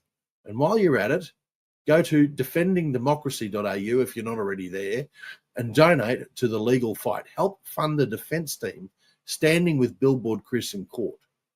This isn't just about one father in Canada. It's about all of us, because if Canberra gets away with this, they won't stop. They never do. Censorship begets censorship. But if we stand, if we speak, if we refuse to be silent, then history will remember this moment as the one where the people pushed back. They want fear. Let's give them courage. They want silence. Let's give them the truth. They want control. Let's give them a rebellion of free speech, because the truth isn't hate and freedom isn't abuse. And one father standing with a sign can change the world. So stand with Billboard Chris. Sign that Citizen Go petition. Donate to Chris's fight, and never, never let them silence you. Senator Rennick, People First Party, I just want to lend my support to the need for greater respect of our human rights here in Australia. I believe the government has overreached in many areas of our own personal lives in the last few decades. As a matter of fact, in my maiden speech, I actually said that over the last 4 decades, the government has sold all the infrastructure that provides essential services that are meant to serve the people, and they've marched on into the family home, the bedroom, the classroom, the corporate boardroom through superannuation, the doctor's waiting room through COVID, and they're telling us how to lead our personal lives. That's not the role of government. They should not be controlling our lives. That is the role of family and the parents, and we have to make sure we protect the role of our family, in particular our parents, and that is why we will continue to support things like paying childcare directly to the parents, voluntary superannuation so that people can pay their houses off faster, lower income taxes, and of course less government in terms of the bureaucrats, in terms of regulation, and we want to make sure, of course, that we protect free speech and free thought. Because, you know, as we saw throughout the COVID pandemic, and then just towards the end of last year, both with the disinformation bill, the online safety bill, and then the hate crimes bill, there is a continual attack by the 2 major parties today on our right to call out things as we see it. And if we don't put an end to that, we will be unable to make sure that we stand up for what is right. So anyway, good being here, and good luck, everyone. That's Jared Rennick, and we also heard from George Christensen before that, and Gary Johns as well. So 3 great men putting very good positions, and we would very much appreciate your support. And as we said, any donations are being matched at the moment. So if you would like to jump on and support the Human Rights Law Alliance and the excellent work that they do, defendingdemocracy.au. defendingdemocracy.au, no.com. That's the website to go to make your pledge and donation. And joining us now is somebody who is no stranger to lawfare attacks, shall we say, and vexatious claims. Lyle Shelton. Lyle, thank you very much for being here and joining us. Thanks for having us, Damien. It's a privilege. Yeah, and you've been around these traps a little longer than most. For people who are not familiar with your backstory, do you want to just give us the very quick Cliff Notes version, if that's possible? Look, I've been involved in political activism, minor party politics. These days, have the privilege of being National Director of the Family First political party, running as their lead Senate candidate in New South Wales, and where we live now. But really, in this, because of the fight for free speech, amongst many other important issues that are being neglected by mainstream politics. And your personal case, just quickly. Yeah, so look, as recently as last week, I spent 3 days back here in Brisbane in the Queensland Civil and Administrative Appeals Tribunal. 2 drag queens are suing me. I'm in my 6th year of litigation with the Human Rights Law Alliance representing me right through that whole period. We won a case back in 2022, 2023. I was completely vindicated of so-called hate speech or vilification. I wrote a blog back in 2020 where I said drag queens reading to little children at the Brisbane City Council Library are dangerous role models for children because they promote gender fluid ideology, stuff that Billboard Chris is talking about, and of course LGBTIQA plus sexual expressionism to little children. None of this sort of stuff should go with children. So I'm in trouble for saying that. And we had the appeal last week here in Brisbane. I'll be waiting for months now for a judgment to this appeal. So sorry, just explain to me, because I thought it was all sorted. How did it get to the point that it's at now? Well, yeah, because these people, they're determined, and we found this, out, not that we didn't already know it, but it just becomes very clear in the court process. They are fighting tooth and nail because they have to create a situation where it's impossible for anyone to criticize drag queen story time. This is how they induct little children into, their words, queer and camp culture. This is sexualized culture, which should never have anything to do with children, but this is what they are trying to do, and this all came out in the appeal last week. So they're engaged in lawfare against me. In fact, one of their emails to one of their expert witnesses, which our lawyers discovered in as part of the court process, was that we are engaged in strategic litigation against Lyle Shelton. They cannot have any criticism of this. That's why they are so determined. Okay, so you just happen to be the lucky person that's being used, I guess, as the case study for them so. In this. Yeah. It would seem in what is an ideological and political battle. Yep. And I guess that's sort of what John Stenoff was talking about earlier when he was talking about the importance of the HRLA, not just in terms of setting legal precedents, but also in terms of setting political precedents and activism precedents and lawfare prevention precedents, that it sends a message to activists that if there is a big organisation and it is well-funded, and that's up to you, ladies and gentlemen, defendingdemocracy.au, if it is well-funded, then that is like a shield, right? It's a barrier to this sort of vexatious political activism. Absolutely. And likewise on the other side, they're playing for keeps on their side. They have to fight through the courts to try and stop and silence people like me and all of our viewers who, all normal Australians who believe that children shouldn't be taught that their gender is fluid and be led to a pathway of puberty blockers, cross-sex hormones and surgery, and that they shouldn't be exposed to sexualized role models. That's what this is about. And look, I can't speak highly enough of the Human Rights Law Alliance, John Steenhoff and his team. As I say, they've stuck with me into our 6th year now. I've, by God's grace, been able to raise $260,000 through crowdfunding, which has gone into the HRLA's trust fund. But I know the case has cost much, much more than that, probably close to double. And we've also had a very generous pro bono component from my wonderful barrister, Tony Morris, KC. So this is expensive stuff. I wouldn't be in this without the support of the viewers tonight. And this is so important for our nation. And I just, can't strongly urge people enough if they can donate to do so, because we've got to keep the public space open. Thanks, Lon. Thanks for the work that you do as well. And your Senate campaign, just quickly, for the people of New South Wales. Yes, look, I'll be. Can I ask you a question about your Senate campaign? Tell us about that. But I want you to add to your answer what people are voting for on the issues of free speech. What are family first policies? Surely, as director of the party, lead Senate candidate in New South Wales, you've got some input into the policy development. Totally, yeah. If people want a party that's going to represent free speech, what are family first Senate candidates going to champion if elected? We're already championing the amendment of the sort of laws that have got myself into trouble and people like Curly Smith and many, many others. So we want to amend all the state-based anti-discrimination legislations that have these subjective terms like vilification and hate speech or whatever, so that all goes so that there's complete freedom to speak. We want to abolish the human rights commissions at state and federal level. This all starts. I'll vote for that. This all starts with being dragged before a Human Rights Commission process, and then the litigation follows from that. So we want all that to go so that there's complete freedom of speech. Incitement of violence is where the line should be drawn, not in people being able to engage in free art. Hurting feelings. Correct. How do you feel about our politicians, our current crop of politicians on the centre right? Great question. Yeah. Look, I've written about this in my social media commentary last week. I am feeling what I hope is a righteous contempt for our politicians, particularly on the Liberal Party side of things. They claim to be the party of Menzies. They claim to be people who believe in free speech. Yet I'm getting no political support from anyone on the centre-right of politics at all. And I know it's the same for Sal Grover. She and I have talked. She's in the Tickle versus Giggle case. I know Curly Smith gets no support.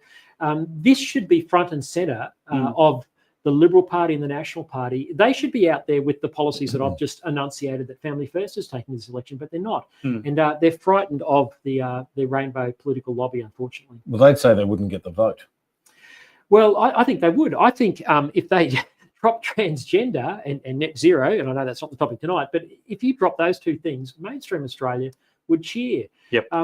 The other thing I'd say, Damien, and look, this might be a bit controversial, but next month is Anzac Day, and politicians all turn up to their local Anzac Day dawn service where we remember those who paid the ultimate sacrifice. And it's always couched in the terms, these men died for our freedoms. Yeah. Well, we have a current crop of politicians who aren't fighting for our freedoms. I don't believe they're worthy of the Anzac legacy. They're throwing their freedoms under the Amen. bus, in fact. Yeah. Amen. Yeah, none of them should darken the door of a dawn service. That's my view, David. Yeah. Not until they're prepared to stand up and defend the freedoms likewise. In public, fight in public. In guys. public, The other side fight in public. Sadly, the Liberal Party don't fight in public. They tell me, oh, we're working behind the scenes. I'm done with that. Yep. You've got to advocate. It's an advocacy system. No, I think it's fair to level this criticism accurately, and the metaphor I can imagine is if a lot. I don't want to be exhaustive because there are a handful of great politicians in the coalition, but if this was a metaphor of the trenches, which we're remembering our diggers fought for freedom in, then when that whistle blows and the charge is called, most of these coalition politicians are still hiding in the trenches. Yeah, and look, you're absolutely right. Look, I obviously admire, Matt Canavan and Alex Antic, to name a few, and there's a handful of others, not many, but they are ignored by their parties. And I think the rest of them, if they all charged the barbed wire as well and made a breakout, I think mainstream Australia would be with them. But for whatever reason, they're scared by the party heavies.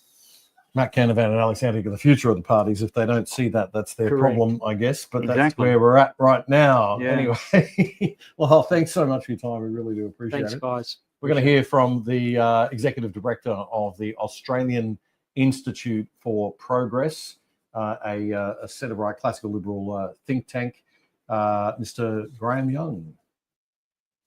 Hi, I'm really proud to be here supporting this appeal for funds for the case of Billboard Chris Ellis.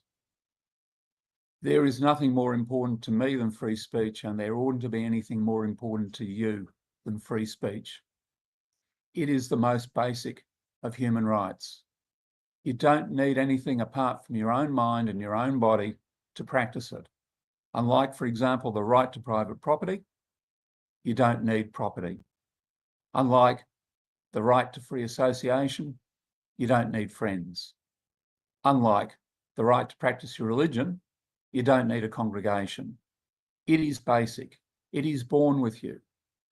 It is so basic that many of our major religions see words and speech as being at the foundation of reality. Just think about the Christian God, Yahweh, creating the world. Let there be light. He speaks light into being. He speaks the creation into being. Jesus, who Christians believe is God, is the Word, the Logos, made incarnate. He is the substance of things.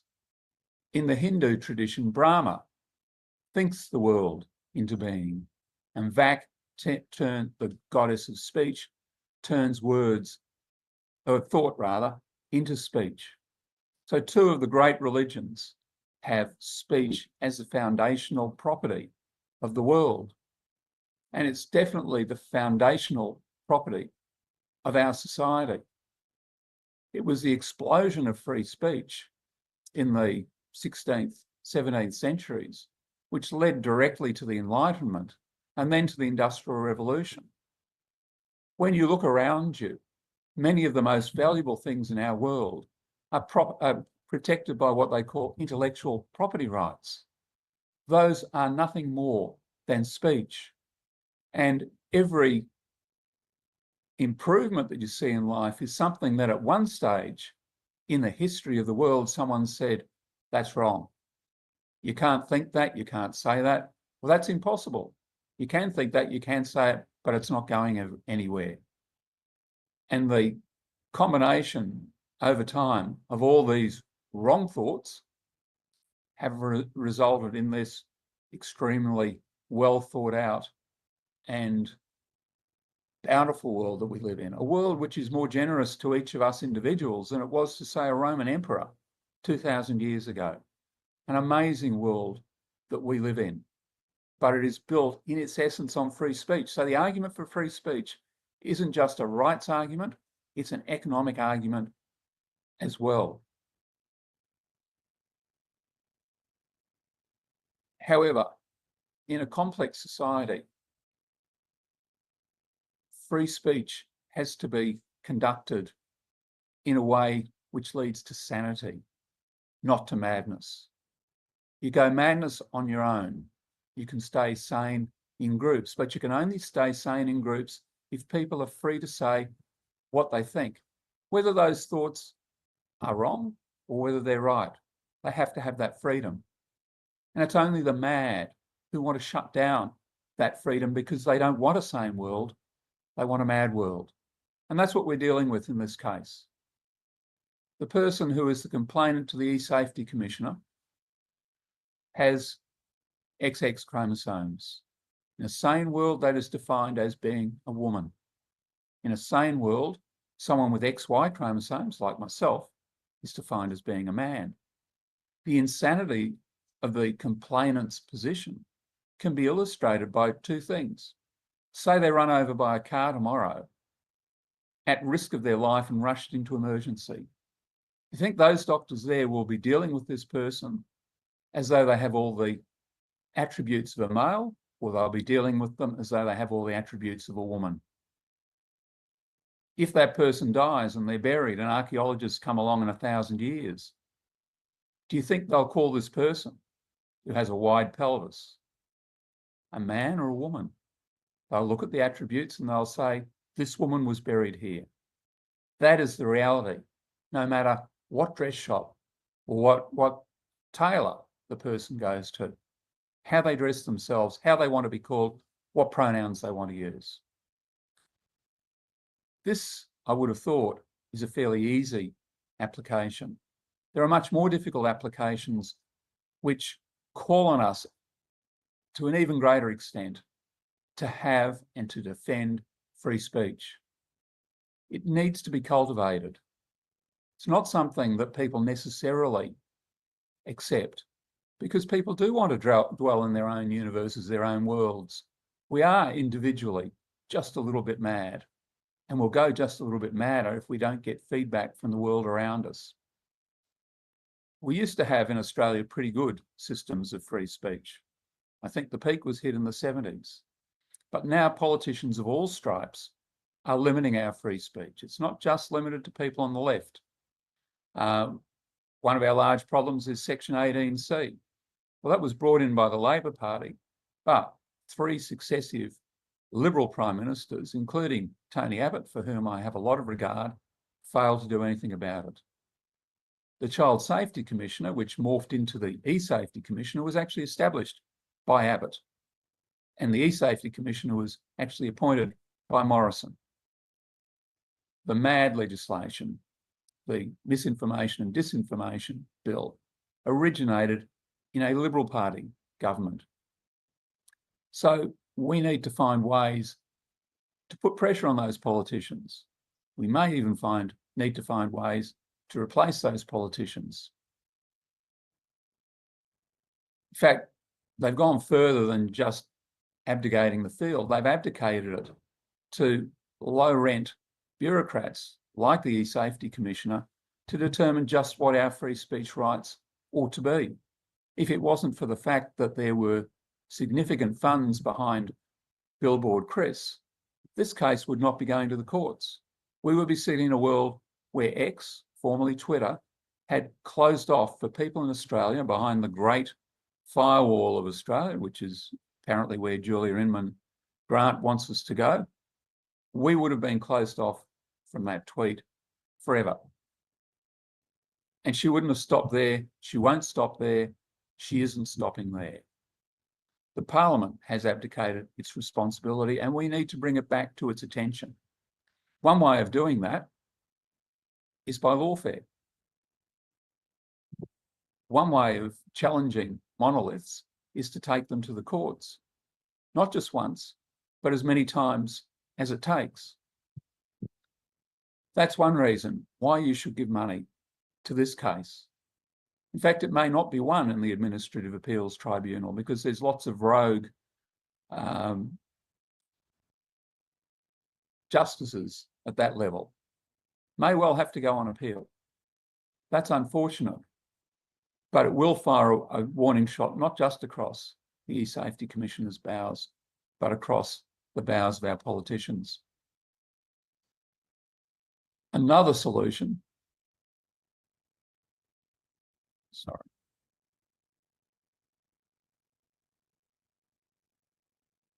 we have to understand that this is a war here, not a shooting war, but a war which is just as substantial, a culture war. Shooting wars are generally about the imposition by one culture on another culture of its will, or one people on another people of their will. Culture wars are exactly the same thing, but they're achieved without firing a shot. Without free speech, without our will to defend free speech, to do as much as it takes to copy the tactics of the other side and to use them against them, then we will end up living in a world not just poorer than the one we live in, not just less able to grant us rights as the one we live in, but one which will literally be insane. Don't know about you, but that's not one that I want my children to inherit. And that's Graham Young. Thank you for having invited me to speak. It's always my pleasure. Think tank, the AIP, you can join. Wonderful organisation. Just search it up online, Australian Institute for Progress. Dr. Gareth Cock is a Victorian family doctor who's got over 15 years experience and an unblemished record of medical practice. The medical board reviewed 2 anonymous complaints about Dr. Cock's personal social media posts about same-sex marriage, transgenderism, radical feminist theory, and various conservative political views and political issues. The complaints were not made by patients. And despite Dr. Cock never receiving a complaint of discrimination or differential treatment from any of his patients, the medical board exercised its emergency powers to investigate over 10 years of his internet history and pick out potentially offensive comments. The investigation was conducted over 3 months without the good doctor's knowledge, and he was only given a week to provide his defence.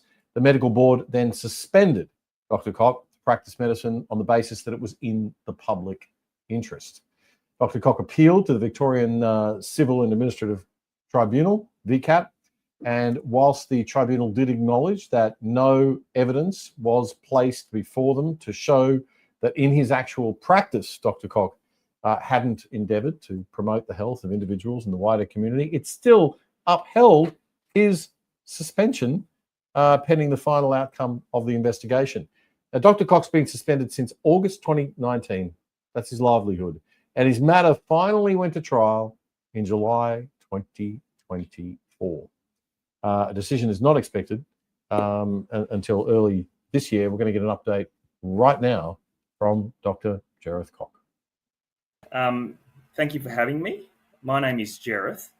I currently work in software. I used to be a doctor. Almost 6 years ago now was the last time I worked and practiced as a doctor. I was a general practitioner here in Melbourne. I'd been a doctor for a bit over 15 years, around about that. And my story began in about the middle of, late 2018. In 2018, a couple of complaints were made about me by anonymous activists. These complaints, they weren't my patients, they weren't my co-workers or people at the clinic who worked with me. They were people who, I don't know their names, they've never been revealed, it's never been revealed to me who they are. They wrote in a couple of complaints to APRA, the body which regulates the medical and nursing and other health professions. They said that I'd written certain things on the internet, which they weren't happy with. APRA started investigating me in 2018. They investigated me for about 9 months without telling me that somebody had made a complaint or that they were investigating me. So it was sort of like a secret investigation. I finally found out about it at the end of the year, not long before Christmas, that they said someone has made a complaint about you about a year ago. We've been investigating you and searching through your social media for the last 9 months. And there's a number of things we're not happy with. And the things that they weren't happy with were things that I had said about controversial social issues, which interest me as a Christian. I'm a Christian, so I have certain beliefs that are based on the Bible to do with topics like abortion, gay marriage, and transgender LGBT issues. I'd made those views known on my personal social media on Facebook. I'd written an article in Eternity News about the transgender issue, and these things all came up as things that they were not happy with. Things sort of escalated quite quickly and by the middle of 2019, that is, after another complaint got made along similar lines, the APRA, they organised for a private investigator to search the whole internet for everything I'd written, and they dug up about 2,000 pages of material. They found stuff from 10-year-old materials from a blog by Bill Muhlenberg, and they found all the sorts of Christian opinions that I'd been offering and writing that they weren't happy with, and I was suspended in the middle of 2019 using emergency powers that are designed to protect patients from dangerous doctors and nurses. So I haven't been able to work as a doctor since then. I've had to endure a long legal process. I've been helped by the Human Rights Law Alliance, by John Steenhoff and his team of lawyers. I've had to front up to a tribunal, which happened finally last year in 2024. We had a long hearing, which went through all the issues to do with things I'd said about transgenderism and so forth. And I'm still waiting for an outcome. I haven't been told what the decision is yet. That's still something that is to come. And in the meantime, because I've been suspended from practicing medicine, I've had to move on. I've had to find a new career and another way to make a living and provide for my family. So I guess my experience has been one where going on social media or writing articles in a Christian newspaper in my own time has caused me to lose my whole career. Sort of all the patients that I looked after have lost their doctor and had to find a new doctor. Because I committed the crime of saying what I think about abortion, of saying what I think about LGBT issues and gender transitions and things like that, things which I'm very much opposed to and which I think are immoral. But that is something that is apparently not tolerated, and I've relied on without having to go a couple of years without any income. I have relied entirely on the goodwill and the generosity of many people who've chipped in to help pay for my legal costs, and the excellent work that Human Rights Law Alliance has done for me in defending me, in going to the tribunal and bringing top quality barristers to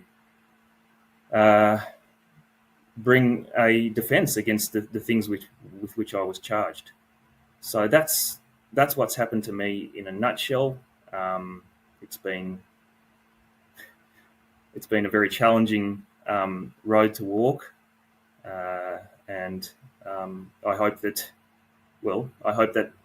in the future something might change that would prevent this sort of thing happening to other Christian doctors and nurses and pharmacists and other health practitioners who may want to express their opinions on social media and so forth about their Christian beliefs and about Christian morality.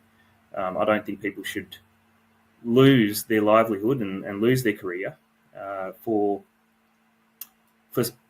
speaking Christian truth. That's essentially it.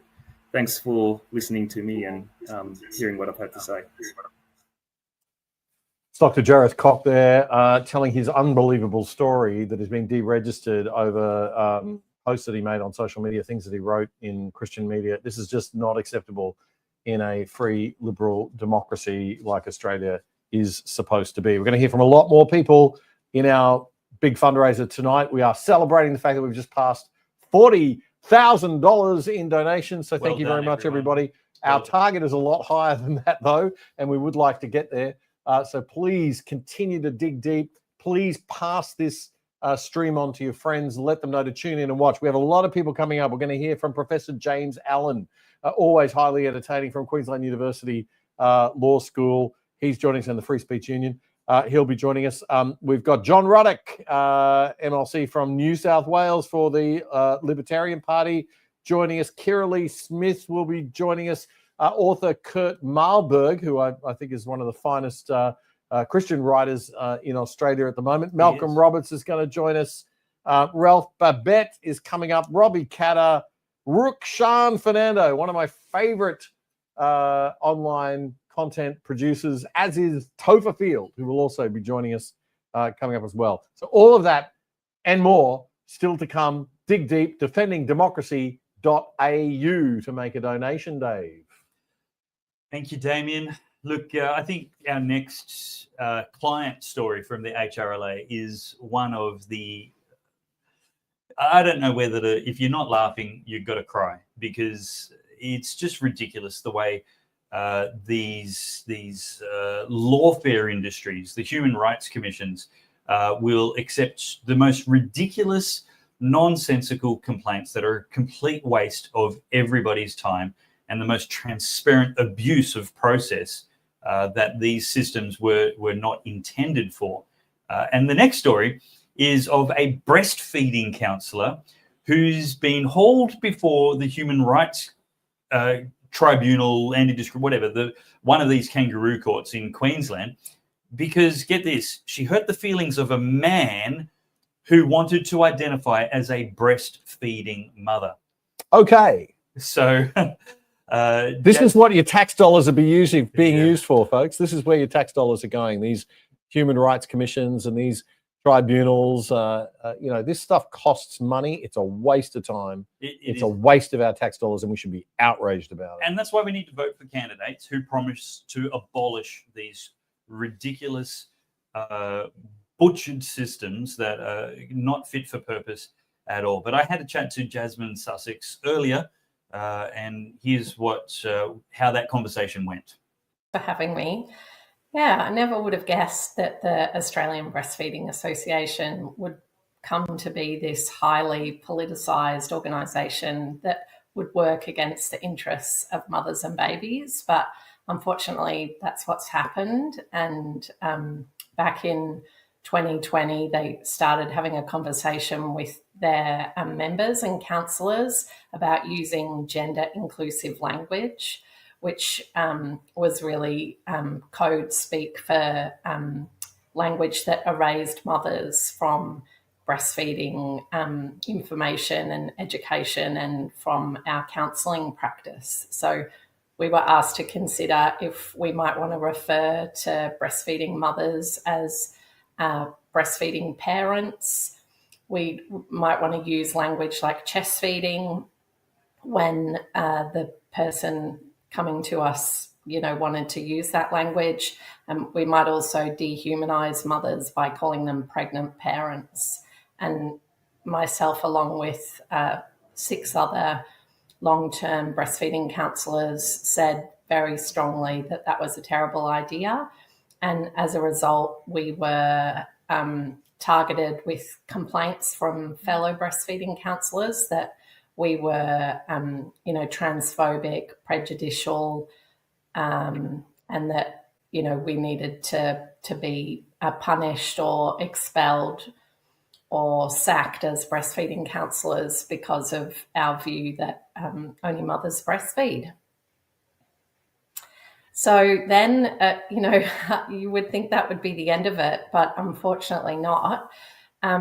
So a couple of months after I was sacked in July 2021, I spoke to a conference of women in Queensland, actually, in March 2021, and that video was put on YouTube, and Rita Panahi from Sky News, who I actually went to school with, so you've kind of got the old girls network kicking into place, watched it and was appalled and had me on the show to talk about it. And that upset the ABA. So they evoked this clause under the Constitution to expel me as a member of the association for talking about the fact that I'd been sacked, which they said was engaging in sectarian controversy. And so, a few months later, I was expelled by the unanimous vote of the board of the Australian Breastfeeding Association. What I didn't know was that at the time, a man in Queensland who identifies as a breastfeeding mother gender identity was quite fixated on my comments, and he made a complaint to the Australian Breastfeeding Association about my view that only mothers breastfeed. And he, now,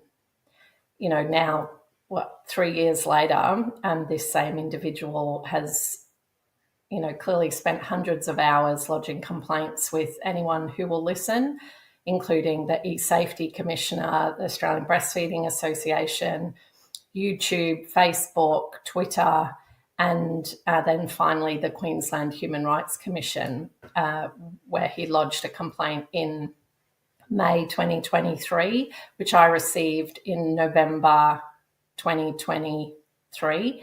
And thankfully the Human Rights Law Alliance began representing me to defend that complaint in January, December, January that year. And now we're 18 months into it, and we've had conciliation at the Queensland Human Rights Commission, which unfortunately was unsuccessful.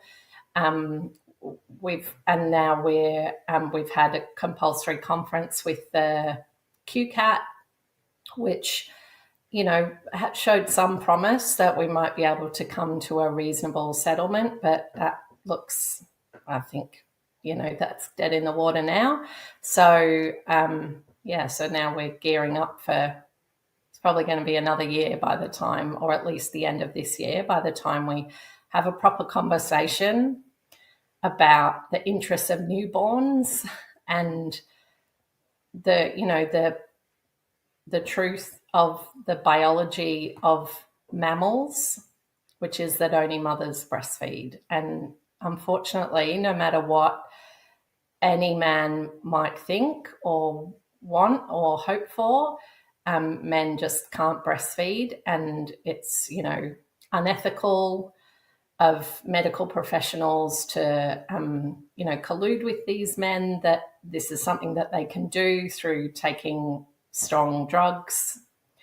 And so we're going to have that conversation in the Queensland Civil Administrative Tribunal, and it's probably going to be quite a few days that we have to take expert evidence. We're going to have to pay, the leading experts on lactation induction to help this man to understand that he's been sorely misled and that, you know, it was never a valid proposition that he was going to be able to, you know, safely, ethically provide any kind of, you know, life-giving substance to his son. And yeah, so here we are. You've chosen your words very diplomatically and soberly, and I respect your need to do that. But just briefly and finally, Jasmine, if HRLA are able to stick with you for the long course, are you ever going to apologise or say things which aren't true or acquiesce to this gentleman's demands in any way? No. I mean, you know, of course I feel for this individual's personal circumstances, and, you know, obviously he's been really misled by his mental health professionals and endocrinologists and, you know, everyone who hasn't, you know, been kind to him and told him the truth that this is not something that he can, should, or, you know, should be doing. But no, I mean, I certainly don't accept at all that I've done anything wrong. And in fact, you know, I feel that I've been pursued relentlessly by this individual who's a complete stranger to me.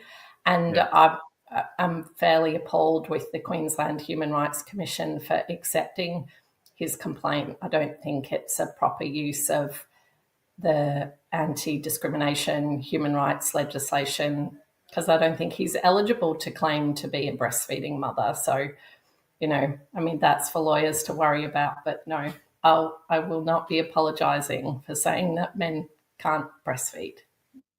Good on you. Good on you.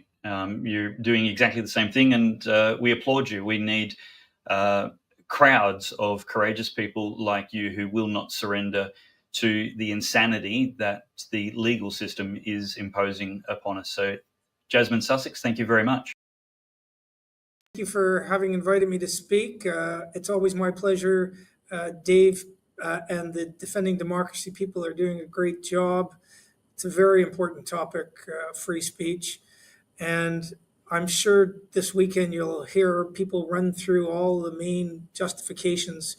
Let me briefly give you the two that I think are the most important. There's the famous John Stuart Mill defense of free speech, which is that you just get closer to good outcomes, truth, and more democratic outcomes when you have competition of ideas in the cauldron of competing views. And I think that's right. Also, since Mill was writing in the 19th century, an even stronger justification these days, I think, is just an outright distrust of government. I mean, you cannot rely on governments to be the arbiters of truth. And so the real benefit of free speech, especially in the administrative state, is that it keeps everyone honest. And sure, lots of the times people say things you don't agree with or you don't like, but we don't want to live in a world where hurt feelings trump the ability to express a competing view. And that's where we are really in Australia. And it's quite a depressing state of affairs. And the interesting thing is, the more that free speech diminishes, the more that it hurts the poor.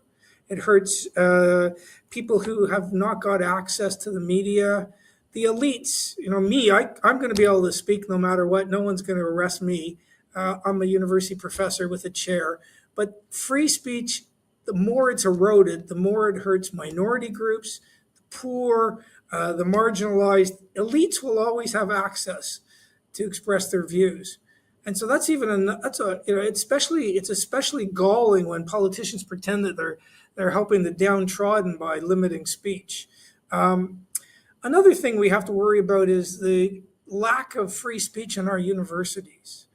And there is an awful lot of self-censorship. Some of you will be reading what's happening in Macquarie. I, as a sort of openly conservative law professor, get quite a few students come and see me. Some even are brave enough to email me to say, what can we do? And the simple fact, and it's sad, is that it's just a fact about the world today that a lot of students to get the best possible marks, have to say things they don't agree with. Now, that's fine in mathematics. You might not agree with, Fermat's last theorem proof, but you're just wrong. But in a lot of these courses, we're dealing more with opinion than with fact. And it's not obvious to me why we should be policing opinion. And anyway, the goal of a university is not to protect young people from ideas with which they don't agree. The whole point of a good education is to be exposed to ideas you don't agree with, to challenge you and to allow you to think critically. And that skill is basically lost. And it's lost because we've allowed hurt feelings to trump the ability to put forward a competing view. So that's a problem. We all can remember with anger. I'm still, when I even think about it or read an article about what happened during lockdowns, I fume with anger. The shadow banning, the censoring, the attempt to make people lose their jobs for having competing views. Again, brought to you by a supposedly conservative government. It's infuriating. But let's be honest, free societies should stay free during health emergencies. We should not all of a sudden transmogrify ourselves into the Communist Politburo in China. And I don't know that I'll ever get over that. I would have liked personally to have seen more accountability. I'm not sure we're going to get it. Another very worrying trend on the free speech front is the fact that there is now a view that the sort of multicultural world that politicians have largely given us without anyone really voting for it means that in order to, if you go down the route of seeing everyone in terms of groups and identity politics and a sort of tribalism, there's a view now among some politicians that in order to keep all the tribes more or less happy, you can't let speech, you're going to have to put significant constraints on speech. And that has been openly articulated, and that's very dangerous. I mean, we do not want to live in a world where in order that politicians can't really be criticized about what they've done to us over the last 30 years, we're going to put limits on speech. So again, we are in a world right now where, and this is just incredibly ironic, probably the most important advances in terms of defending free speech have come from a sort of iconoclastic billionaire. I mean, I don't think there's any doubt that Elon Musk has done more for free speech in the world than anyone else by deliberately overspending to buy Twitter and making Twitter a free speech sort of outlet, and then combining with Donald Trump to, actually defend free speech, not just in the US, but to fight for free speech to some extent overseas. And isn't it weird that we have to rely on Elon Musk to take on our woeful eSafety commissioner, who seems to be all in on all sorts of limits on speech? So these are all problems. Now, what to do is another big problem. At the end of the day, it comes down to courage. To some extent, you have to be prepared to speak your mind. And I know that there are significant costs for some people. And I have some sympathy if you've got a young family and you can't afford to lose your job. I cut those people a lot of slack. But there's a lot of people who are in a position to speak up and they just don't anyway. And really, I mean, if it means you don't get invited to a couple of dinner parties, you would have thought that's the least you could do. So we have to be a little bit more courageous. Because at the end of the day, I think it was C.S. Lewis or someone who said, courage is it might be the preeminent virtue. I mean, in a way, it's just standing up for all the other virtues. So we need a lot more courage. We've seen what can happen to civil society when there's a sort of mass hysteria. And we saw that for 2.5 years in this country. So we've got a lot of work to do. But again, I'm trending slightly optimistically, largely based on what's happening on the free speech front in the US, where there's an administration now that is all in on sort of opening up free speech and criticism and trying to some extent to end the weaponization of the legal system against outliers. And we have probably the most pro-free speech administration since, I don't know, Kennedy's, JFK's, I don't know, but we can argue about that.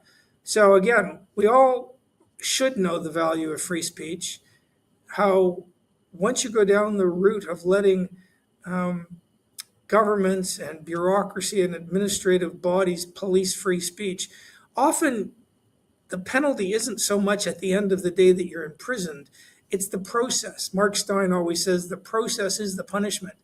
And you can end up prevailing, but the 2 years of hell you go through to prevail is quite a big deterrent for most people. At any rate, I would like to say, look, there's an obvious choice in this upcoming election, but there isn't an obvious choice. I would say that the coalition is still better on free speech than Labour, but they're woefully poor. And because we live in a preferential voting system, you have to choose between the two. So I think the coalition is much better, but they're sadly disappointing on so many fronts. Again, things are trending better overseas in the US, and maybe even a tiny little bit better in Britain, because they had hit a low point. Anyway, let me just wish you all the best, and get out there and stand up for free speech. At the end of the day, if we all do that, things will be better. So thank you again, and hope the conference is a good one for everybody. That's Professor James Allen from the University of Queensland Law School, and always entertaining, always insightful. Great to hear from Professor Allen. We have a lot more coming up, lots more people coming up. We are inviting you to donate to support the Human Rights Law Alliance. That is what we're here for, folks. There is a battle going on, and it has to be countered, and this is the way that we counter it. So we do need you to dig deep to help fund these very important cases that won't just help the individuals involved in the cases, but will set very important precedents on a legal level, but also on a political and social level as a deterrent to other vexatious claims and disruptions to people's lives. What we have to remember about these things is that the way activists abuse them is that they use the process as the punishment. So they drag people through these administrative appeals tribunals, these human rights commissions, these law courts sometimes, and these horrible processes in order to send a signal or deterrent to anybody who might want to exercise their right to have an opinion and express their free opinion about certain things that these activists don't agree with. And unless the activists know that if they do this, they're also going to be in for a bit of fun, then they won't pull back. And so what we're doing here is very, very important. Defendingdemocracy.au, defendingdemocracy.au is the website to go to. If you are not watching on that website, that's the place you go to make the donation. So please do pop over there. No .com, just .au, defendingdemocracy.au, and give us a donation. And Dave, you've got some more information about what we are going to be doing in terms of matching those Damien, donations. we had a good run a little while ago. The donations have stalled a little bit. We'll get an update real soon, but it will become irrelevant very quickly, because when we stalled a little while ago, a generous donor rang in with $5,000 to match and encourage other people to donate, and he doubled those. Somebody else is now offering, get a load of this. Hey, Mr. Cameraman, it's me talking, not Damien. It's lip syncing over there. There we go. It's me. So he's not paying attention. Gonna have to put the L plates on. Anyway, then we've got a new donor who's called in, and he's going to put $10,000 aside if we can match it. If you and the viewing audience can dig deep and donate some decent amount of cash right now, your donation will be doubled by this other donor. So that's donate fantastic. $50 and you help fight for free speech with $100 worth of effect. Your money is getting doubled. Your impact on the free speech of Australians and visitors to Australia is getting doubled when you donate in the next half hour.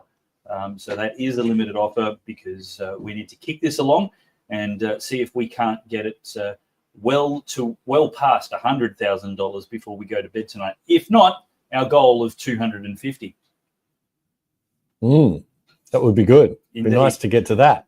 Yes, sir. So we have John Ruddock, I think, New South Wales member of the Legislative Council and Libertarian member of the New South Wales Parliament, joining us for a little update. We've also got some other people coming up later on, which you want to hang around for. Kira Lee Smith, will be on the show. Kurt Malberg, one of my favourite writers. Malcolm Roberts, the good senator from Queensland. Lots of other people. Ralph Babette is coming on. Looking forward to hearing from him. Rukshan Fernando and Topher Field, two of my favourite content creators as well. Coming up right now, it's over to John Ruddock. Just before we go to John, I can give you the update that we're currently at $42,000, a little bit over $42,000.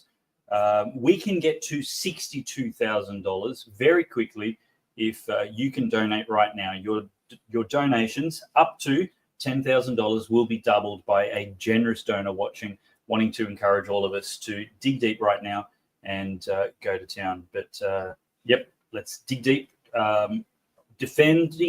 Defendingdemocracy.au and do that while we're watching John Ruddock. John Ruddock here from inside the New South Wales Parliament. It's a great honour to be part of this free speech rally that Dave Pellow has organised, and we feel very strongly here at the Libertarian Party about the principle of free speech. It's the highest human right that we have. We should have the right to speak freely and think freely. Now, this whole issue of the importance, the sacred importance of free speech really became an issue 400 years before Jesus with Socrates, who's widely regarded as the wisest of the ancient Greek sages. And he was put on trial because he was ridiculing the gods of the establishment of the day in Athens. And he was found guilty of saying that he's corrupting young people and encouraging young people to think for themselves and not believe in those Athenian gods. So they put him on trial, they found him guilty, they had a vote of about 500 people, and it was sort of like 60% said, no, he's guilty. The establishment, of course, they always want to suppress free speech. But then they said to Socrates, they said, look, if you publicly change your mind, we won't execute you. And he said, no, I'd rather be dead than live in a world where I am not allowed to speak freely. So good on Socrates for doing that. And he's inspired free speech all the way through the ages since then. Now, no country on earth has had more protection, better protection than the United States when it comes to free speech. And how that came about was the Americans declared their independence in 1776. They fought a war of independence. They won the War of Independence by 1782, 1783. Then they were sort of like 13 different countries at that stage. They had a very loose confederation. And they said, rightly or wrongly, they said, oh, no, we need a central government. And there were elements that were saying, well, look, central governments grow and become tyrannical, just like, they just fought the British Empire. And they said, no, I'm not. A lot of them, the anti-federalists, were saying, look, I'm not sure if we want to create Washington, D.C. and this big bureaucracy that's going to boss us all around. So they brought the Constitution in against the will of the anti-federalists, people like James Madison and Thomas Jefferson, all the really good guys. But then once the Constitution had been ratified, the anti-federalists said, hey, look, this is a pretty good document, this Constitution, but it does not protect the rights of people. People need to have certain rights spelled out that the government and this new Congress that they've created has no ability to override. And so they brought about what we now know as the Bill of Rights, which was 10 amendments to the Constitution, and where they said, look, the government can never do this unless they change the Constitution, which is very hard in America. So they, in the Bill of Rights, the very top of that list, that sacred list of the Bill of Rights, was the right to free speech. Now, what we're talking about with free speech here is the First Amendment says that Congress shall not pass any laws that abridges the citizens' ability to speak freely. So it's not, look, if you own a property and you invite people around for a party and someone starts saying stuff that you don't like, well within your rights to tell them, get lost, get off my property, you can't say that here. Well, that's your little property. That's not free speech. The issue of free speech is about whether the government has the right to tell the people that you can say this and you can't say this. Okay, now in America, they don't debate free speech. Silly Joe Biden tried to bring in a similar thing to the misinformation and disinformation bill that the Liberal-Labor coalition tried to force down our throats. But he tried to do it in the United States, Joe Biden, but the Supreme Court said, I'm sorry, Mr. President, that is unconstitutional. So thank God for the US First Amendment. And that US First Amendment has really sort of been the guide for people all around the world about how important free speech is. Now, sadly, most countries, barely any countries, have that same protection that the Americans have. And in Australia, we don't have that protection.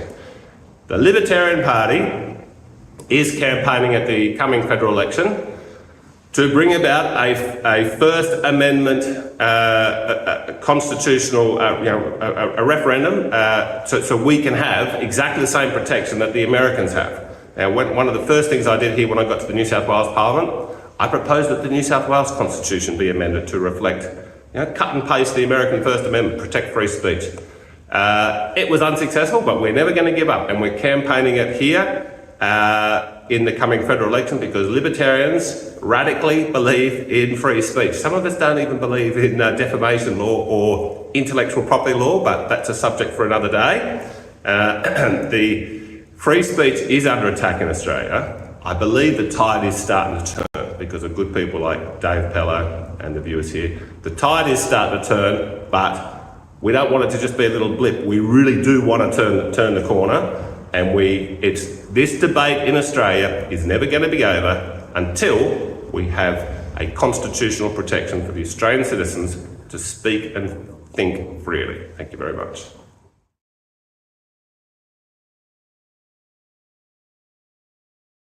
I'm Kira Smith, spokeswoman for Binary. We're a political advocacy group that stands for the reality of biological sex.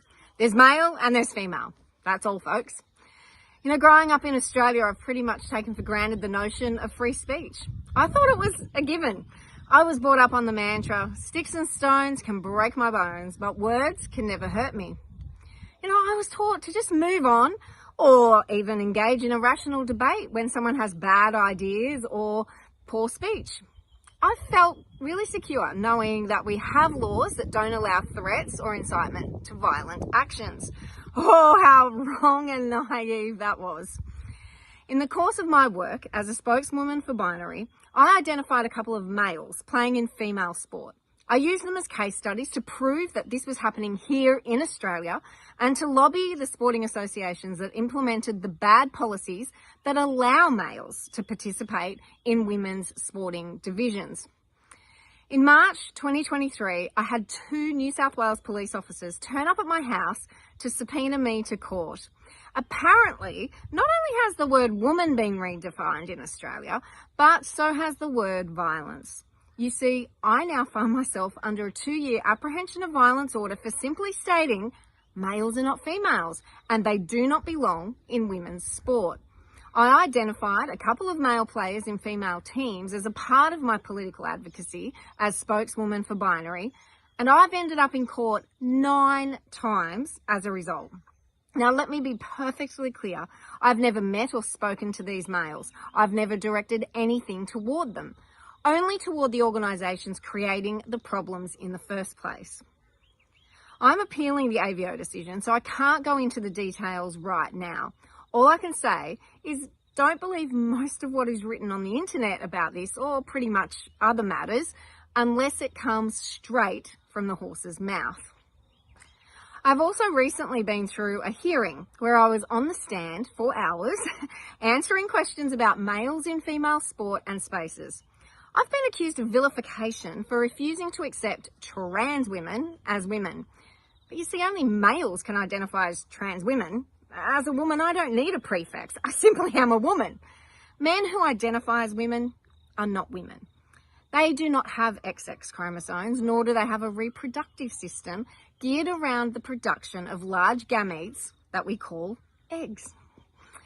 No human has ever changed their sex. It's impossible to do. It's impossible for a man to become a woman. He can wear costumes, be dependent on drugs, and even have surgery, but he'll always remain a man, wearing a costume, taking drugs, and having surgery. Women have been erased from law in Australia thanks to Julia Gillard when she removed sex-based protections from the Sex Discrimination Act back in 2013. So men who wish they were women now have more legal protections than women in Australia. I have another case coming up in April where again I've been accused of vilification. I will take the stand, again, to state men are not women. All of these legal actions are draining, emotionally, physically, and financially. My health has suffered, and it's really hard to raise almost the $200,000 in legal fees so far to simply state the truth and advocate for women's sex-based rights. The males taking these actions against me are taxpayer funded or supported by a pro bono agent that gets government grants, so taxpayer funded. But make no mistake, I will not back down. I will not stop speaking the truth. Truth is not hate speech. Truth is evidenced by science and reality. Truth speech, free speech, is not violence. It is necessary to be able to state these plain and simple truths without threat or fear of being taken to court for simply doing so. If these people are so confident they are women, they wouldn't need to take me or anyone else to court to prove it. It would be self-evident. But it's not. So they have to try and shut down truth speech and set an example for anyone else who dares to exercise free speech. All the more reason we should keep speaking out and speaking up. And that was Kiralee Smith there, telling us a little bit about her story. Don't forget that we do need your donations. defendingdemocracy.au to dig deep. That's why we're here tonight. That's why everybody's volunteering their time, and we really do need your support. And we have donation matching right now up to $10,000 to help us get there for that full $10,000 matching. Every dollar you give is doubled. So you give $50 and the Human Rights Law Alliance will get $100, but we need those donations coming in to get that matching. Katrina Tate is a professional photographer. She lives in Queensland. She signed an online petition that was promoted by the Australian Christian lobby that opposed drag queen story time in a local Brisbane public library. She's a mother of four, devout Catholic. She felt quite strongly about the issue. And after signing the petition, she posted online that she didn't think adult entertainers were appropriate role models for young children. And then trouble happened, and joining us to tell us what happened right now is the principal lawyer of the Human Rights Law Alliance, John Steenhoff. John, thanks for your time again. Thank you, Damien. Katrina Tate's story, another one. I just keep sharing story after story here. It is a little exhausting, right? What happened in this case? Well, in Katrina's case, like you said, she posted on the internet that she had signed a petition against drag queen story time. And on the basis of that, an activist from New South Wales decided to use New South Wales law to go after her in Queensland, which is just outrageous. Can that happen? Oh, that can happen. And the Human Rights Commissions are more than willing to take these claims and run with them. Now, we took a very strong line in Katrina's case, and we defended her against this attack. And the activist who took the claim saw that he was going to be facing a well-equipped legal team, that we would be running a good case against him. And so he dropped that case after 7 months. But that's 7 months with the case hanging over a young mum's head. Yeah, not you know, she was so concerned when she came to see me. She found out about this when she was coming back from Mass with her husband and opened her phone and saw the post that was made accusing her of hate speech and saying that she was going to face a claim. And she just broke down in tears. Let's have a listen to Katrina's story right now. Katrina Tate. My name is Katrina Tate, and I am a mother and a photographer. And I have been accused of the terrible crime of signing a petition, which I'm sure none of you have ever done before. So this is my story. I live in Jimboomba in Queensland, and I was just going about my day-to-day life. I have 4 beautiful children and a wonderful husband, and just doing my ordinary activities. I work as a photographer as well.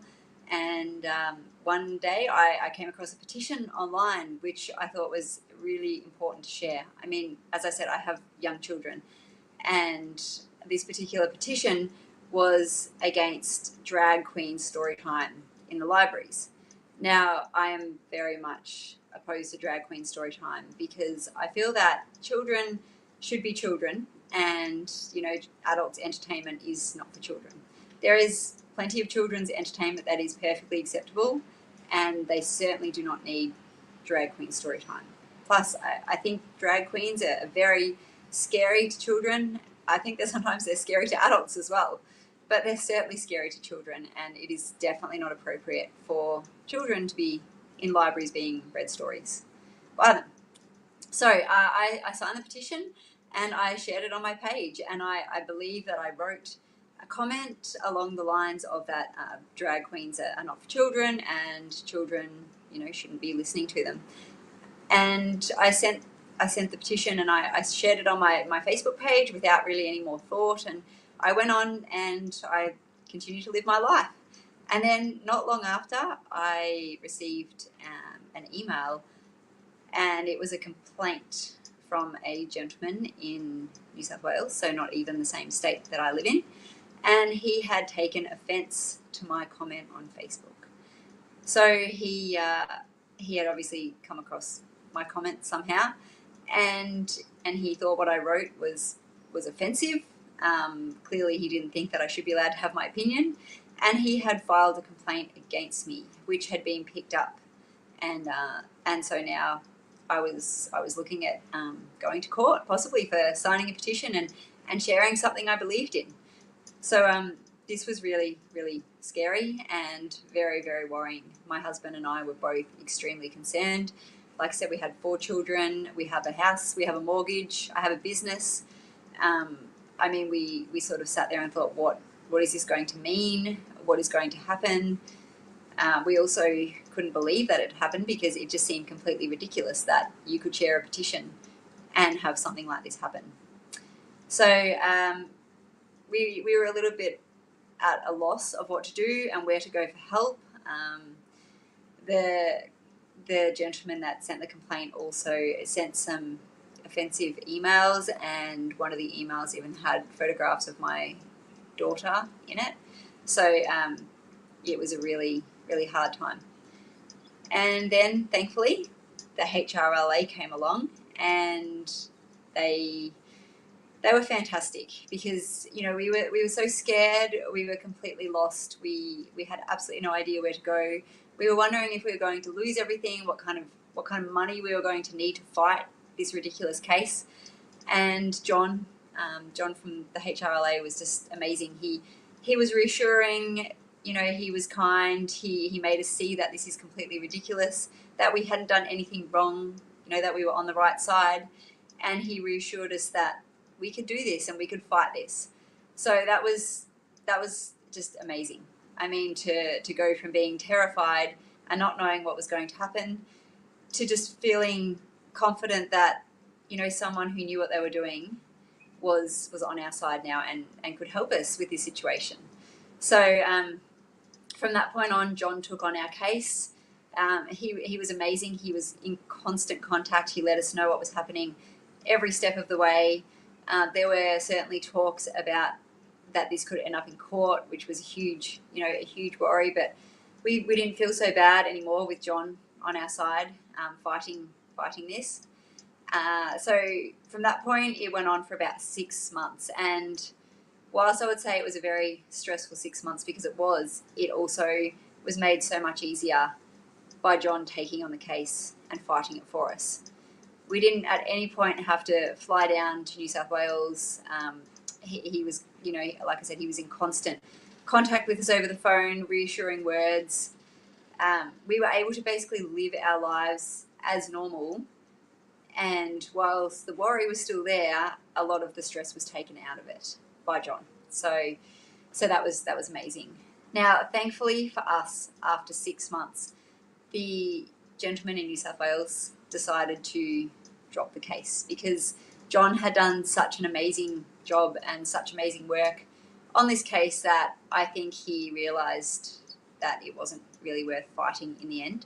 I'm not sure, but I believe that's probably what happened. And John rang us with the absolutely incredible news that the case had been dropped, which was, it was one of the best days of our lives, because it meant that our lives could go back to normal without any stress over our heads. You know, we didn't have to worry about the house, the mortgage, the business, our children's safety, our own safety, things like this that we had, you know, that we had worried about.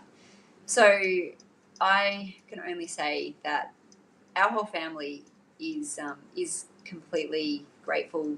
I couldn't even tell you in words how grateful we are to John and the HRLA, because without them, I truly don't know where we would be. I don't know how this complaint would have gone without them. I think it could have ended up much worse. We had absolutely no idea what we were doing. We were completely clueless.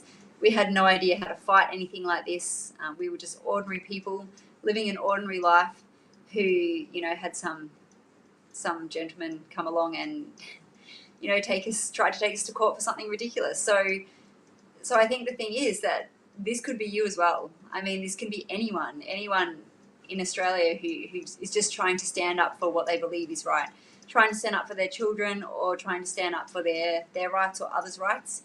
And you would probably be like me and have absolutely no idea where to go with it or what to do. And you would probably feel like I did, which is extremely upset, extremely stressed. You know, all parts of your life start to have strain on them, and it's very hard to be a normal mum, you know, to act normally to your children when you have stress like this hanging over your head.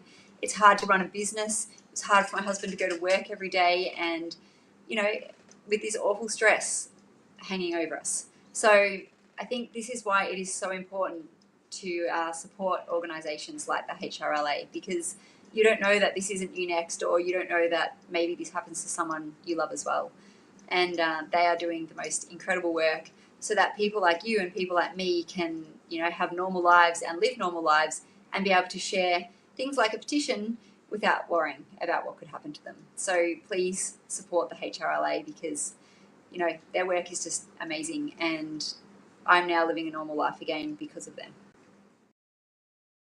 My name is Katrina Tate, and I am a mother and a photographer. Well, I want to start by commending you, Chris, on your courage to take Australia's eSafety Commissioner to court. Her censorship against you was a repressive act that hurt not just you, but actually all Australians. And I think in many ways, it actually typifies how our civilization is losing its way and why it's so important for us to fight to get it back again. You know, when I look at the war on free speech taking place across the Western world, I see it happening basically in 4 stages. It began in the 1990s when we were pressured to lie to each other and to ourselves under the rubric of political correctness. Now, political correctness was voluntary, but that didn't last for long, because soon the second stage was cancel culture, and that dominated the last half of the 2010s. Cancel culture was almost identical to political correctness, but now it came with a cost. If you don't lie like the rest of us, you'll lose your reputation and maybe even your job. Now, I think the third stage was DEI, diversity, equity, and inclusion. DEI ensured that the lying was formalised as policy throughout the entire corporate world and every major social institution. Now the cost was even higher. If you don't lie like the rest of us, there's no place for you at all in the professional world. Now, finally, stage 4 was misinformation and disinformation laws. Now, I can only thank God that Australia recently dodged this bullet, but I think we're going to have to stay vigilant, because I expect the major parties will try it again at some point. Misinformation laws aim to make lying mandatory under threat of fines and jail. Even without misinformation laws, we still have a whole web of hate speech laws and online safety legislation that is restricting our freedom of speech in huge ways. And it's a web that unfortunately caught Chris, and he isn't even from Australia. Now, in this little excursion through history, have I been too harsh in describing the enforced consensus as lying? Well, I don't believe I have. I think lying is actually the perfect description.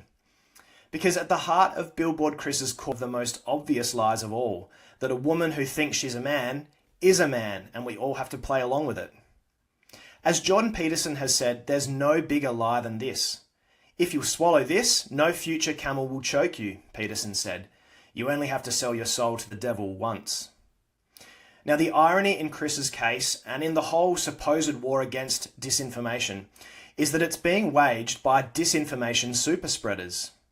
Our culture's elites, and look, Karen is probably a pretty good example of our culture's elites. These are the same people that peddle the chemical and surgical castration of children as gender-affirming care. They're the same people who covered up Joe Biden's cognitive decline, the same ones who are pushing net zero policies that are sending us broke and giving us blackouts. They're the same people who sold us the Voice referendum as being some unstoppable force, which obviously then failed miserably. These are the same people who called the Wuhan lab leak a conspiracy theory, even as they hid the truth of that from us. These are the same people who said Hunter Biden's laptop was a Russian op. The same people who called January 6th the darkest day in America and the Black Lives Matter riots as they called mostly peaceful protests. Now, obviously, I could go on. There's so many examples of this, but the point is the people who are trying to police disinformation are the ones most responsible for it. And this is why Chris must win this week, and it's why we must keep fighting for free speech. We cannot allow lying to be made mandatory. So, Chris, I'll be praying for you this week. Godspeed.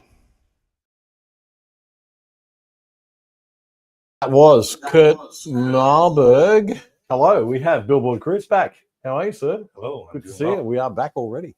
Good to hear from Kurt, actually. Great guy and a great book he's got out as well. Excellent writer if you get a chance to read it. Crossing Culture, I think it's called. All right, so Chris, Kurt was talking about your story there a little bit. Just to summarize for people, of course, you tweeted out that you didn't like the idea of a transgender activist being appointed to a human rights, to the World Health Organization panel that's going to be deciding on transgender treatment and care protocols. Seems a little bit crazy that you would have somebody so close, attached to it, and you made that comment online, and the eSafety Commissioner grabbed you. Yeah, not just any trans activist. This is someone pushing bondage and bestiality. Right. Okay. No questions asked. Childhood sex changes paid for by the government. This is not a doctor, not a healthcare professional. This is a very extreme activist who herself is struggling with issues. So I don't think that's who should be writing the policies. And you said so online, and the eSafety Commissioner then contacted X and said that post has to come down. Yes, and X refused to take it down, but they geo-blocked it in Australia. So Australians can't see it, but the rest of the world can. And then I filed an appeal. Back then, this was about a year ago, the Free Speech Union of Australia helped me with that. Right. And it quickly became apparent I need proper legal counsel. So HRLA has stepped in, and I'm extremely thankful because we have a superpowered team. Incredibly, then also Elon Musk filed an appeal through X. So 2 appeals going on, and we got a big court case next week. But we got to win this. And I mean, I can't say enough about this law firm. They're losing a lot of money to support me. So I'm extremely thankful, but they need support from the public at large, because this isn't just a battle for freedom of speech. This is a battle to protect our kids, because we can't protect our kids as much when we can't speak about the harms that are being done to them. Yeah. And that's what the government's trying to do. Well, this is the irony of the situation, right? Is that it's children that the eSafety Commission was originally set up to protect. Yet we have a situation where children are not being protected from this dreadful gender ideology, which is not rooted in science, as we've seen from the inquiry in the UK and many, many other research studies done since. So it's very clear that we are harming children here, in my opinion. And I think I'm still allowed to express an opinion in this country. I hope so. There's no doubt about it. Yeah. I mean, we've got all these detransitioners speaking up. We know from insurance data in the States, for example, it's harder to come by data from Australia or Canada or some other countries, but we know that they're doing double mastectomies on kids as young as 12 there. And I love the way they call it top surgery. Right. Like, Well, all this language and euphemisms. It's a double mastectomy. To everything. On a They young put girl. a euphemism on it. Yeah. And we should never use their language. We should just use regular common sense language. That's right. When you say trans woman, people don't even know what you're talking about. They don't know if that's a man or a woman. They're just men, women, boys, and girls. But all throughout the world, and I know things are the worst in the United States for surgeries. but all throughout the world, they're giving puberty blockers at what's called Tanner stage 2. So for girls, this is about 2 years before they'll have had their first period. They'll be 10 years old. Boys are going to be 6 months later. And these are kids who are struggling with other issues. These are kids with autism, kids with sexual abuse, trauma. Kids in foster care are way overrepresented. Back where I'm from in British Columbia, we have one psychologist. His name's Wallace Wong. And he admits to personally transitioning over 1,000 kids, including 500 in state care. And there are only 6,000 kids in state care in British Columbia. So about 8% of them, he's transitioning. Wow. And in Canada, 52% of those kids in state care are Indigenous. So we have all this talk back home about these so-called residential graves that were found at these residential schools. It's basically a big hoax. There's never been a single body found, but a few years ago it was reported that children were being found in all these unmarked graves just because some ground penetrating radar found anomalies underground. That then became graves somehow. But this story is a big lie, and there's all this outrage about the harm being done to these Indigenous children. And there should be outrage about what was done at these residential schools in the past, because yes, there were abuses. Yeah. There wasn't some case of mass murder going on, but yes, there were abuses. Yet today, yeah, where's the outrage? We have these same kids being sterilized, and no one says a thing. And if you do say something about it, you're the bigot. I guarantee here in Australia, in foster care, it's the exact same situation. There will be Indigenous kids who are overrepresented in foster care, who are being sucked into this, I call it the cult of gender, coming to believe that they were born in the wrong body and that the reason for their unhappiness is because they were born wrong. When we should be telling them they're beautiful just as they are. Yeah, it's terrifying. So, well, see, I mean, the issue itself, again, we come back to this, this thing about free speech. The issue itself is bad. Then we've got this overlay of, we can't talk about it, right? The free speech question. And this is why free speech is so critical, because if we don't have free speech, these ideologies do take over our national psyche. We do see situations like, hysteria around COVID, for example, that we saw with the lockdowns, and we know now was the wrong strategy. But if you spoke out about it at the time, there was a problem. And then there's the people who wanted to speak out and warn about the vaccines and everything. Just this shutting down of any sort of dissent or debate is the critical problem. And that's what we're fighting here. And that's why we need your donations. Defendingdemocracy.au is the place to go to actually donate. And we are doing matching donations now up to $10,000. Chris, you had a run-in with the police today. Just very quickly, what happened in Brisbane? I was standing in the public square there at this mall on Queen Street, and a bylaw officer, a representative of the city council, came and told me that I was obstructing people's movement by standing quietly on my own in the corner of this square. And I'll get more footage up later so everyone can see what my day looks like. I literally stand in one spot. I don't approach anyone. I wait for them to come to me. But this man, I think, had a problem with my message. Maybe someone had complained. And there have been many other people there with signs, and they've never, he told me, this is the first time they've ever asked someone to move. And my message said, children cannot consent to puberty blockers. I refused to move. I was given an $806 ticket. The police came, 9 police showed up, and they say that they have to do the bidding of this council representative. So they told me to move, and they printed off the law for me to read, and I didn't violate it. And I know I didn't, so I stood up for myself and I refused to move. They then physically moved me, forcefully moved me out of there. They said they were going to arrest me and charge me, but they didn't. I think they know that what I'm doing is a good thing. Well, I'm very sorry to say that, to hear that happened to you in our city. I hope we get our act together before the Olympics. How are we going on the numbers there, Dave? Let me see. Last update, we still had $7,490 left to match. So that means people have donated 2.5, and it's been doubled. So we've had $2,500 donated in the last 10 minutes, and generous donor has doubled that, but there's still 4 times as much left, or 3 times as much left. So keep donating. We need to get up to $10,000 for this hour. and then we can double that to 20. So we're doing very well. Keep going. Can I just put a plug in again? Sorry, go ahead, please. For HRLA? Yeah, absolutely. I've met a lot of people in this field of gender who have had their speech suppressed. There was a woman who worked for the Breastfeeding Association of Australia for 15 years. And she objected on Twitter or X to a post about men chest feeding. The eSafety commissioner ordered that post taken down. Yeah. Wow. She got fired as a 15-year veteran doing volunteer work for the Breastfeeding Association. She got fired for her opinion that men shouldn't be taking toxic chemicals to try to secrete some substance and feed it to babies. This eSafety commissioner is a trans activist using government funds, now $42.5 million per year. They almost quadrupled her budget last year, to censor Australian speech and to censor what they can see.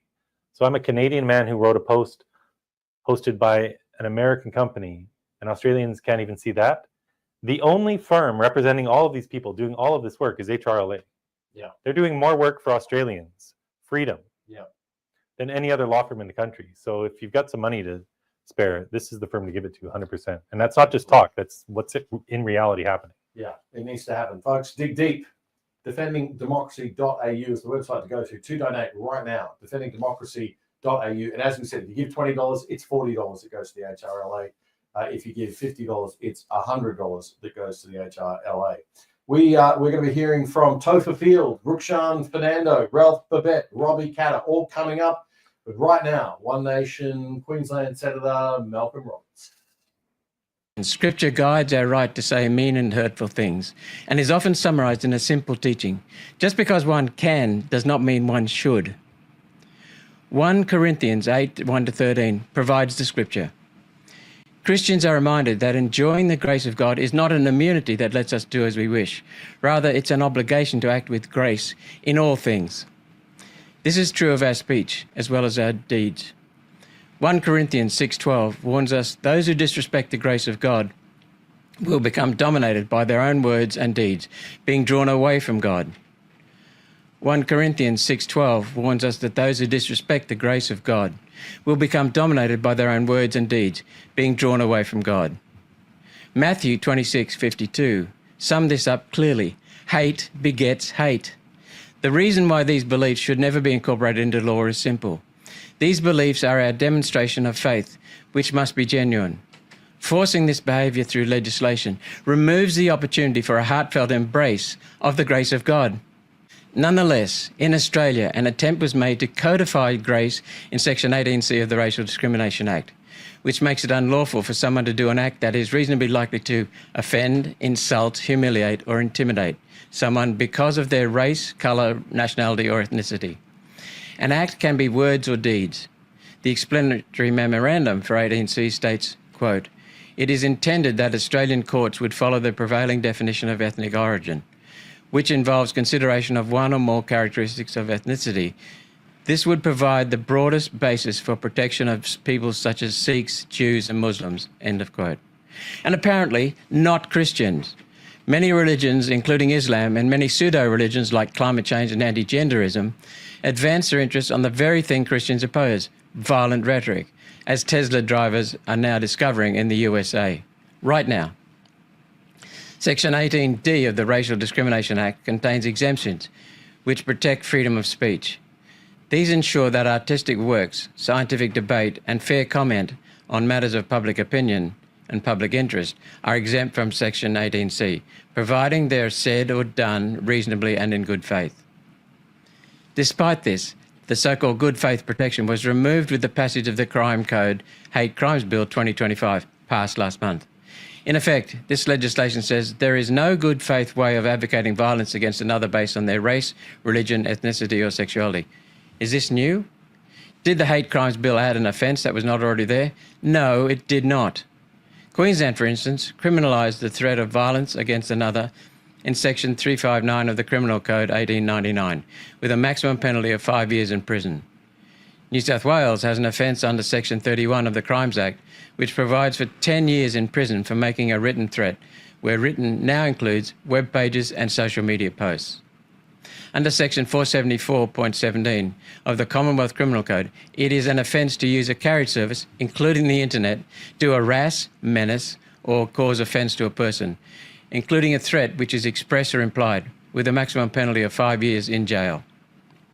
In short, the Hate Crimes Bill dealt with behaviour that was already illegal. It did reduce the standard of proof in a way that allowed the person's physical actions to be judged without the need to prove their intent, their mind, as the lawyers would say. There is no meme, no opinion that is illegal after the bill passed that was not already illegal before. The hard truth we now face is this. We live in an Australia where Islamic hate preachers are in mosques and prayer halls today, mocking our religion, calling for an end to Christianity and the imposition of Sharia law, using violence and murder if necessary. Their sermons are broadcast on YouTube and shared on social media. The worst of these harbingers of hatred have been refused visas, while those who live here are free to use hate speech unrestrained by the law. And yet Senator Hanson, when responding to Senator Faruqi's hateful words directed to King Charles, to the monarchy and to Australian society, to all Australians, was found to have breached 18C for a well-meaning offer to drive the senator to the airport. Clearly, Christians are not being protected from hate speech. Islam and Judaism are. Laws that exist to make people safer are in fact making others less safe. The substantial powers contained in the totality of legislation passed over the last 100 years now provides a powerful tool for social engineering, for elevating one group over another, and is being used to dismantle our society as we know it. Peaceful dissemination of knowledge and peaceful debate must never be restricted. To that end, One Nation will repeal Section 18C of the Racial Discrimination Act and rely on the protections against violent rhetoric contained in the Hate Crimes Bill, which we would amend to remove mandatory sentencing and to clarify that the bill only extends to physical violence or plausible threats of physical violence and use of physical force. One Nation believes free speech ends where threats of violence start. Any Australian who loves our country should honour the grace of God through self-discipline in their words and deeds. Those who commit or threaten violence against another must be punished without fear or favour. For clarity, the law must be applied to all who are here, equally. One Nation has already moved in the Senate to enshrine human rights, including the right to free speech, in our Constitution. We will continue to campaign for that motion to be passed. Australians must be united. Differing views, political or religious, should be expressed gracefully and preferably at the ballot box. I'll give the last word to Matthew 12:25. Every kingdom divided against itself is brought to naught, and every city or house divided against itself shall not stand. Thank you, and all the best for your telethon success. Here with you this evening at Defending Democracy. You know, in a fallen world where mankind so easily become power and money hungry, democracy is actually a fantastic idea because more than any other system, it keeps our fallenness in check through decentralized power and through accountability. But democracy only functions well in a society that's influenced by faith and rationalism. And you would expect that our laws are established on these foundations, and for centuries they have been. But just recently, the law has taken a sinister turn. And this sinister turn places democracy at risk, because instead of laws being built on foundations of faith and reason, and faith being, the principle of love your neighbor as yourself, or do unto others as you would have them do unto you, and reason, which is evidence-based and, for the good of society, laws are now being founded upon emotional whims with no base of evidence, and this is a threat to democracy because it rejects the evidence of how freedom has been key to Australia's flourishing. But more than a discussion about freedom and perhaps that, where freedom is constrained, this is more about the rejection of evidence that shows what makes a healthy and a flourishing society, and the freedom to believe those things that are good and rational, beliefs such as, male and female, and male and female exercising their masculinity and their femininity and the goodness of that, the benefits and the beauty and the blessing of having children and having lots of children and caring for them yourself, and healthy heterosexuality, or protecting life from the unborn to the elderly. These are good foundations for any society. They're rational, they're reasonable, but they're being rejected and dismantled and eroded in public policy today. So, more than a defense of freedom, I think what we need to continue to uphold unashamedly, no matter the cost, is the beauty and value of reasonable and rational beliefs such as these. They are true, they are good, they're for human flourishing. And we need to believe that truth is buoyant, that it will rise to the surface. But it will only rise if those who are called to are faithful to uphold it in the public square. And I know that the Human Rights Law Alliance certainly do that in defense of truth, in defense of real human rights, not Australia's version, but the good and right version of human rights. And the HRLA, they are of such significant importance in today's landscape, where the values of many good Australians are being trampled upon by those with unreasonable beliefs. So, I know John Steenhoff and the team very well. They work diligently and tirelessly to defend, and most of the time win these cases, because we know that faith and reason are on their side. So thank you very much. Mike Southon, the Executive Director of Freedom for Faith. Freedom for Faith works with almost every Christian denomination, resourcing the church and individual Christians to advocate for religious freedom. Usually you don't see what we do. It will be done in the name of a denomination or a local church, or maybe it's a letter to the Prime Minister or to the Premier with dozens of signatures from faith leaders. Our goal is to make denominations, local churches, and individual Christians effective at advocating themselves for their religious freedom. Religious freedom is one of the most fundamental of all our freedoms. The first real battle about freedom in modern history started 500 years ago, and it was to allow people to hold to their own faith and not be forced to follow the faith of their king. This is what was meant by the separation of church and state. Not that religion had to stay out of politics, but that rulers could not dictate an individual's faith. And each person could bring their faith to the public square and advocate for what they believed in. And this was the agreed position in Australia and many other countries until really the last few years. But what we see now is a trend of religious voices being crushed if they push back against a particular narrative around gender and sexuality. And it is interesting to see how many people disagreeing with this narrative are doing it from a perspective of faith. Not just Christian, but Jewish, Muslim, Hindu, and many more. It makes me remember all the times that Christians called out a particular societal danger, maybe alcohol abuse or gambling or pornography, and we were ignored or mocked or called wowsers or killjoys, only to have society catch up 50 years later and realize the danger. We have a vital, prophetic voice calling out in the wilderness. So how do we protect this voice? Because churches in particular have been terrible at defending religious freedom. In the past, we defended it for ourselves while attacking others' rights to live their beliefs. And more recently, we've been scared of being too political, and we've withdrawn to focus on our own mission. But the National Church Life Survey indicates that 1 in 7 Australians regularly go to church. That's the same rate as union membership, and yet we are nowhere near as influential as unions. We should have a very effective political voice. But how do we mobilize it? How do we use it in a godly way? Well, one way is to simply demonstrate our numbers at election time. Freedom for Faith is helping churches to hold Meet Your Candidate forums for the Christians and their electorate. These forums are not run or branded by Freedom for Faith. They're run by the local church for local Christians. Today, over 70 churches have put their hand up to hold a forum, covering almost half the electorates nationally and almost every marginal seat. These are a real opportunity to say to our politicians, here we are. We're concerned about this, and we vote.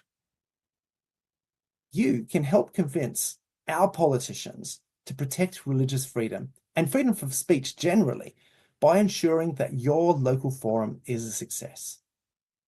If each forum gets 200, 300, 400 people, that is a massive statement to that MP of what the people in their electorate care about. Tell your church, tell your networks, promote these events on Facebook. Make sure that lots of people turn up and these are a great success. You can find all the forums and the promotional materials at meetyourcandidates.org.au. All right. Defendingdemocracy.au is the place to go to donate to our telethon tonight, and we do welcome your donations. They are being matched at the moment, which is great, so keep them coming in. Defendingdemocracy.au. Dave, we have got a number of people to hear from still before we wrap up tonight. We have Rocco Loyacono, we have Rukshan Fernando, Topher Field, Robbie Catter, Ralph Babette, all coming up. And there's still $5,000, nearly $6,000 left of the doubling fund. So if you're great, okay. If you got some money, please, you can double that right now in aid of free speech. Yep, fantastic cause and well worth getting onto. So let's have a listen to what Senator Ralph Babette has got to say. He's our next speaker for the evening. Defendingdemocracy.au. In support of the Human Rights Law Alliance, of course, I said yes straight away. Now, I know very well from first-hand experience the kind of opposition that you'll attract in a culture run by woke tards if you dare to speak the truth. You believe that men should be allowed to participate in female sports? Absolutely. Yeah? What about boxing and combat sports? Absolutely, yeah. Why is that? Because trans women are women, right. Trans men are men, and they should be participating in the sports that feels right for them. And do you believe that men can get pregnant? Yes. What are your thoughts on cis white males? They can go to hell. I've been regularly mocked, I've been ridiculed, threatened, I've been attacked for the crime of stating the bleeding obvious. Trust me, in 2025, stating the obvious can get you into a lot of trouble. Let's try right now, shall we? There are only two genders and there are only two sexes, male and female. How's that? That'll get you attacked. Now, when the trumpet of patriots made that exact statement in a national news campaign just last week, there was outrage. The Newcastle Herald, a former newspaper, apologised for running the advertisement, calling it rude and insensitive. Journalists at the Melbourne Age, a so-called newspaper, petitioned their management to stop running the ads because apparently it's dangerous to say that you're either a man or you're a woman without leaving the possibility open that you may be instead a, two-spirit, omnigender, pansexual, suffering from lactose intolerance, but only on Tuesdays. The Melbourne Age, they called Clive Palmer a wart on the body politic, which I guess is, their way of being inclusive and tolerant like they claim they are. I would like to see all Republican women or any woman who voted for Republicans or Trump to be gang raped on national television. I think that would be just very cathartic for us normal humans to see these, I guess, humans just absolutely destroyed on national television. All of that commotion, all of it, because he said that there were only two genders. Now, can you imagine? Imagine the outrage if we suggested that Sydney's gay Mardi Gras was a debaucherous waste of public money and should be banned or defunded. Well, I did just that last week. And in response, well, I received many well-reasoned and many logical responses as to why I was wrong. Of course I did, and I'm joking. The left reason with their feelings. They think with their emotions, which means that they are incapable, thoroughly incapable of rational argument, let alone logic. Donald J. Trump is now President of the United States. President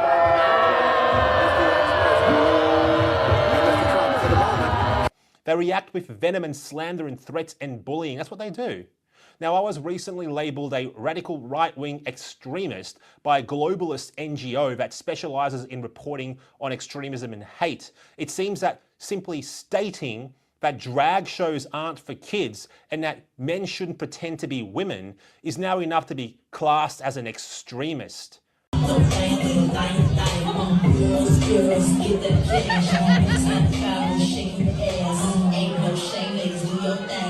Just make sure you're ahead of the game.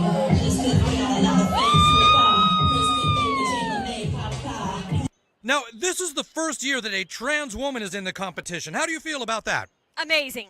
I feel honored to be a part of history. I have a lot of incredible trans friends who are athletes, and so we're all inspired this woman's competing. Uh-huh. And have you actually ever met Heather Swanson? No, I've never competed against her before, no.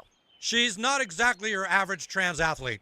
Well, what is an average trans athlete? Honestly, I find that kind of bigoted, David. Okay. Heather Swanson is actually joining us now. Miss Swanson, how does it feel to be competing today? I can't tell you how free I feel now that I've started identifying as a woman. Now that I can compete as female, I'm ready to smash the other girls. And is it correct you just started identifying as female 2 weeks ago? I'm not here to talk about my transition. I'm here to kick some fucking ass. Let me tell you something, Dingleberry. David Perry. I'm gonna roll up the other women here, and I'm gonna smoke them. I am the strongest woman this state has ever seen. Any words for the challenger, Miss Woman? Good luck, Heather. Luck is for dudes. But you know what is actually extreme? An unelected bureaucrat who thinks she can censor the internet not only in Australia, but abroad. We are finding ourselves in a place where we have increasing polarization everywhere, and everything feels binary when it doesn't need to be. So I think we're going to have to think about a recalibration of a whole range of human rights that are playing out online, you know, from freedom of speech. Julie Inman-Grant is of course the eSafety Commissioner who rules the internet by going full jihad on anyone who points out that a jihadist attacked a Christian minister during a church service in Western Sydney. Our ability to critique certain ideologies is rather curtailed these days. Our freedom to say that women with beards and Adam's apples and dangly bits between their legs seem quite unwomanly is quite limited. Our liberty to postulate that multiculturalism is a sham and is destroying our nation, or that welcome to country is a farce, is very much constrained. Free speech is shut down because almost every progressive left narrative is a lie, and such an obvious lie that the only way that any of it survives another day is by banning people from speaking the truth. This tactic is as obvious as the bulge in Dylan Mulvaney's bikini bottoms. Normalize the bulge. We are normalizing the bulge. Women can have bulges and that's okay. We're not gonna stare at their crotches while they're wearing their little shopping shorts at the mall. The left seek to make the price of speaking truth so great that no one is willing to pay it. And with normal people being rendered mute on threat of being dragged before a discrimination tribunal, lefty lies are free to corrupt our children and destroy our culture. Truth tellers, by which I mean people who just simply say the things that normal, ordinary people say, are routinely marked for destruction. Russell Brand, Elon Musk, two obvious examples. Men who were darlings of the left until they dared point out that the entire leftist agenda is a deck of cards. And then what happens? They were ruthlessly attacked. None of us have the profile of those two, and yet each of us can just as easily become a target of the mad left. You know, think of Lyle Shelton in Queensland, who has spent years and God knows how much money defending himself for the crime of stating that drag queens shouldn't be hanging around kids. Think of Kirralie Smith in New South Wales, who's being dragged through the courts for the crime of pointing out that men shouldn't be competing in women's sports. Think of Bishop Julian Porteous, who was dragged through to a tribunal for simply articulating Catholic teachings on sex and marriage to Catholic families. The list goes on, there's so many examples. These days, if you've not been dragged through the courts or interrogated by some kangaroo court / tribunal chaired by an anti-discrimination commissioner, you probably haven't said anything that's true. Lies are only overcome by the truth, and the truth will set us free. So you know what? We must continue to speak the truth. And it's thanks to the excellent work by the Human Rights Law Alliance that we can do so with confidence, knowing that when we face attack for doing no more than saying what normal people would say, we will not be left all alone. But we will have support and help from like-minded people who care about the truth and justice and righteousness. I encourage every person watching this to do whatever you can to support this great cause. Dave, thanks very much for having me on. See you later. Have a great night. And the speech in politics is a big thing, and I'm sitting talking to you here.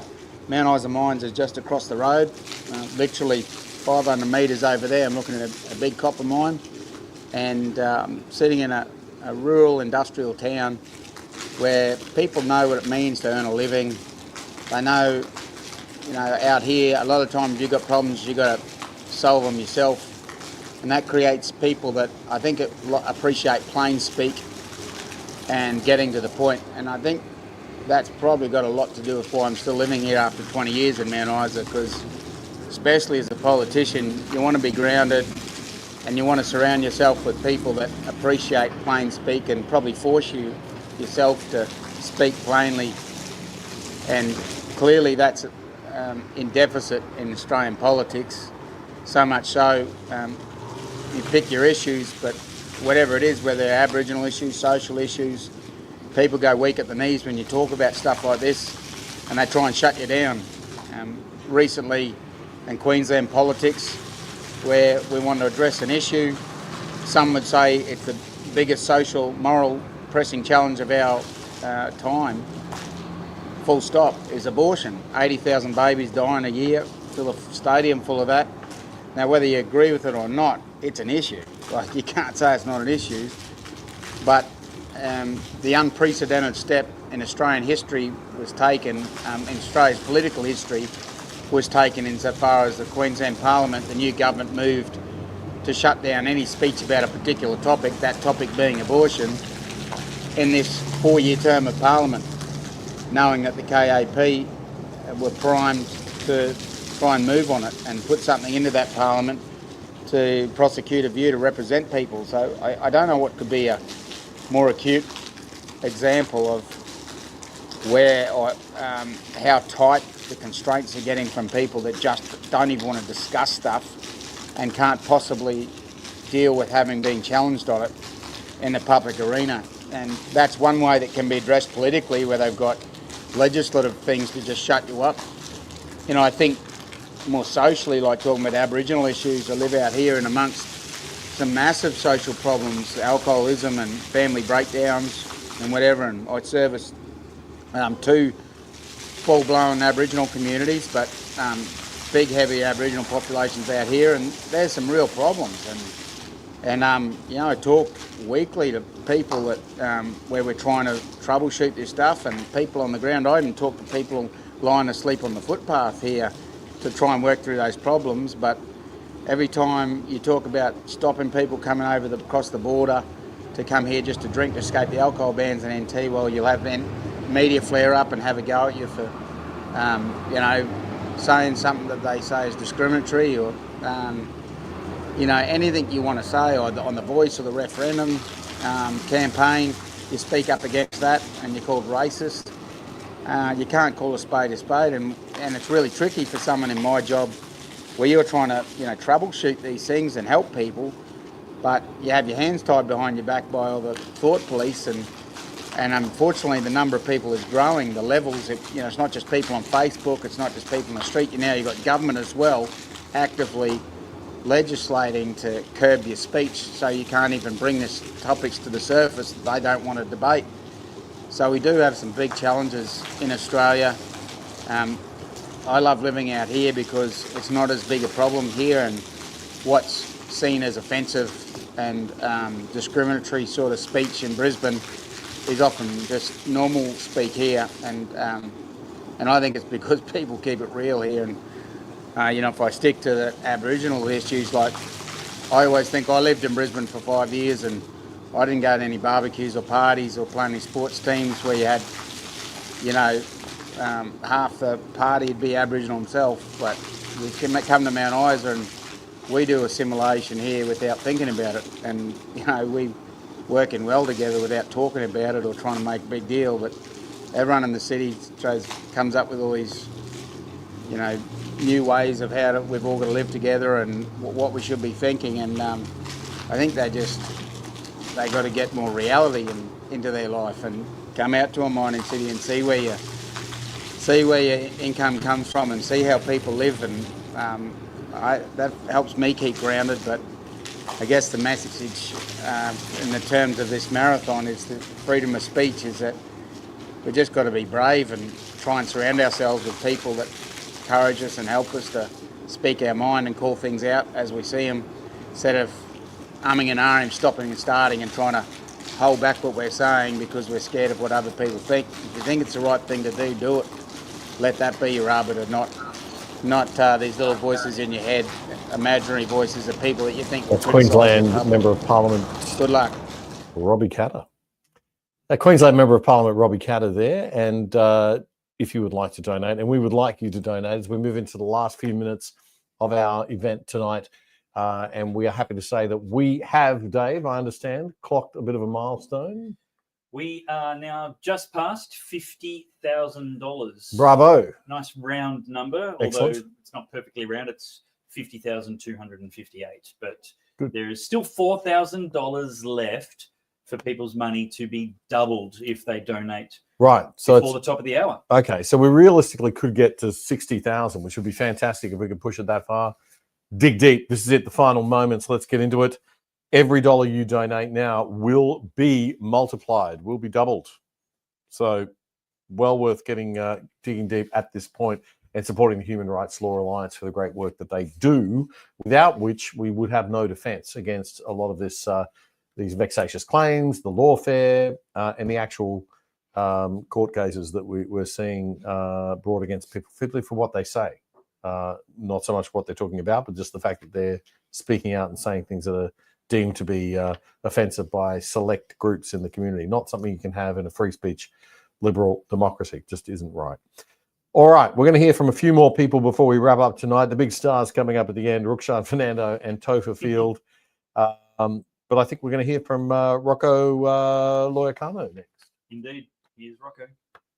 Everyone, it's nice to be with you again for this free speech telethon to raise funds for the Human Rights Law Alliance, which is one of the few organisations in this country that stands up and defends free speech and freedom of religion, the fundamental freedoms upon which our democracy is built and upon which it relies in order to protect its citizens from unwanted power grabbing by governments. Some of you may be aware of the story of Alison Pearson. Alison Pearson is a renowned UK journalist. She writes a column in The Telegraph. And on Remembrance Day last year, she received a visit from the Essex Police wanting to talk to her about a tweet she'd since deleted that she'd posted not long after the October 7 atrocities in Israel. They wanted to talk to her because they potentially considered it a non-crime hate incident. Someone in the public had seen the tweet, which was making a remark about the pro-Palestinian protesters and what they were doing and some of the things they were saying, and that had offended someone. And all of a sudden, on Remembrance Day, the day that we commemorate those who gave their lives for the defence of these fundamental freedoms I mentioned earlier, Alison gets a knock on the door from the Essex Police wanting to talk to her about this tweet that she deleted as a non-crime hate incident. Now, even though we thankfully don't yet have those laws, those kind of laws in Australia. We're not far away. We may have dodged a bullet last year in relation to the misinformation and disinformation laws, but there are plenty of other means that governments are using to curtail, if not take away, our free speech and our fundamental freedoms. This social media ban, I think it's a backdoor way of trying to control what people say and think. It may well have a noble aim, but at the end of the day, it's another form of censorship, isn't it? Taking away the rights of parents to determine what children can see. And as Senator Matt Canavan pointed out in relation to that social media ban, the word parent isn't mentioned once in that bill. And just last week, we had the New South Wales Premier Chris Minns making the statement that we have to curtail free speech in this country if we want to live in a harmonious and multicultural society. What a load of rubbish. I've never heard such a crass statement. The point I'm trying to make is, ladies and gentlemen, that unless we act and we put up a shield, governments aren't going to protect us and aren't going to stand up for our fundamental rights and freedoms. It's up to us to do it. It's up to us to take up the shield against the sword of governments that are trying to curtail, if not take away, our fundamental rights to free speech and freedom to practice our religion and the like.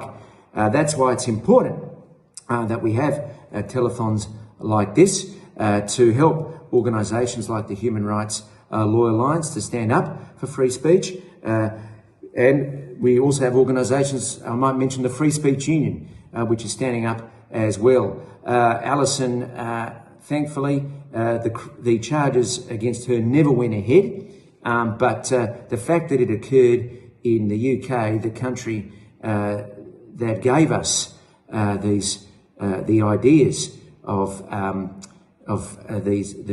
free speech and the foundations of our democracy, the fact that it occurred there means it won't be long before we all get a knock on the door potentially about someone that complained about something we don't like. The original telethon was to help Dave out because someone didn't like something he said about Welcome to Country.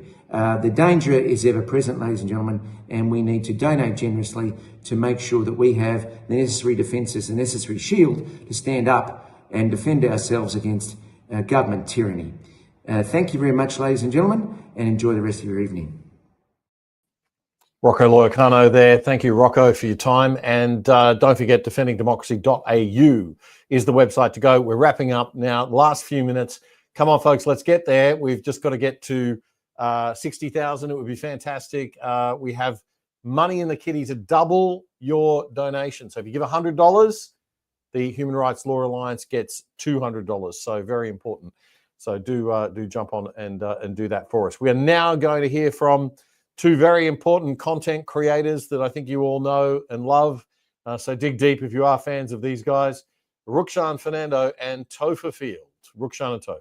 So much for having me a part of this. Now, free speech is something that's very dear and, close to my heart. I've experienced it firsthand, like many of you, over the last few years. We saw it on our streets and in ways that we never thought we would see in countries like Australia and other parts of the West.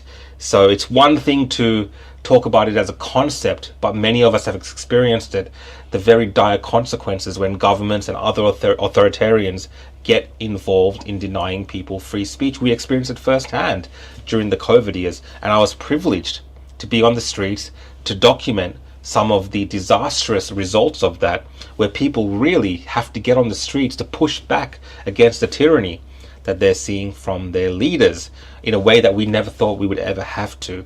So I'd say I'm privileged because I really understood at those moments the importance of protecting free speech. Now, when it comes to political opinions and what other political parties say or what someone else says about someone, whether you're offended or not, everything in life is not always going to be perfectly said the way that you want to have it said.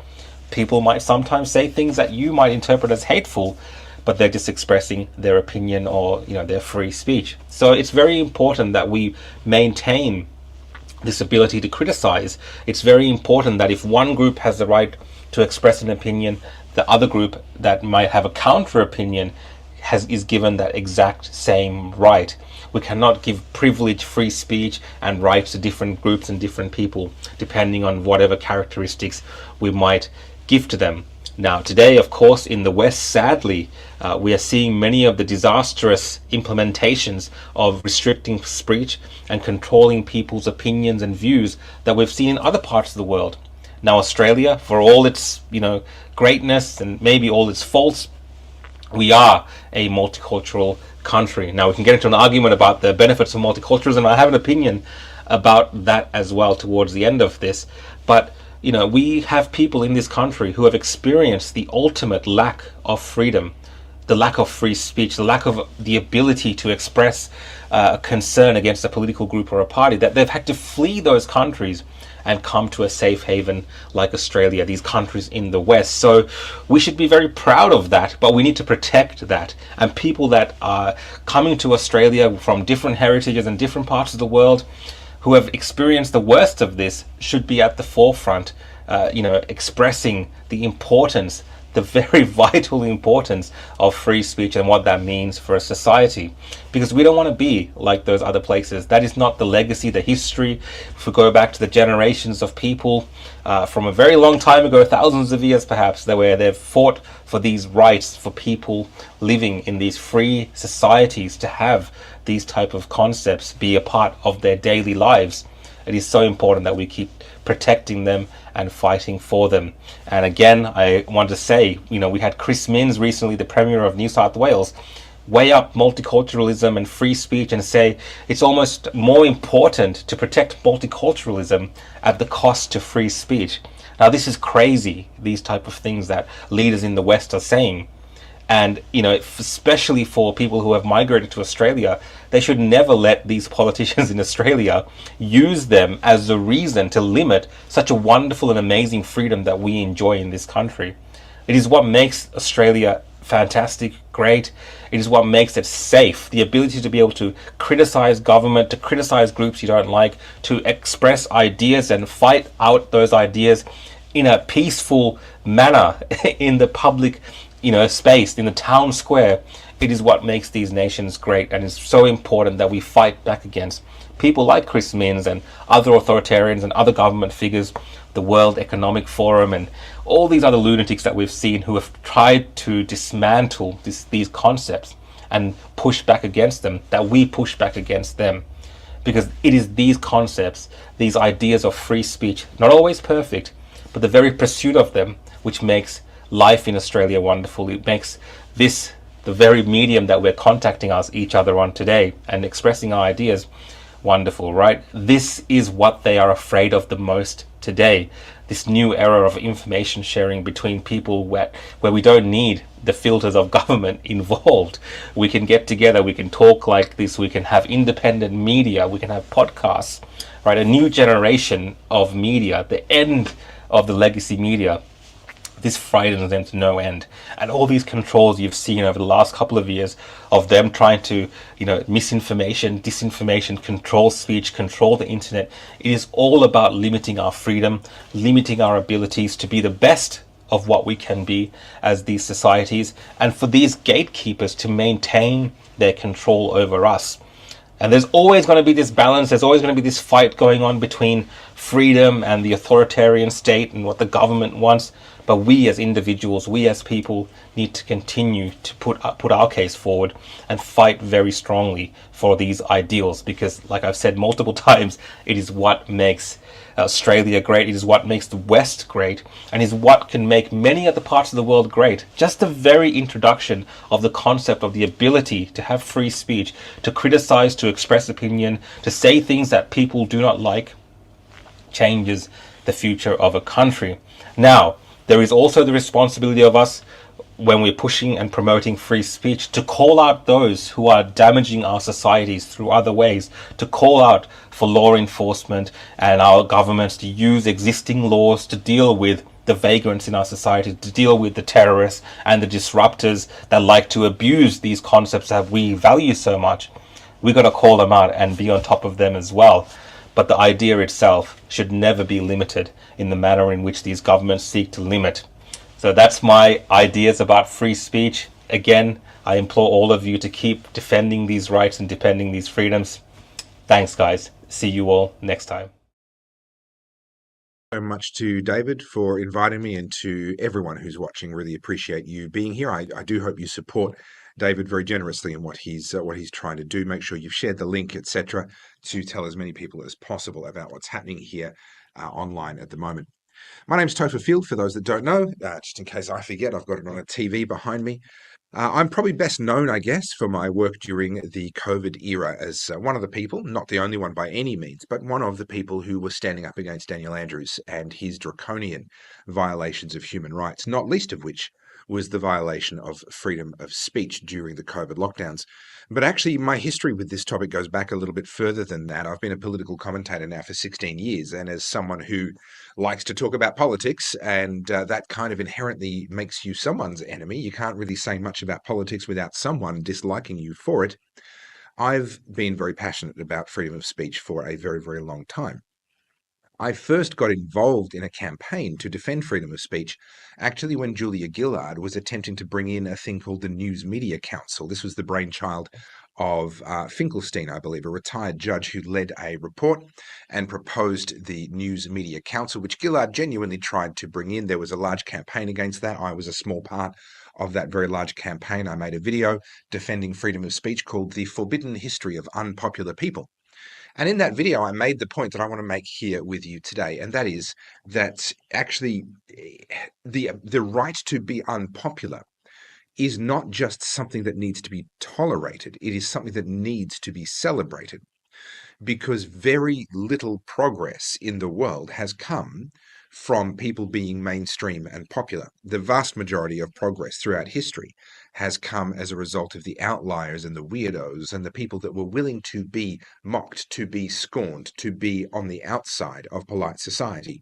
And then over time, polite society caught up with them. There's obvious examples like Galileo, Martin Luther, of course, not Martin Luther King Jr., although he certainly did the same thing in his time. I'm talking about Martin Luther, who really kicked off the Reformation.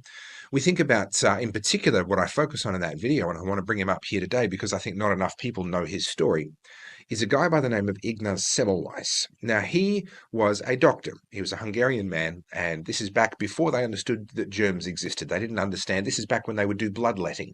They believed in the humors of the body, and if someone was sick, it was because there was an imbalance in these sort of semi-mythical humors, and they would bleed them from different parts of their body or extract different kinds of fluids out of their body in order to try and make them well. And it was not uncommon for very wealthy people who could afford doctors to end up being killed by their medical care. Such was the state of medicine at the time. Now, Ignaz was a pugnacious man, by all accounts, a very unpleasant human being, and certainly did not have a lot of friends just due to his bedside manner being very brusque and very unpleasant. But he noticed something, that at the time, you've got to keep in mind that birthing mothers were dying at a rate exceeding 15%, sometimes exceeding 30%. Mothers would go in, wealthy mothers would go in because they had the money to go and see the doctor. And up to 30% of the time, they would die as a result of childbirth. And a lot of that was a thing called puerperal fever. I never pronounce it quite right. But it was basically a postpartum fever that would take a hold of the mother and would kill her. And it was believed to be unexplainable. It was mysterious. No one knew why it happened, and incurable. If your wife got that, she was going to die. If you were a birthing mother and you got that, well, sorry, there's nothing we can do for you. But what happened was Ignaz was actually working at a teaching hospital where they were doing autopsies and cutting up cadavers, and he would teach students. And then they would go and help mothers to deliver babies, and they wouldn't wash their hands in between because they didn't understand washing hands. As a result of a unfortunate accident where one of his colleagues actually nicked himself with a scalpel. He was cutting up a cadaver and teaching students, and he nicked himself with a scalpel. This is not Ignaz. This is one of Ignaz's friends. And then Ignaz's friend developed puerperal fever. And it was identical. All of the symptoms were identical. But Ignaz was puzzled because this was a purely birthing mother's illness. And they knew that. All the established medical science knew that this was a birthing mother's illness. And yet all the symptoms matched. So he buried his friend. He passed away. And then he developed this crazy, wacky, wild, out there theory that maybe there was some connection between the cutting up of dead bodies and the invasive methods that were being used by doctors on birthing mothers at the time. And maybe they were transferring something from one to the other, and that's why all these mothers were dying. And that's why his friend died from a nick of a scalpel that had just been inside a dead body. So he introduced a very unpopular and very harsh hand-washing regime. They made a concoction out of lime and various other things. Apparently, it was very caustic. It would actually cause people's skin, the surface layer of the skin, to peel sometimes. And he enforced this rigorously. All the students, all the nurses, all the doctors, all the surgeons had to use this concoction multiple times per day. It was very unpopular. But almost overnight, the fatality rate for birthing mothers in his hospital dropped to less than 2%, from at the time up around 15% in that particular hospital. Now, he then tried to announce to the world his discovery, this life-saving discovery, but because it flew in the face of what the establishment knew to be true, he was sidelined, he was mocked, and then he got involved in a political upheaval that meant he was on the wrong side of the government, and one thing led to another. He ended up actually losing his job and being fired. The hospital that he had been at got rid of the hand washing, and the fatality rate for mothers went back up to that same roughly 15%. It took some time for Ignaz to find a new job. He got himself a job at a different hospital back in his hometown, and he reintroduced hand washing, and once again the maternal deaths plummeted. He again tried to tell the world. They rejected him, they pilloried him, they mocked him. Ultimately, Ignaz actually kind of lost his mind. And if you go back through his writings, this is not a healthy man towards the end of his life. He was so incensed and outraged that the medical establishment was so careless with the lives of women and mothers that they would rather believe that they were right than look at the truth and look at the numbers and risk the possibility that they might actually be wrong. In the end, they tricked Ignaz into going and seeing a patient inside a mental asylum. They tricked him into going into there and then locked him in there. And unfortunately, some weeks later, he died of an infection, ironically, that was caused by being beaten up by one of the guards in the insane asylum. And thus ended the ignominious life of a man who was right. And it was only a matter of a few decades later that they discovered germs. They discovered the method by which germs and disease could be transported from a cadaver to a living person. And all of a sudden, hand washing was everywhere. And so we see in history that truth sometimes doesn't come in very nice packaging.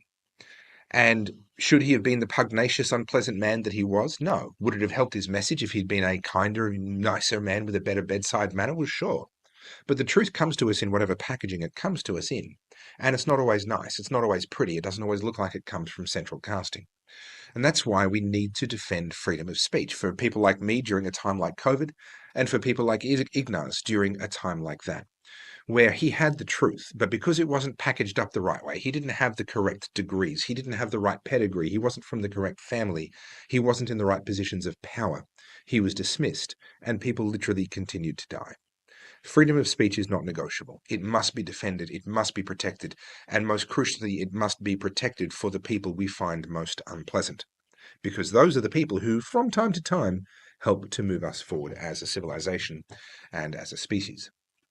Very briefly, my name's Topher Field. For those that don't know, you can follow me at Topher Field on all my socials. And if you haven't read my books, or if you haven't got any of my merch, you can find that at www.goodpeoplebreakbadlaws.com. I'll leave it there, David. Thank you so much for having me. Wow, we are finally there. That is the last speaker we have for tonight, unless you all want me to say something for half an hour. No, we're good. We're good, thanks. Actually, that could be a way we could actually put out a call for donations if you don't talk for half an hour. That's right. Or if I shut up for 10 minutes, that'll really get him in. So donate deep right now. We need another $5,000 to stop me from talking and keep me on for the next half hour. Thank you, Topher. Thank you to all the speakers who have contributed tonight, shared this free speech marathon with everybody. We have, let me see, the latest update for where we are up to now. Don't forget, you can keep donating after this free speech marathon finishes in just a few minutes. But so far, we are pretty close to $60,000. It's 58,553 at the last count. So John, would you like to say anything at the end of the night now? Well, it's just been a fantastic night. I think you've heard from some quality speakers. I just want to thank you, Dave. It's been great having this experience with you and being able to sit here and talk about the work that we're doing at HRLA and to be part of this Freedom Marathon. And Damien, great job too. Thank you. Pleasure to for being here help. tonight. Yeah. And to people who are viewing tonight and people who've given so generously tonight, fantastic. Your gifts mean that I have clients who can be assured that they can get top quality legal service. They're not going to have to dip into their own pockets because they don't have the capacity to pay for this litigation. So thank you very much. And to all the speakers, what a lineup we have tonight, and so many people who are speaking courageously for freedoms, for truth. It's just really encouraging and heartwarming to see that, and gives us strength as we go into the work that we do, and as we start on Billboard Chris's case on Monday in court in Melbourne. So thank you to everybody. Good luck next week. Thank you. All right. Good night, everybody, and thanks for joining us. It's been a terrific night. And Dave Pello, thank you very much to you, so for your tireless hard work in the good source. And I'll see everybody on the other side. Yeah, do. The other side is probably one of Australia's best kept independent media secrets. I wish I could afford to bring you on to the good source, but that's a media platform that needs some support as well. So. Yeah. Thanks, everybody. Good night.